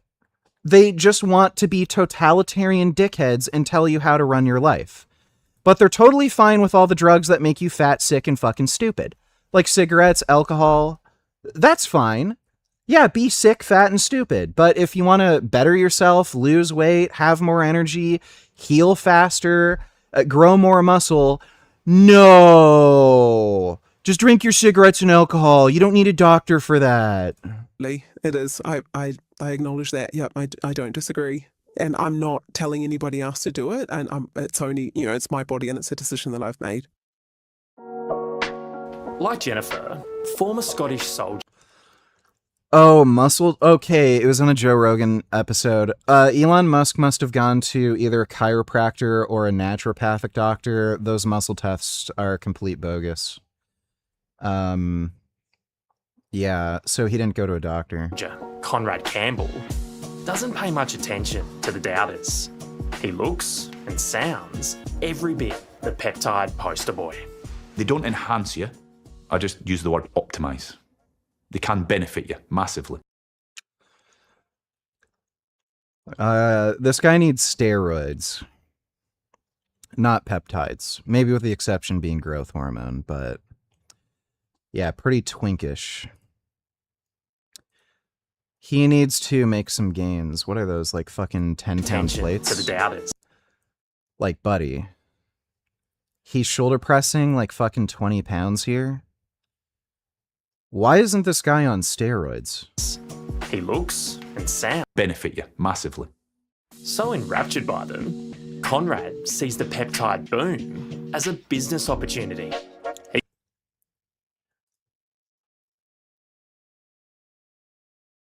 I think this might have been the gym that I went to when I was in Australia. Yeah, that might have actually been the gym that I went to. The peptide boom as a business opportunity. He says he'll soon be opening his own factory in China. The next 5 years, I believe it will be the biggest industry in the world, alongside AI. But how I see it is AI is digital optimization and peptides is human optimization. Hence why I'm taking such a big leap. Look at this guy's smug little bitch face. I just want to smack him. Just with that smug look. Like, I'm at... smack. And I just want to see him cry. Fucking asshole. Taking such a big leap to build, my own manufacturing company. Are you a clever, perhaps shrewd businessman, or do you truly believe in this stuff? I personally have taken it. They are the future, and I want to create a trusted, transparent source to open up the eyes to the West. It's an extremely complex facility. But Conrad insists he's no cowboy. He wants to make and sell legal peptides under the oversight of health authorities, and only to genuine pharmacies. Perhaps tellingly, he reckons in China, such integrity is rather rare. You have traders, as we call them, that are sitting on the internet, TikTok, Instagram, and selling them as cheap as they possibly can, which is the lowest price because the Chinese person that's selling it isn't a real factory, isn't a real outfit, doesn't have the correct, paperwork. They don't pay taxes. They're not a real company. So they're literally trying to make $1 per vial, and they're happy. They're imported through, we'll call them stealthy pathways. Unfortunately, if you're buying peptides online, it's, Russian roulette, buyer beware. Dr. Tim Piatkovsky at the University of Queensland is aware of how perilous Australia's obsession with the peptide black market has become. While most are banned here, they're clearly still getting through. So, at his lab, he's just started testing illegally imported peptides, so he can at least tell people which ones are contaminated. We're going to see what peptides are in there, what the potency of them is, or the purity, whether there's any heavy metals, and we're going to report that back to everyone. Dr. Piatkovsky is so convinced Australia's restrictions on peptides won't deter users, he's even set up a peptide use hotline. Do you know where to go to access a... Guy sounds like a smart businessman, and ethical too. The government's not doing this. They're not making sure these are fine. They're just, again, moralizing. Don't do it. It's illegal. Bad. And then people do it anyway. And then they do nothing about it. And then they keep whining and crying. Oh, but it's harmful. It's dangerous. Okay, then cool. Why aren't you testing these? Why aren't you making sure there's a way of sale where you can ensure people are getting safe products? Because they're fucking assholes. Equipment for taking peptides. Where his worries are proven right. Sometimes 10 calls a day just about peptides. We had a 16-year-old the other week who was committed to using a number of injectable peptides. We have... A 16-year-old injecting themselves? 16-year-old, yeah. Believed he was overweight, had seen everything online, and had already purchased it, was committed to, this is what I want to do. It's going to act like a skin repairing peptide, and it's going to give you that collagen boost. That looks like methylene blue. That does not do anything for your skin or boost collagen. It's little wonder social media is influencing peptide users of all ages. It's a complicated debate. Okay. I'm assuming this guy made a post with an after picture, and they chose not to show the after picture because it would convince people, oh, these peptides are cheap and they work, and I could lose a fuck ton of weight and be healthier. And they didn't want to do that. They just wanted to moralize and fearmonger. What a bunch of fucking assholes.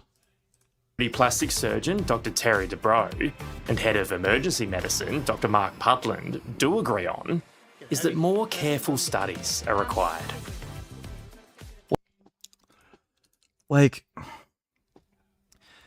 This guy cuts people open and rearranges their fucking face and body parts. And I've seen his YouTube and television series thing where it's called Botched. They do show patients with adverse effects.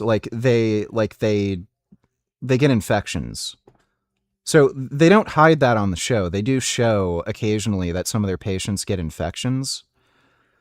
It's just so strange to see a guy who cuts people open and rearranges their fucking skin and body parts and shit.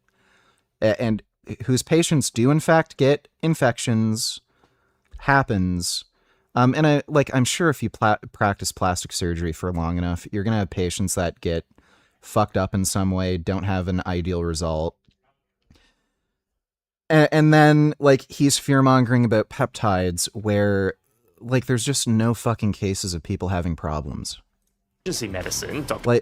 All the things they talked about on the show was somebody taking the wrong dose because they can't do math. It's, if you know anything about this, it's obvious what they're talking about, the diarrhea and shit and the pancreatitis. That's a GLP-1 agonist. What the fuck? Dr. Mark Putland do agree on is that more careful studies are required.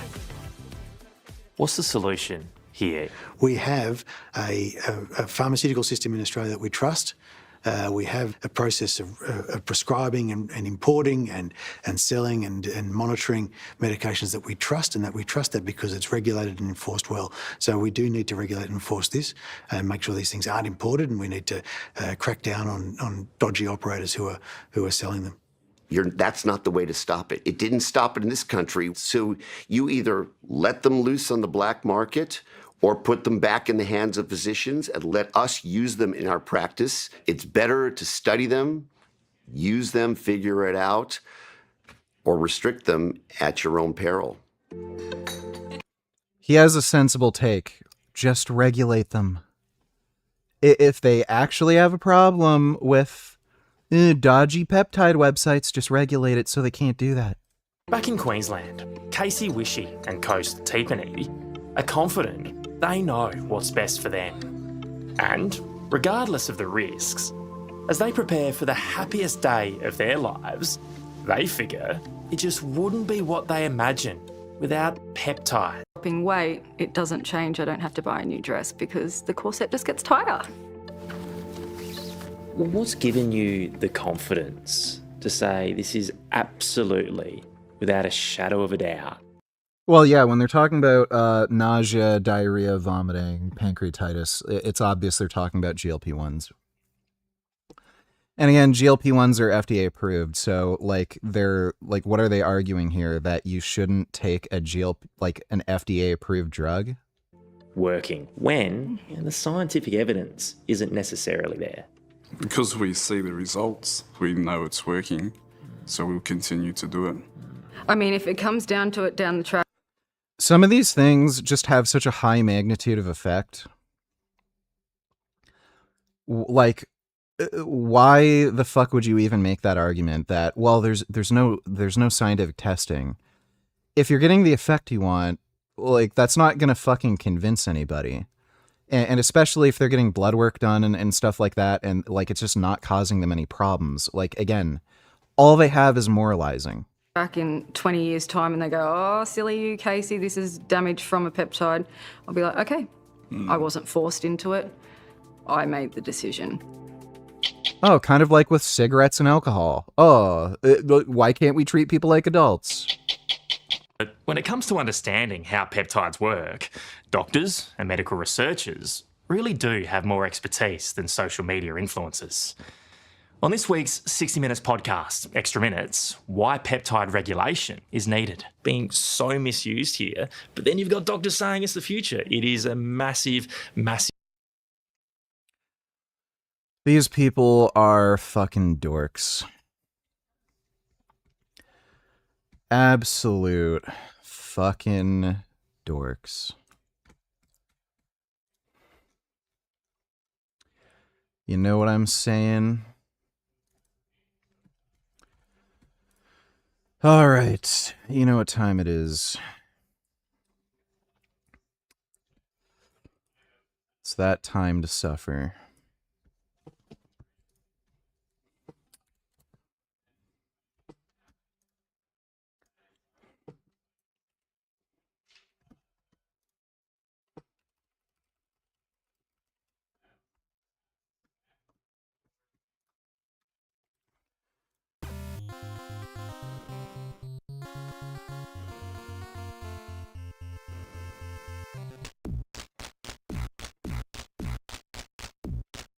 Yeah, I had a fucking power outage last night.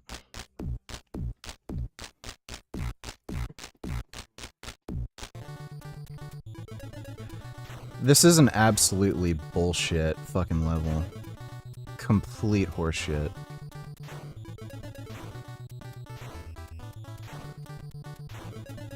Oh my god.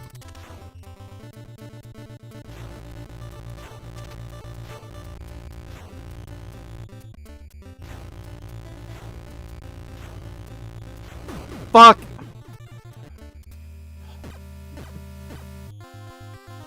Stupid ass shit.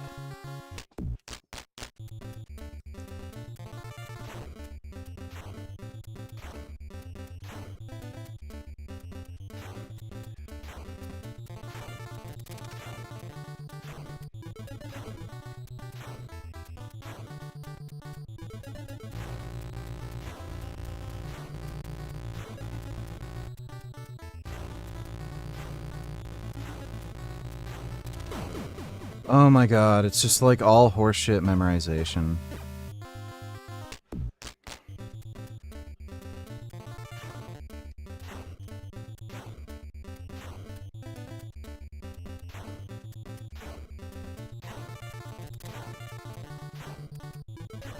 Ah, fuck! Oh my god.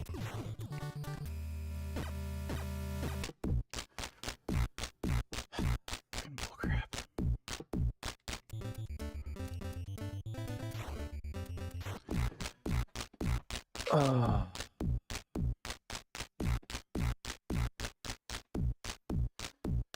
Yeah, we need to ban colors because it affects somebody's emotional state.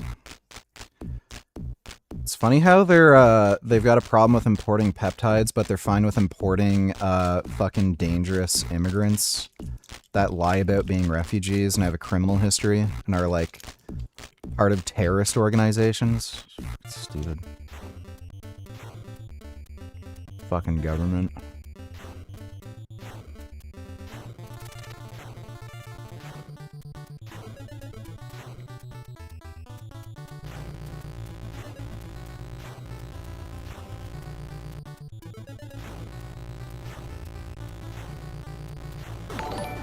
Oh my god. Hey, what's up? Not much, dude. Just suffering, playing this fucking game. Thanks for the donation, Rick.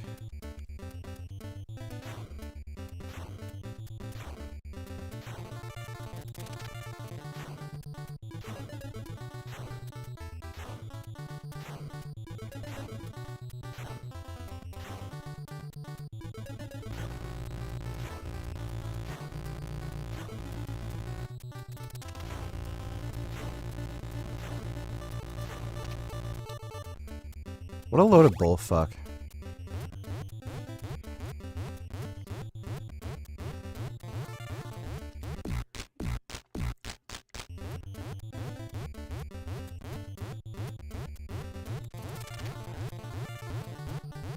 Sometimes you can get fucked over with the RNG on this.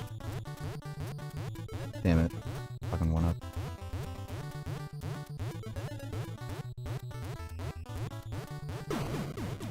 Damn it.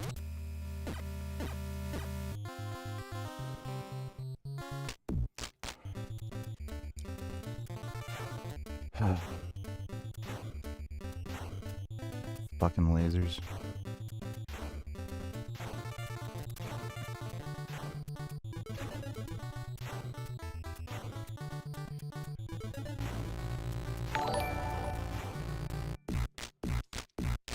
$5, donate $2, let me see.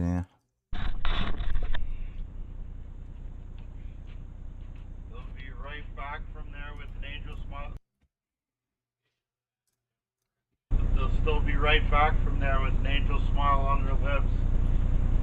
They'll still be right back from there with an angel smile on their lips.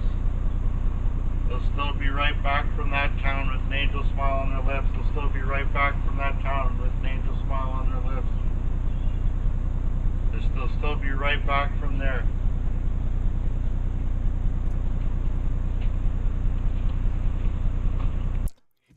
What the fuck is he talking about? Thanks for the donation, 5.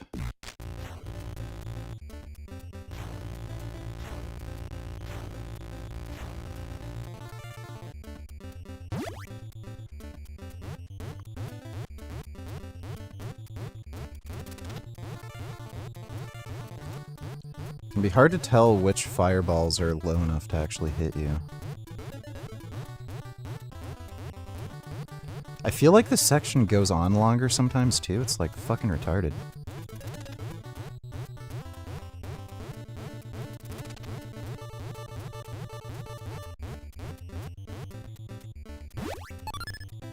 Yeah, here we go. Some more bullshit.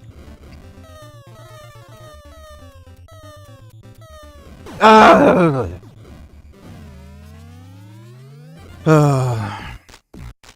You know what? I'll put a...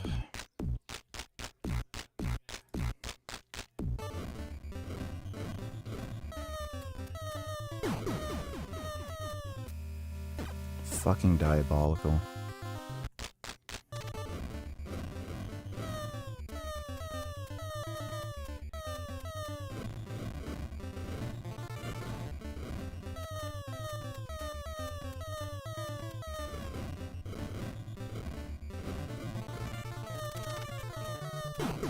Shit.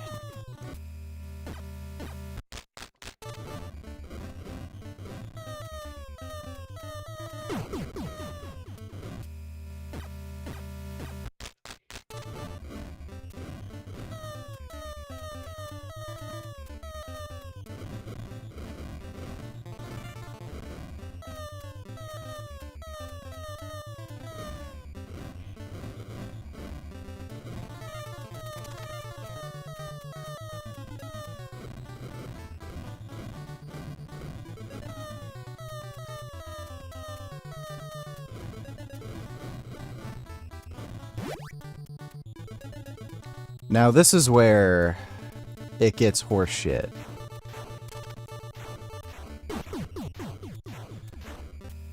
Yeah, like I said.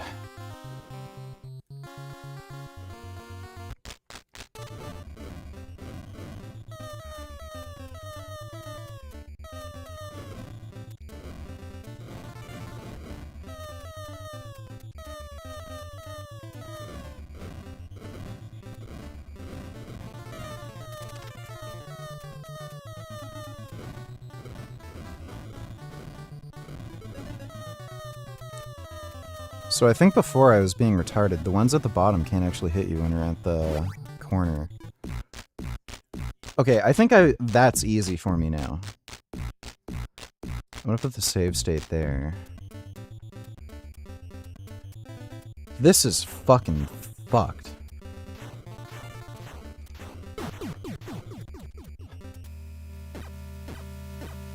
Like, I genuinely don't know if I can beat this game. Like, I have to, like, that's just straight up memorization.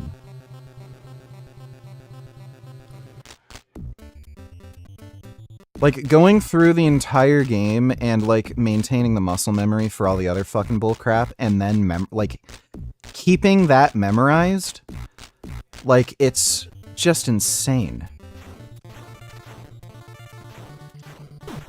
Dude, like, I don't know, man. What a fucking... Like, this is evil. I honestly think this is the worst part in the fucking game because, like, it's just straight up memorization.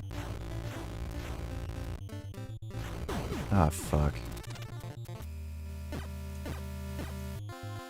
That's not even the hardest part.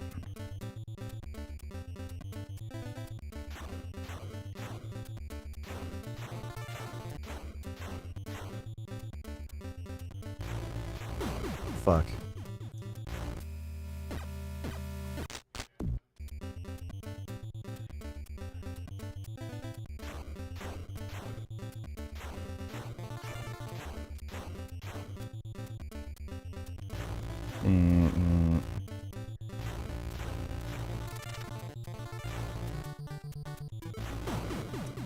Fuck.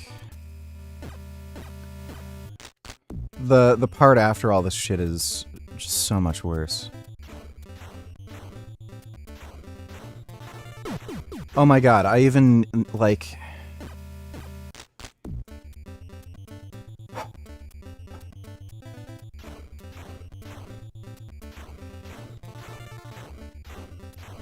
You have to be dead-ass on point. Like, if you fuck that up, you're just absolutely screwed.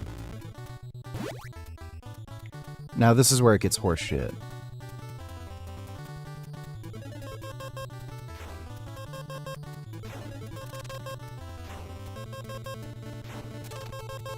This is sick. Like, just disgusting.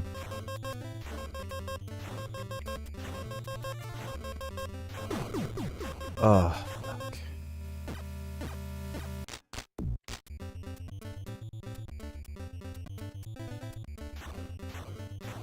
Oh my god, I'm just...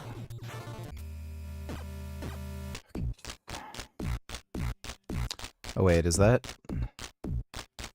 It's at 9, right?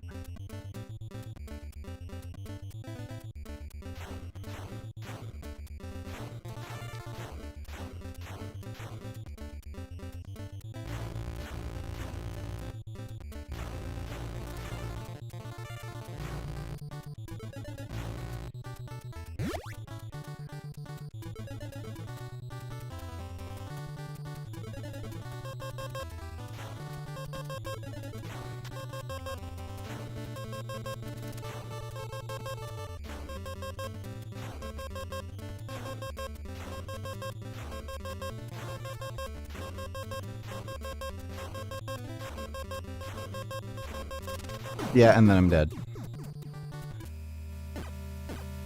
So fucked. That is so fucked.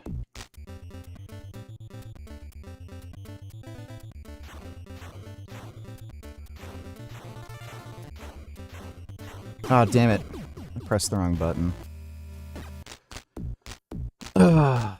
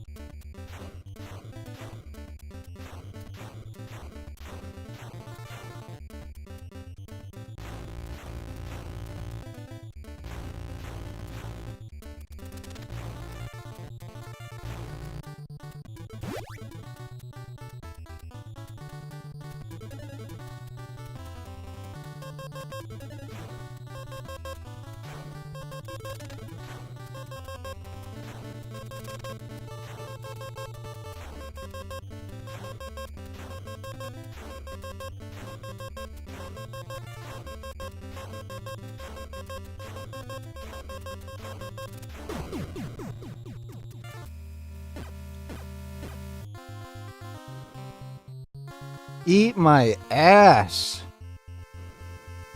Give me a fucking break.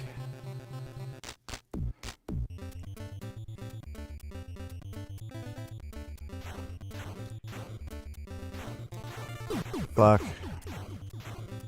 Like dozed off.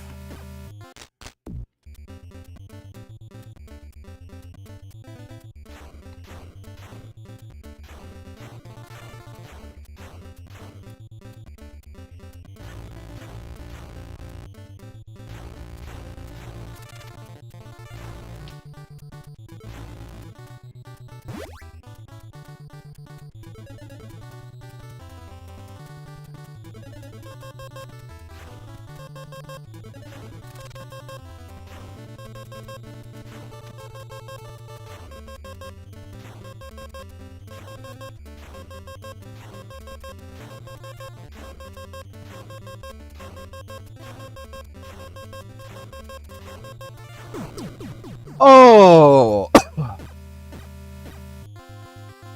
Fuck off. You have to be, like, exact on time when you move. For that last one. It's so quick. Fuck off.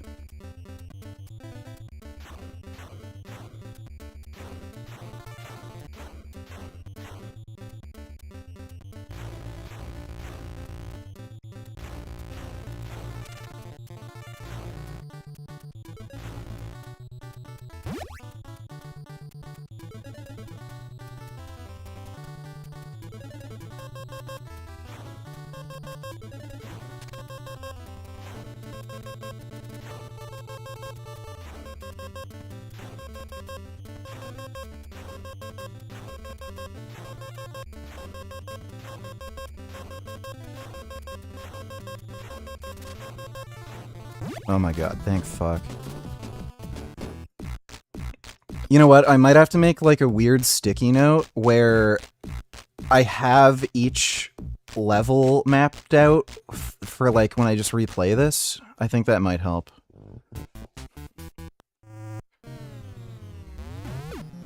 Okay, this is an easier one.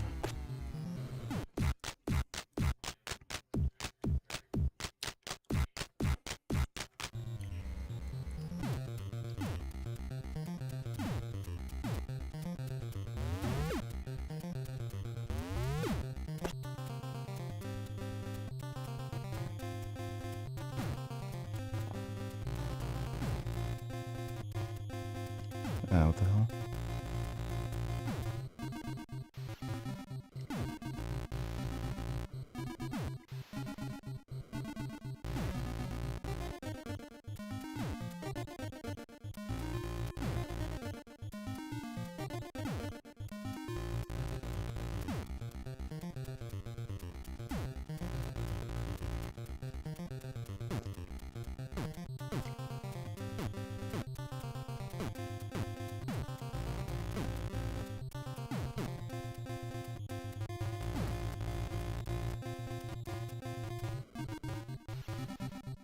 Oh yeah, fucking stupid.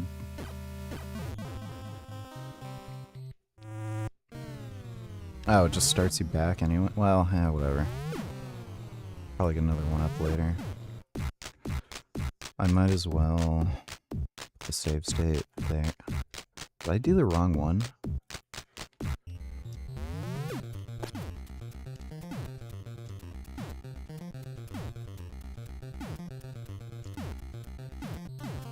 I forgot if you drop from there, it kills you.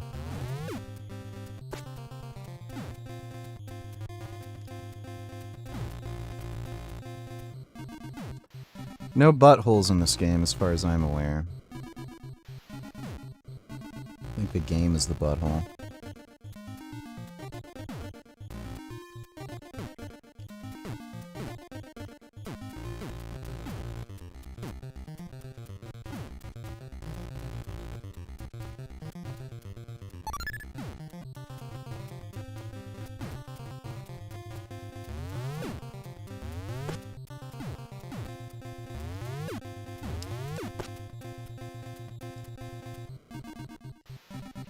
Oh my god!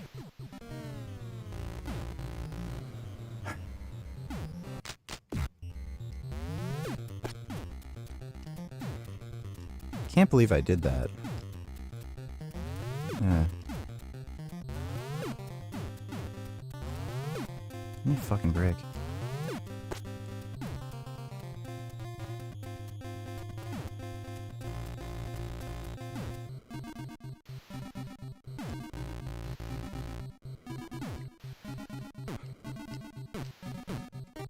Oh god, fuck off.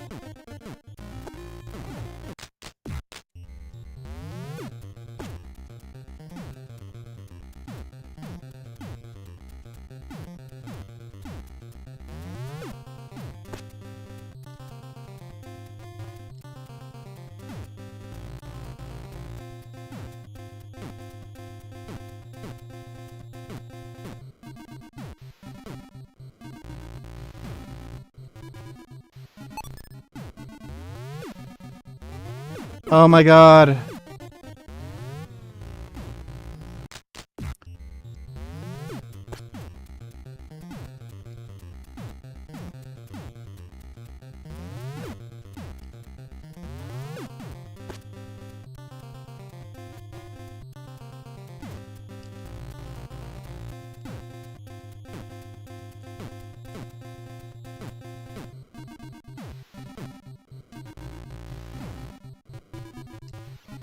Damn it,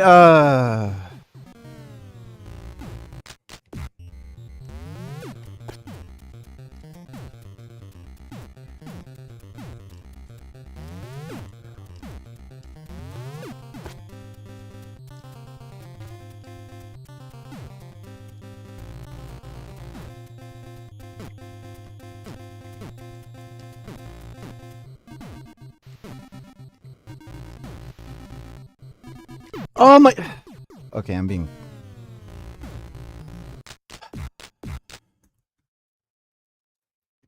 Fuck, dude. I'm getting impatient.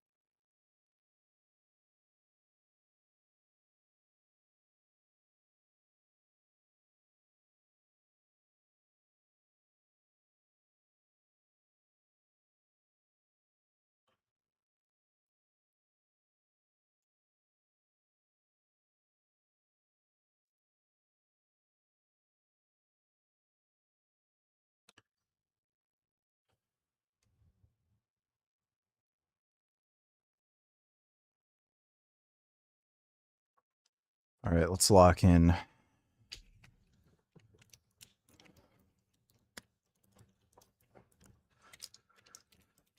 Oh, buddy.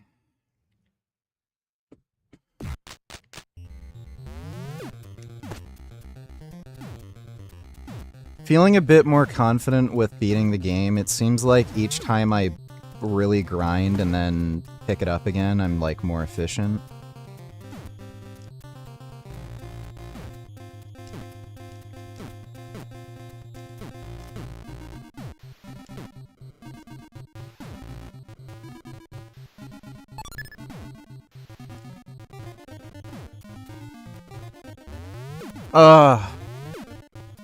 Shit.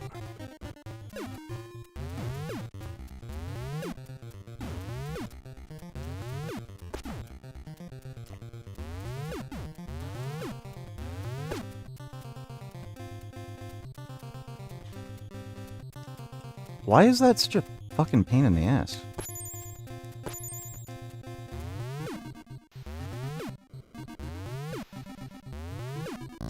Oh my god, how did I don't know how the fuck I did that.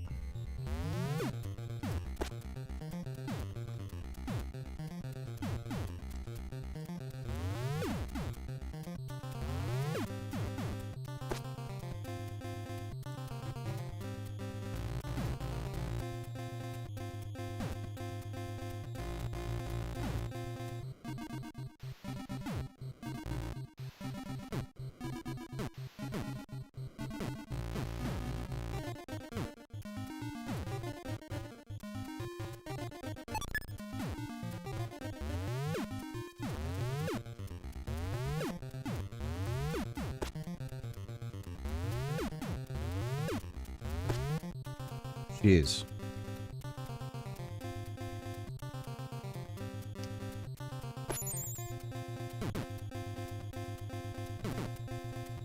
Dumb sticky goop thing. Give me a break! What the fuck?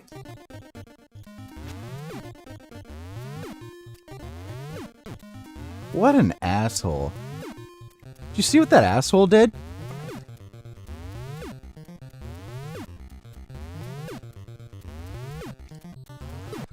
Oh! Yeah, they even have to make those dumb jumps hard.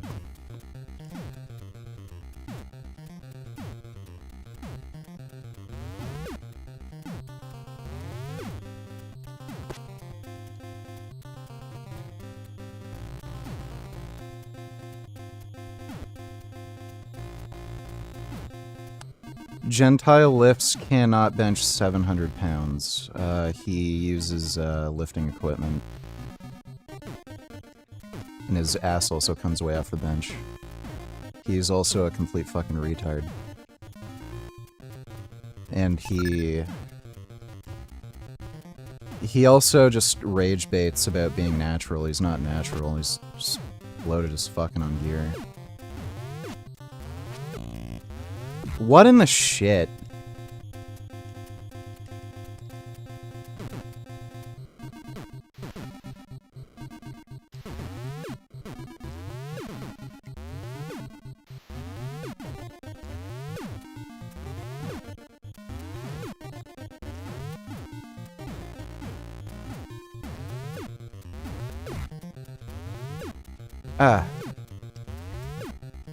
Oh my god. Oh.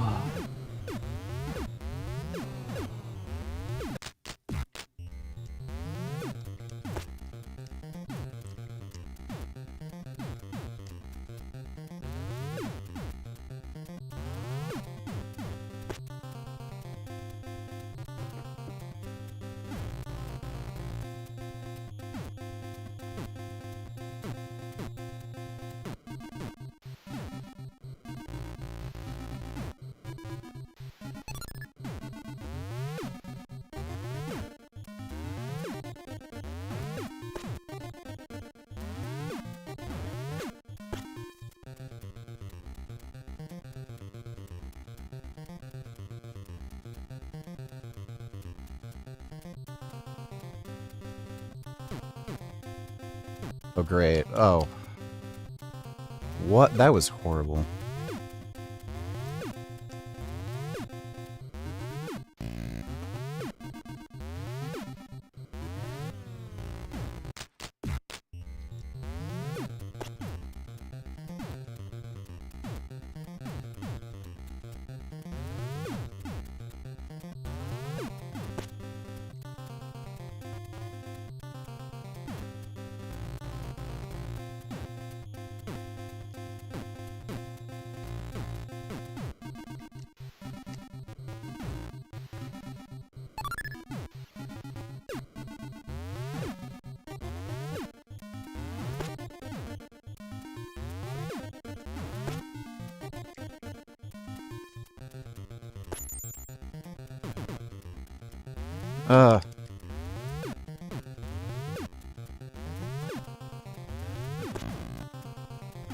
Cunt.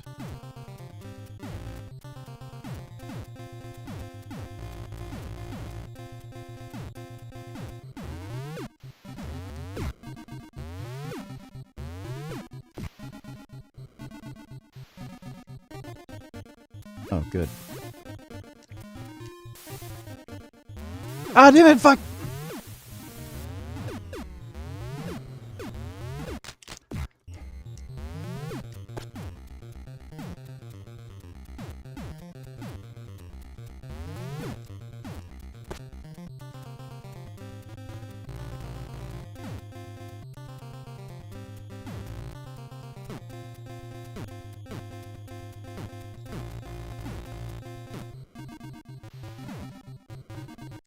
Oh, shit.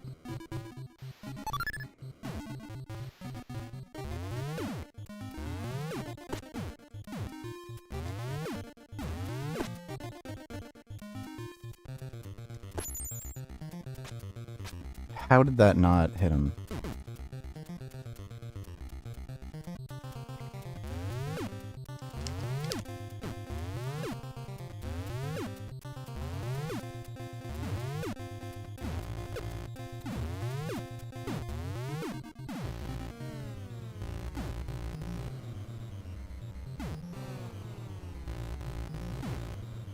The pain, the frustration, the agony.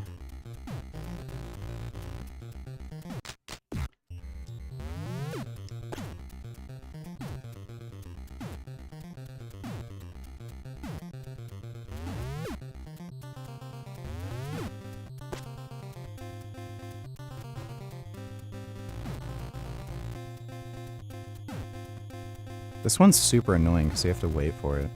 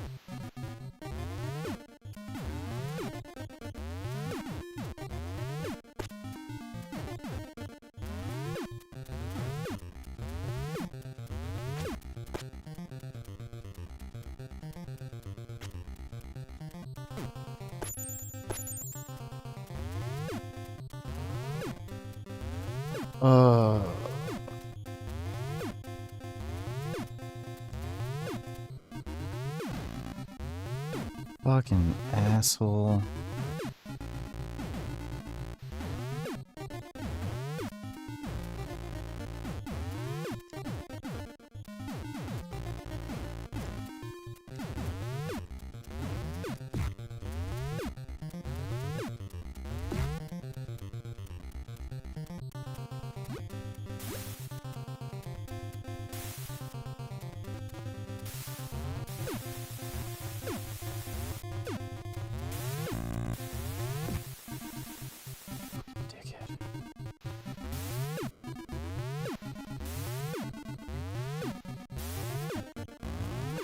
Oh, I stood up too fast.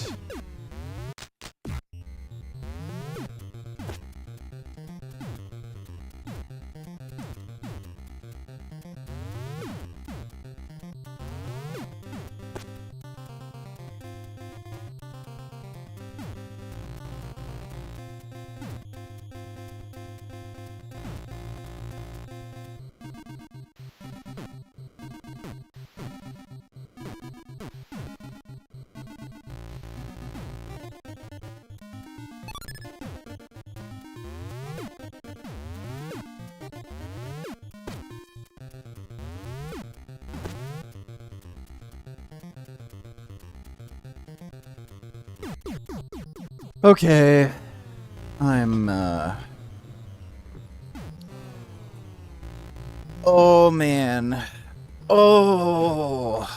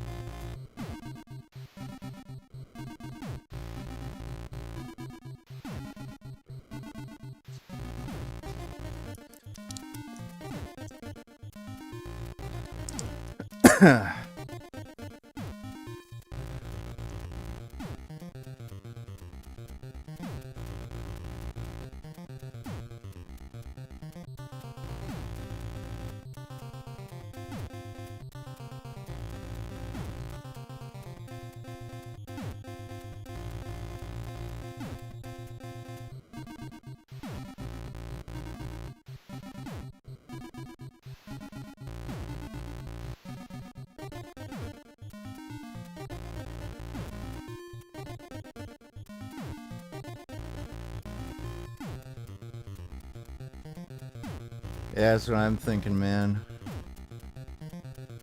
Fucking, we're here to suffer. Son of a bitch. You know what I'm saying? Fucking son of a bitch. Oh wait, I have to, reload it. I don't wanna lose too many lives. Just makes grinding the end part a lot harder.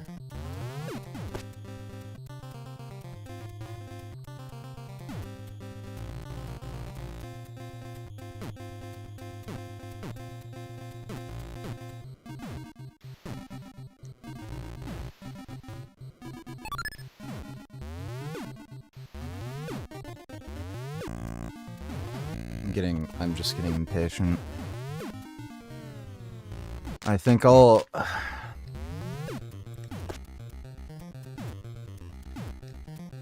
try one more run, but I'm getting too impatient.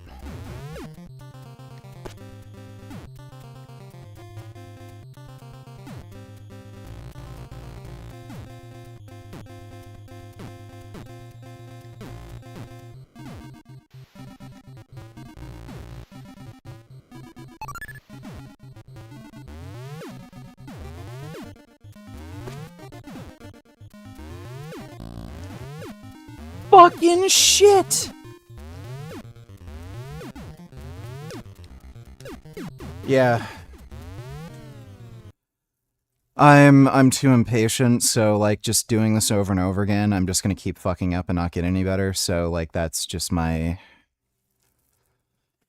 Kind of learned how to handle, you know, grinding this game. You can only just do so much until your mind just breaks.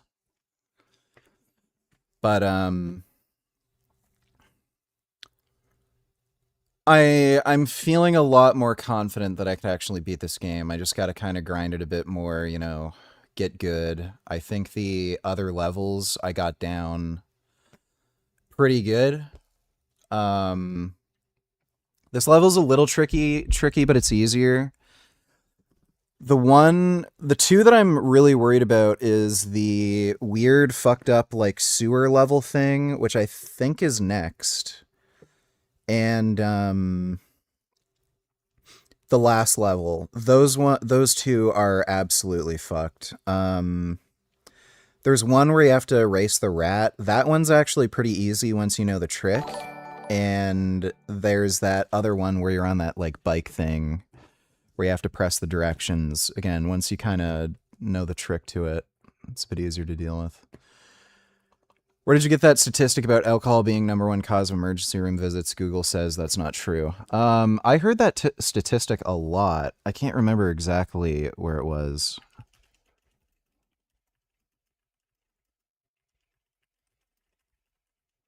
Maybe it's in a particular country?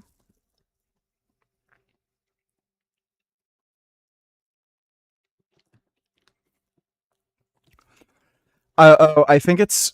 So I think it's the way they're interpreting it.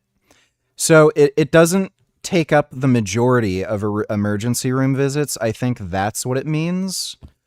But when you look at any one single cause of emergency room visits, alcohol is #1.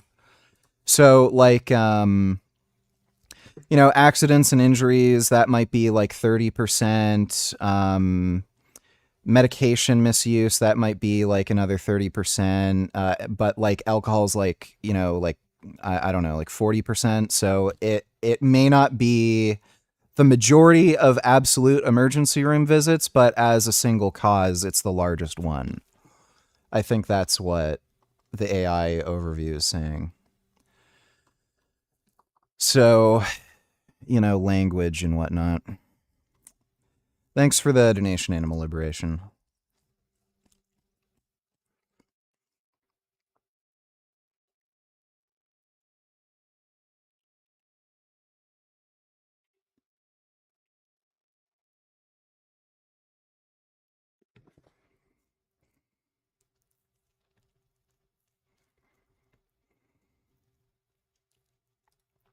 Deca is no ordinary steroid. On one side, Deca promises unparalleled muscle growth and a surge in power that feels almost mythical. But many fail to realize Deca is cut from the same dark cloth as Trenbolone. For something that promises so much, it does seem there are few compounds with as many victims as Deca. Can we trust this stuff? To truly understand, let's travel back in time.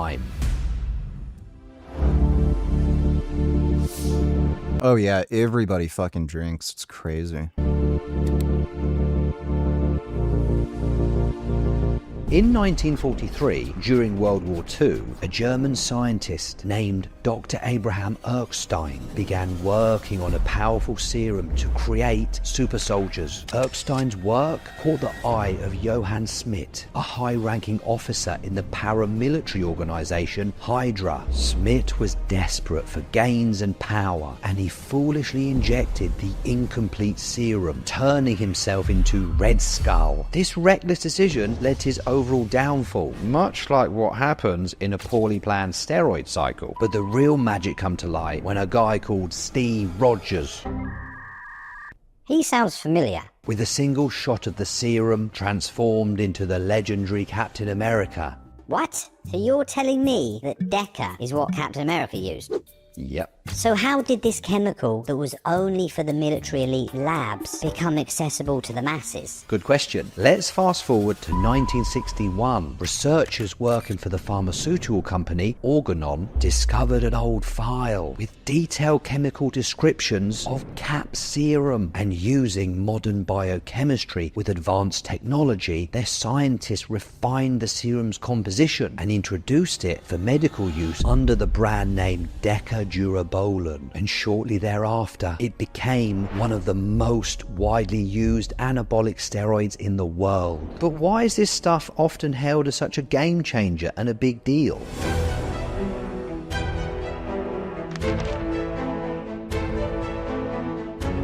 Now, Deca's going to work wonders at building you up from the inside to the out. You'll notice an increased workout endurance, allowing you to push through those grueling workout sets with ease. It's also kind of funny. A lot of people were saying Tren kills your cardio. Dude, my cardio is noticeably improved after starting Tren.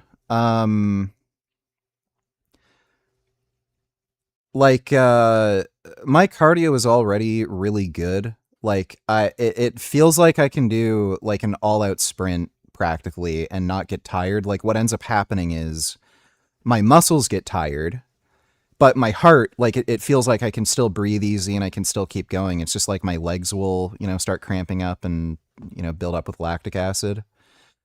I've noticed on Tren, like my muscular endurance is better, so I can like just push harder. So like I was, cycling uphill against the wind when I was doing cardio yesterday, and I could just push through it easier. So I don't know, man. Like it's kind of weird. Everyone was saying like it's gonna keep you up at night. You won't be able to sleep. You'll become a raging lunatic. Anxiety, paranoia, all that shit, and it'll kill your cardio. Tren cough. Haven't gotten any Tren cough. That's from like it's from like an embolism thing or something. I think when it like you hit a vein. So I don't know, maybe if I hit a vein, I'd get it, but my mood's been better. I've actually felt calmer and generally happier. I've definitely noticed I'm more motivated. Like I was kind of like, especially after Australia, having that shitty plane flight, getting sick, missing Pat, it really sucks when you're really in love with somebody and then you get to like visit them for a couple weeks, then you have to leave. Like I was kind of down. And then like after I got over it, like I was still kind of down. Like I was missing Pat and everything. And I was having some weird, like a little bit of trouble sleeping. Yeah, I took Tren. Sleep immediately improved. Started feeling more motivated. Just better mood in general, just like happier and shit. Kind of more calm and at ease. Cardio's improved. And like I think I'm making more gains. I'm pretty sure I look noticeably larger. Haven't weighed myself yet. Should weigh myself tomorrow. I am dieting. So I'm like using the Tren to like recomp. But so far so good. Literally haven't had any problems whatsoever on it.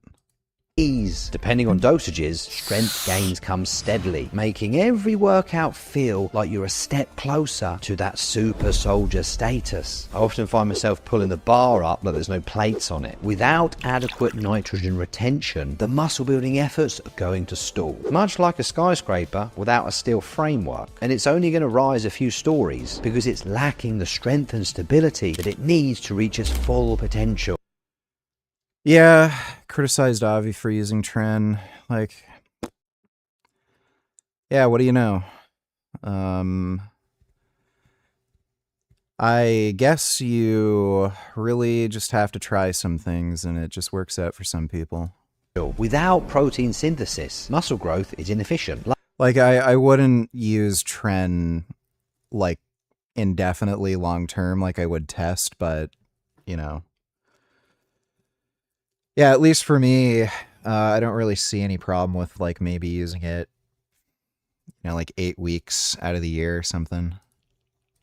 Like a factory running on outdated machinery, slow, unreliable, and prone to breakdowns. But with optimal protein synthesis, you're upgrading to state-of-the-art gear, and you're cranking out results like a high-speed assembly line. DECA makes your body hold more sodium, so it pulls extra water into the muscle cells. It also converts to estrogen, which adds more water retention. But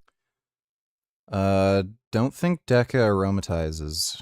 It just makes your body more sensitive to estrogen. But if you get it right, you're going to have enhanced aesthetics. Muscles will pop and give you that eye-catching 3D glycogen-loaded look. This only happens if you nail the balance between sodium, estrogen, body fat, hydration, and the right dosages. But if you mess it up, you go from sharp to soft in no time. Another one of its nicknames is joint juice, because the right amount of water retention is going to cushion your joints. Everything's going to feel smooth, letting you train harder for longer and giving you confidence, so limits can be pushed with no fear or setbacks. Joint juice, I like that. There is additional perks beyond the gym. It promotes collagen synthesis. Your skin's going to be as smooth as Cap's shield. It's going to enhance bone mineral content, fortifying skeletal structure. It makes me feel like my bones are made out of titanium. It boosts IGF-1, which is crucial for muscle growth and development. All those benefits sound great, don't they? But don't get too comfortable. Where there's power, there's also a price.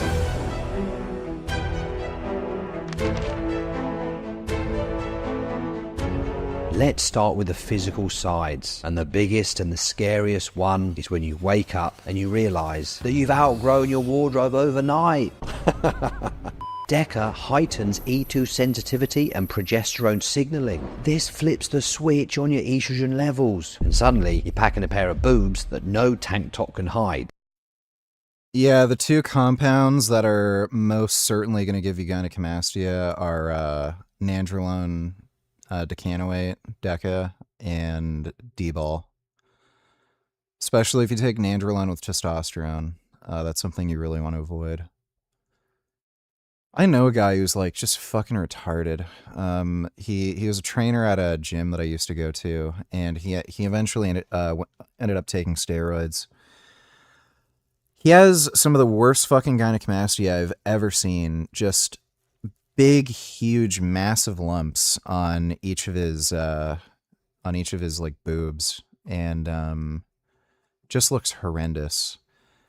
But he like doesn't care, and he just keeps posting physique photos where you can see these like massive, saggy fucking lumps under his nipples. It's like he's a fucking retard, and I think he probably took testosterone and DECA. If gyno is on your radar, blood work's the best detective. Estrogen, prolactin, progesterone, IGF-1 could be teaming up against you, forming a club where the membership perk is a brand new bra size. Water retention. We're looking at full-blown marshmallow mode. You just feel sluggish and overweight. All this is increasing the risk of dangerous pressure on vital organs. So let's keep the sodium in check and stay hydrated. Up potassium a little bit to keep the water down. Another option is an aromatase inhibitor, because the water retention that you're getting in could be related to elevated estrogen levels. DECA's like the stubborn guest that just won't leave. Such a long half-life. It's jacking up prolactin, which pushes dopamine down. It's shutting down LH and FSH. It's just sending your natural test levels on a massive vacation. And it's a great recipe for erectile dysfunction. Consider using HCG during a cycle to maintain testicular function. But careful with this. If you're sensitive, it can skyrocket estrogen and give you a lot of acne. And if you're looking to do PCT after nandrolone, that is a big mission. For you to be successful, you're going to have to do a lot of research. But it's all good. Dr. James has you covered. Step-by-step video all about PCT. You get the dose wrong, and it can have your skin producing oil like you're digging for profit. And if the oil shine on your forehead does get really bad, avoid the beach at all costs. Because we don't want that forehead signaling ships at sea, do we? Anyway, here's the tips. Ditch the dairy, as this lowers hormone-driven oil production, reducing acne. Prime it with primrose oil. I use that to keep the skin in check. Get a solid cleansing routine. Hydrate your skin, but don't drown it. So go for a lightweight, oil-free. Battle Gains and Utilitarians. I think you might like Battle Maniacs better. Thoughts on the SNES one? Well, it's not the hardest Battletoads game, so...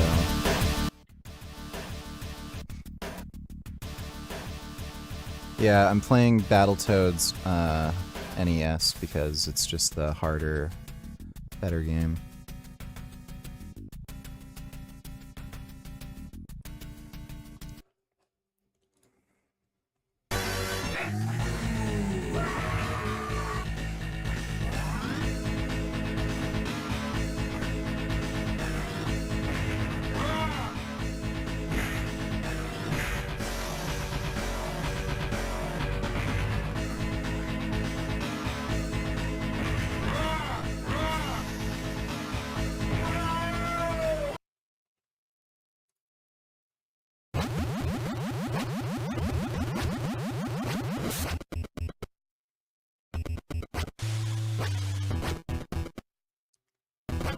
Yeah, like Battletoads NES is actually a good game.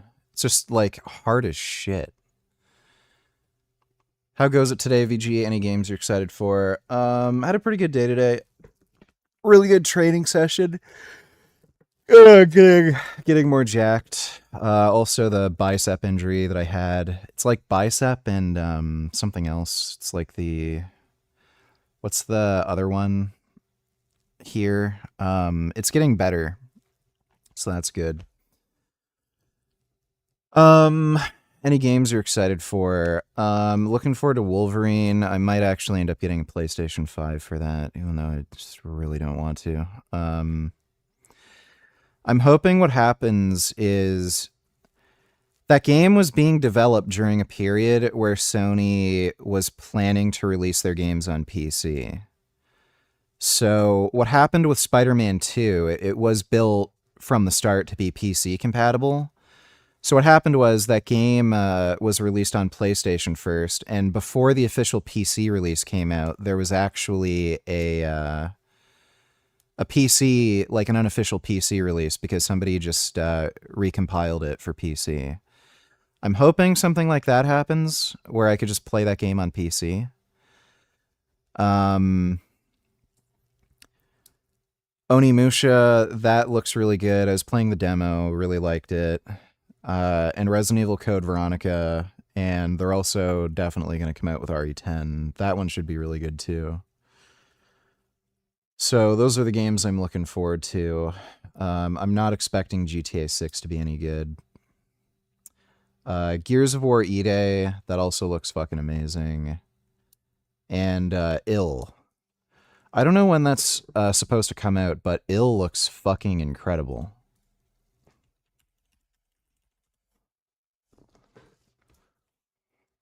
Wait, that was a year ago. Didn't they release... Yeah, they released a story trailer recently. A beast out here? Are you drunk or something?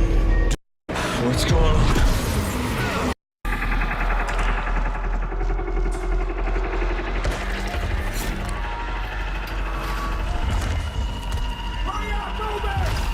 Save your ammo.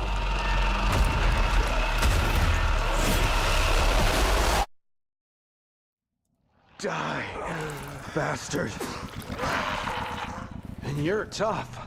Surprisingly lively for someone who just came out of a coma. If you want to survive, you gotta hustle.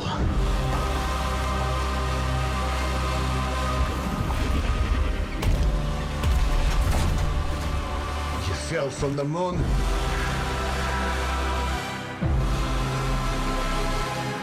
I will help you, but you must not go there.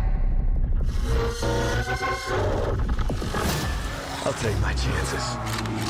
Turns out I'm a lucky man. You'll find nothing there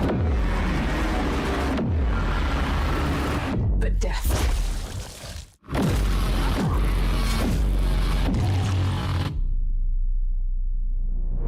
Well, good luck. 2027. Keep quiet in there. How is it possible that Svarich is still uploading constantly, with all the editing, including AI thumbnails, etc.?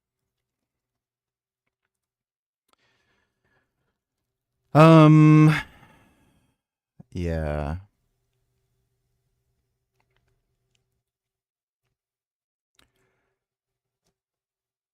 His audience must be the most sick scumbag retard, mouth-breathing, inbred, pedophile degenerates.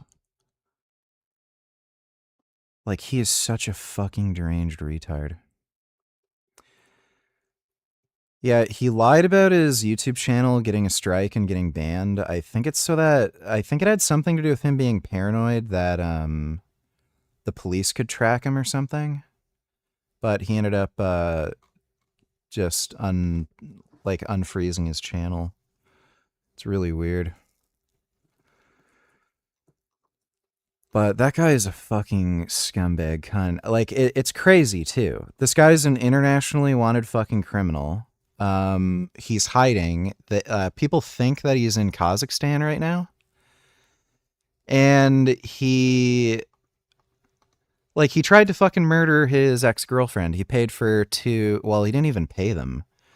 He convinced a bunch of his girlfriend and a bunch of his buddies to like firebomb his ex's place, and then when that failed, they like grabbed her and threw acid on her. Like, what is YouTube's fucking problem? And there's been a legal battle to try to get his channel banned, and they still won't do it. Like, it's baffling. Like, they tried to ban me because I said some things that are, like, ooh, a little mean, but then they won't ban Sverige when he tried to murder his fucking girlfriend with acid. Like, the fuck? But yeah, thanks for the donation, dude. Yeah, Ill looks fucking sick. I'm excited for that. And Gears of War E-Day looks dope. Moisturizer morning and night. And if all else fails, contact a good dermatologist. Because as far as I've checked, there's no app out there yet where you can just swipe left to acne. Have I got left, right? Do you swipe left? I don't use Tinder, but let me know in the comments. Tinder. Managing estrogen on DECA is tricky. A slow build-up over time means it creeps up with you weeks later. But from my experience, using NPP makes it far easier to manage your estrogen levels, and we're looking to keep them between 25 and 50 picograms. The best tip? Do your blood work, lads. Don't just wait it out. Track those numbers so you can dodge that estrogen bullet. This compound will lead to cortisol spikes, and that's great for disrupting sleep cycles. Think of it like your body's going into super soldier mode at the worst of times. So instead of dreaming like you're Captain America, you're up all night sweating like Red Skull. We gotta upgrade our sleep game, drop the late night caffeine, and knock yourself out with CAP's 4 combo snooze juice. Growth hormone, melatonin, GABA, 5-HTP, all bioidentical. Watch out though, you might sleep so well that you could miss the next Avengers mission. So you've seen what DECA can do to your body if things go wrong. You're essentially Growth hormone's great for sleep. There's probably going to be another 2-3 months until you can get it in North America again. Just because of the stupid fucking import shit that's going on right now. Let me see. Yep, still not in stock. I was able to get Masteron though. It's finally coming back on the market. So that's good. I've wanted to get Melanotan too, but the one peptide website that I like ordering it from, it doesn't have it in stock. And the other place that I can get it from, it's just a lot more expensive.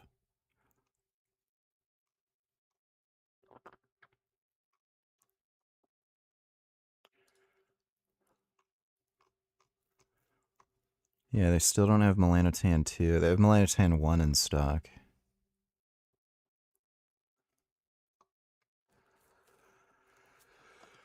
So, you know, playing with fire. But what if the real danger isn't just in the mirror, but lurking in the shadows of your own mind?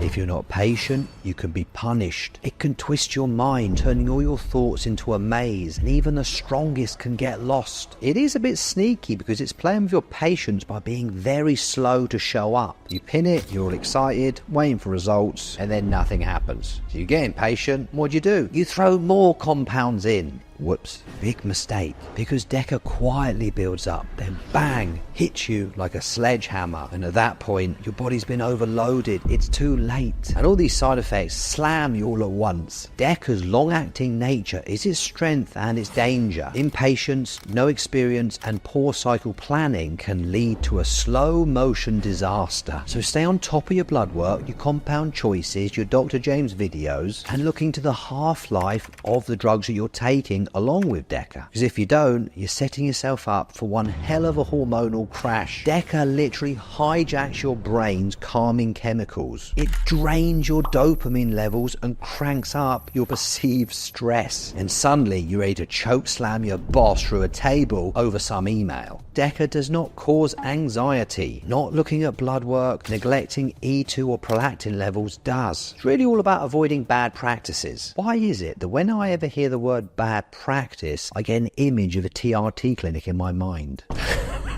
Comment below if you had a good experience with a TRT clinic. You go crazy on this Yeah, doctors have no fucking clue, dude. stuff. Blood pressure and heart disease can strike suddenly. 1 minute Maybe working for an offshore oil rig soon. It's a pretty hard job. you're walking around in the sunshine, and the Make next good money, you've though. got a ticking time bomb strapped to your chest. Watch your blood pressure and your electrolytes. No one wants their veins popping for all the wrong reasons. Avoid skipping a heart-healthy diet because your gains overall and your life depends on it. Make cardio your daily non-negotiable mission. Think of it as your armor upgrade, because what's the point of having all that muscle and looking good if you gas out when you're going up the stairs? So we got to crush at least 10k steps a day. Think of it as your battle march. And don't forget your power-ups, all the supplements I'm always talking about. Done a video for you here. DECA can lead to LVH. That's where the left side of your heart thickens up, and not in a good way. This one really is serious. Think heart failure. You want to maybe look into getting some telmisartan. It's an angiotensin receptor blocker. Yeah, I take telmisartan prophylactically to prevent that. AR. Yeah, I've gotten an echocardiogram. They didn't detect any heart enlargement.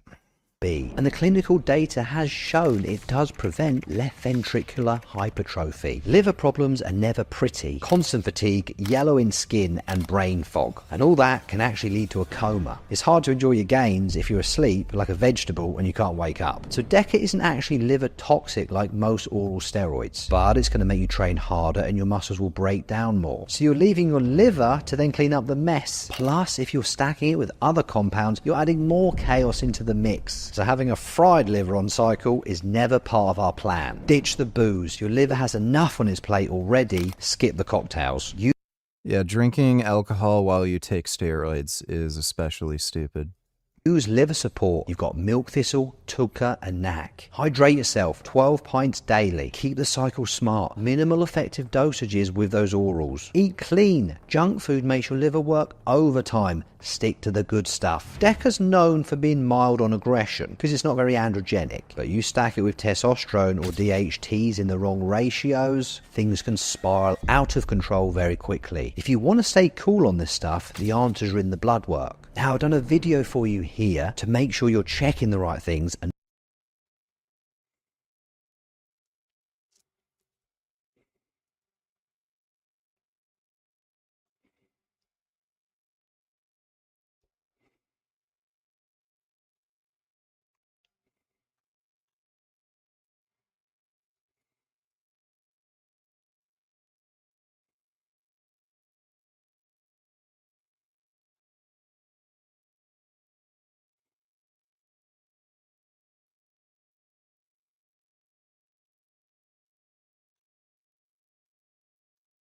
It's just an unbelievable.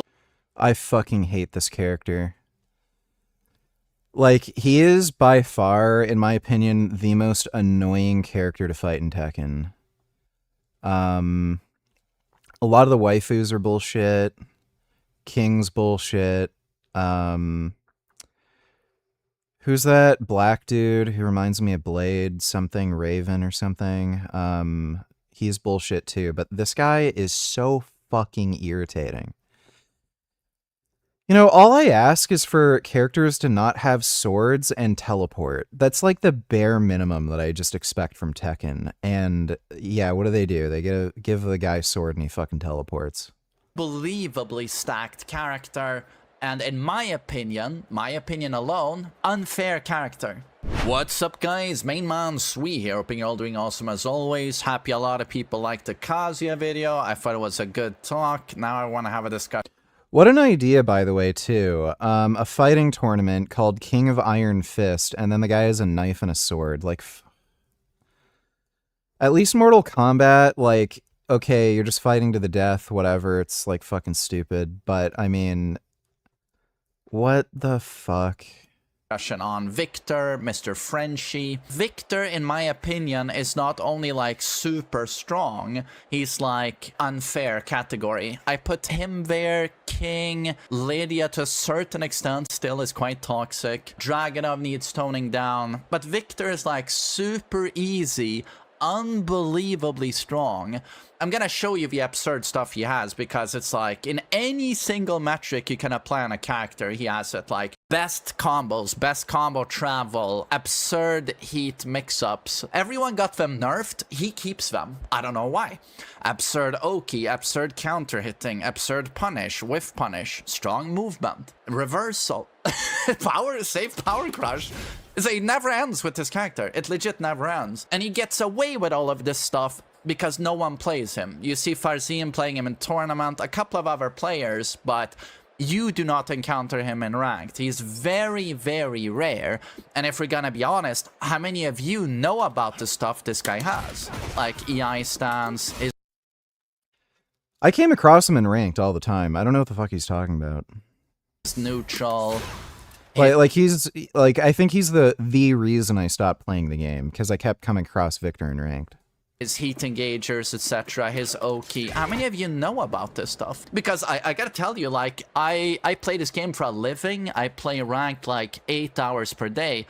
But even for me, he has remained an enigma and a mystery for years, because I never ever encounter the guy. It was just now where at God 6 I encounter Lord Hopper, one other Italian pro plays Victor, and I honestly started labbing him and taking him to God 3 just so I can beat those guys. But when you lab him, you're like, oh god. So in this video, I'm gonna explain what he does. But let's start with his wall travel. So I'm now at the Colosseum. This is an infinite. We call them infinites because the wall is so far away. No character should be able to reach the wall right in one launch. I'm gonna do like 5 forward dashes here. Specifically 5. Something like this. And now you can just note the combo length here. That has no execution, nothing. You just mash this. Okay, and we hit the wall. That's nuts. The combo length in Tekken 8 is pretty ridiculous. They really should have toned it down. I don't know why they did that. All right. See if we can do this more cleanly.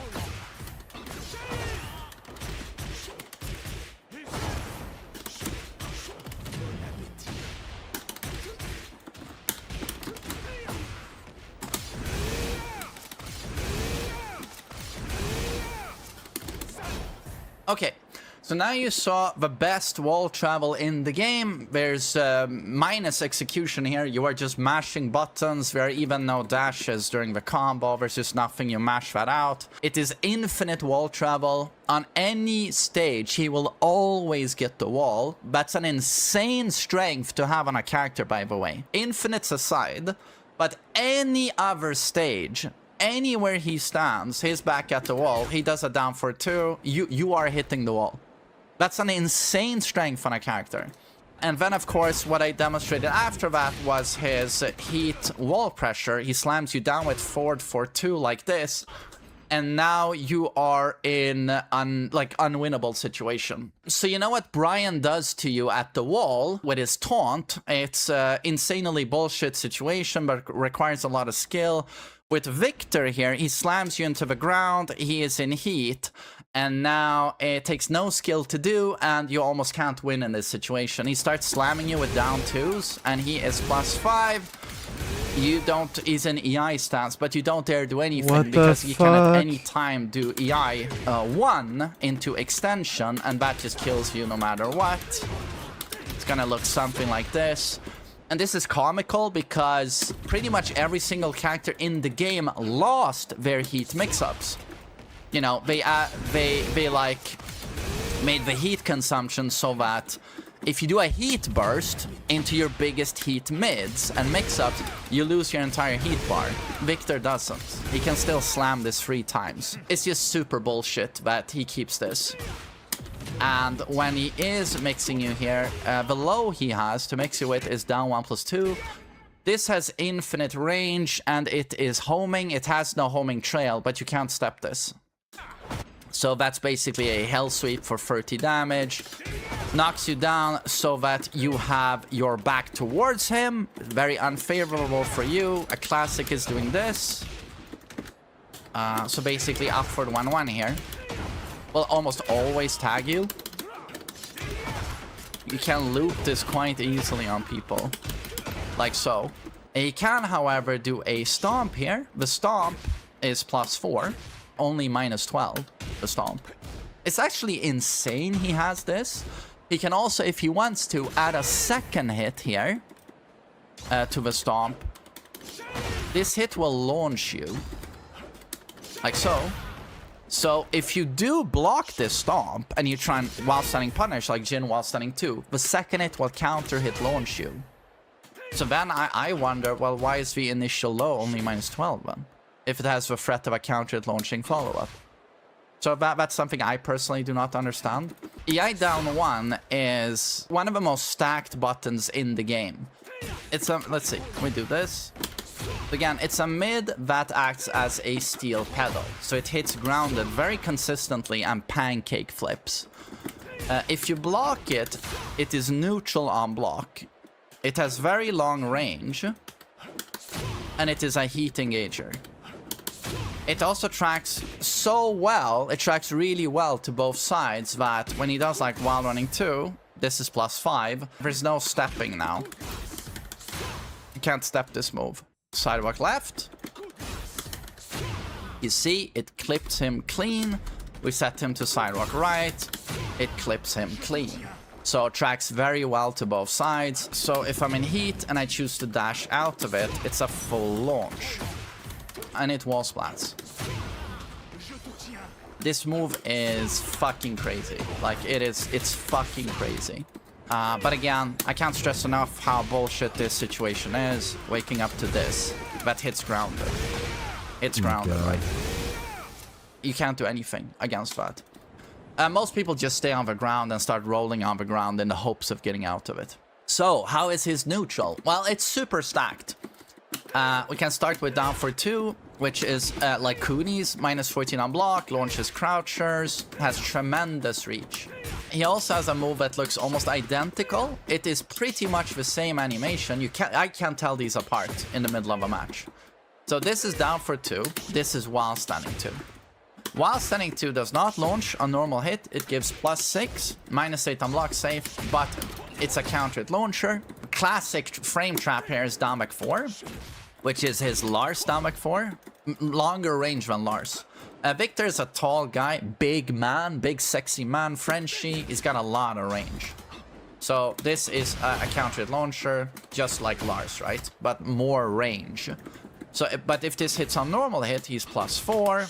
And then he can do while standing 2, which is only 14 frames. This means that this will trade with a jab, and he will obviously win the trade because he will go up in the air. Another very important button to Victor is 1+2. This is his safe mid counter hit launcher. Just go to button to get a counter hit launch. A little bit of pushback, -9 on block. And then we have while running 2. You try to step Victor towards the right. That's the side to step him. While running 2, if Victor has any timing, it is very, very difficult to step. So again, while running 2 is +2 on block without EI. If he chooses to go into EI, which he will, he is +5. And of course, there's no... You can't try and check him now because this will blow you up. While running 2, wall splats, knocks down. But most importantly, this is a counter hit launcher. While running 1+2 is a running mix-up he has with while running 2. So running 1+2 is 24 damage +4 into EI. Again, this is now uninterruptible. On block, it is -14. This guy has a lot of dagger strikes, just like Cooney. While running 1+2 is a dual dagger strike. None of these can be low parried, right? So again, cannot... Yeah, Victor is complete bullshit. ...be low parried. Cannot be low parried. And then we have Perfumer stance. He has such an annoying gay design, too. It's fucking irritating. Which is forward free, which is another stance he has outside of EI. Here he also has a low in Perfumer 1. It's +4 on hit, -12 on block. So very, very powerful low. So already we have a pretty stacked neutral. Then we have forward 1+2, which is a very long range heat engager that is +3 on block. very powerful. And then down 2 is a pretty insane button, another heat engager that is neutral on block. Launcher in heat, of course. And then we have down 1+2. This is safe. This is safe. Hits grounded. Bounds if they try and stand up. And this cannot be sidestepped. So at any time, he can do this, and it will knock you down. It will pancake flip, and it will hit all around him. And it is safe on block. Yeah. I don't know why they added characters like this in the game. Apparently, some of the Soul Calibur developers ended up working on this game, and that's why they added in a bunch of dumb characters with swords and dumb moves like this. Wall splat if it counter-hits you. So yeah, don't sleep on this button. And then of course, as I showed you at the start, he is one of the characters with a safe power crush. There's more stuff I can show you, but I could show you his entire move list. Victor has a very stacked neutral. He also has evasive buttons in Expulsion. He has a backswing blow. That is launch on block, but he still has a backswing blow. And then he has a mini Yoshi flash. It's a 10 frame attack, a high. But if he does tag you with it, he gets a guaranteed wall splat. He gets a guaranteed heat engager. So that's guaranteed. Oh my god.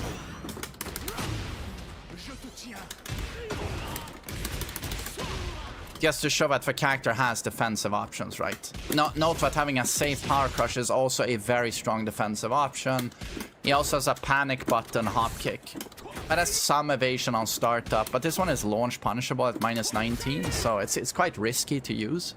If you want to get EI instantly, you don't want to do while running 2 on block, you can do up for the 1, 13 frame check, long range, right? You can even do, on this version of the move, that's not from EI, you can cancel that into fake out EI and start mixing. Extremely oppressive character. What I just showed you was every single 10 out of 10 button you would like to have on a character, he has all of it. So amazing counter hits, amazing mix-ups, some of the best launchers in the game, the best wall travel in the game, arguably the best wall Oki in the game, well, one of the best heats in the game. I hope you understood how strong his reversals are. Well, sort of the defensive buttons, right? Especially when he's in heat, where Expulsion is suddenly +4 on your guard, right? And does quite a bit of chip damage. But he has a mini flash, he has a backswing blow, safe power crush. Down back 4 also has to be counted in the defensive buttons due to its evasion. They will use it just like Lars. As soon as they feel cornered, you have to look out for the down back 4. And then of course down for 2 while standing 2, 1+2 while running 2, forward 1+2. Unbelievably stacked neutral, right? And then even has, you know, these sorts of strings that you would love to have on a character, right? And then the perfumer stuff. So yeah, I just hope you understand how strong he is. And when he is in EI, but there's no option selecting this sweep. But it does have infinite range and is homing even though you can see no homing trails. It's just an unbelievably stacked character. And in my opinion alone, unfair character. Too easy, way too effective. The heat is complete bullshit. The combos are complete bullshit. I can't really think of weaknesses the character has. And so many key moves, of course, being unparryable. It's a very big deal when you can't parry stuff in this game, especially when you can't low parry. He's kind of bullshit in my opinion. Kind of bullshit. I would rate him at like top 2, top 3 right now. I am very much hoping he is nerfed in the next patch we get. Problematic. Heckin'. So good, but so dumb. They just added way too many bullshit fucking characters into the game.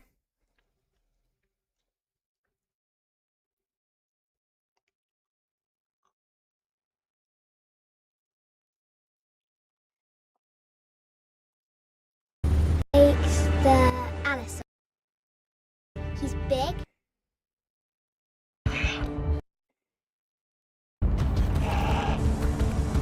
You have no other choice.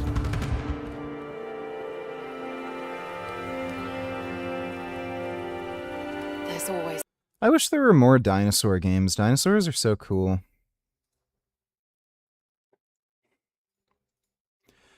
That new Turok game looks kind of lame. Apparently it's a prequel. I don't know why they made it so weird. They should...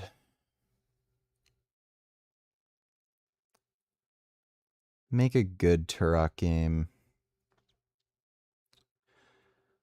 People keep saying Alien Isolation's so great. It fucking sucks. It's so bad, dude.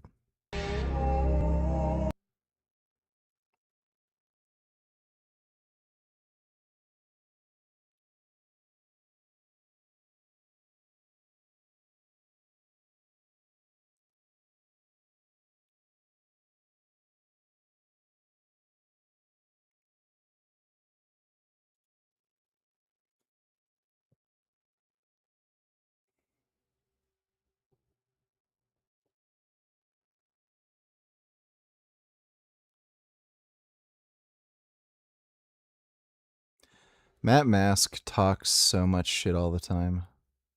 It's pretty hilarious.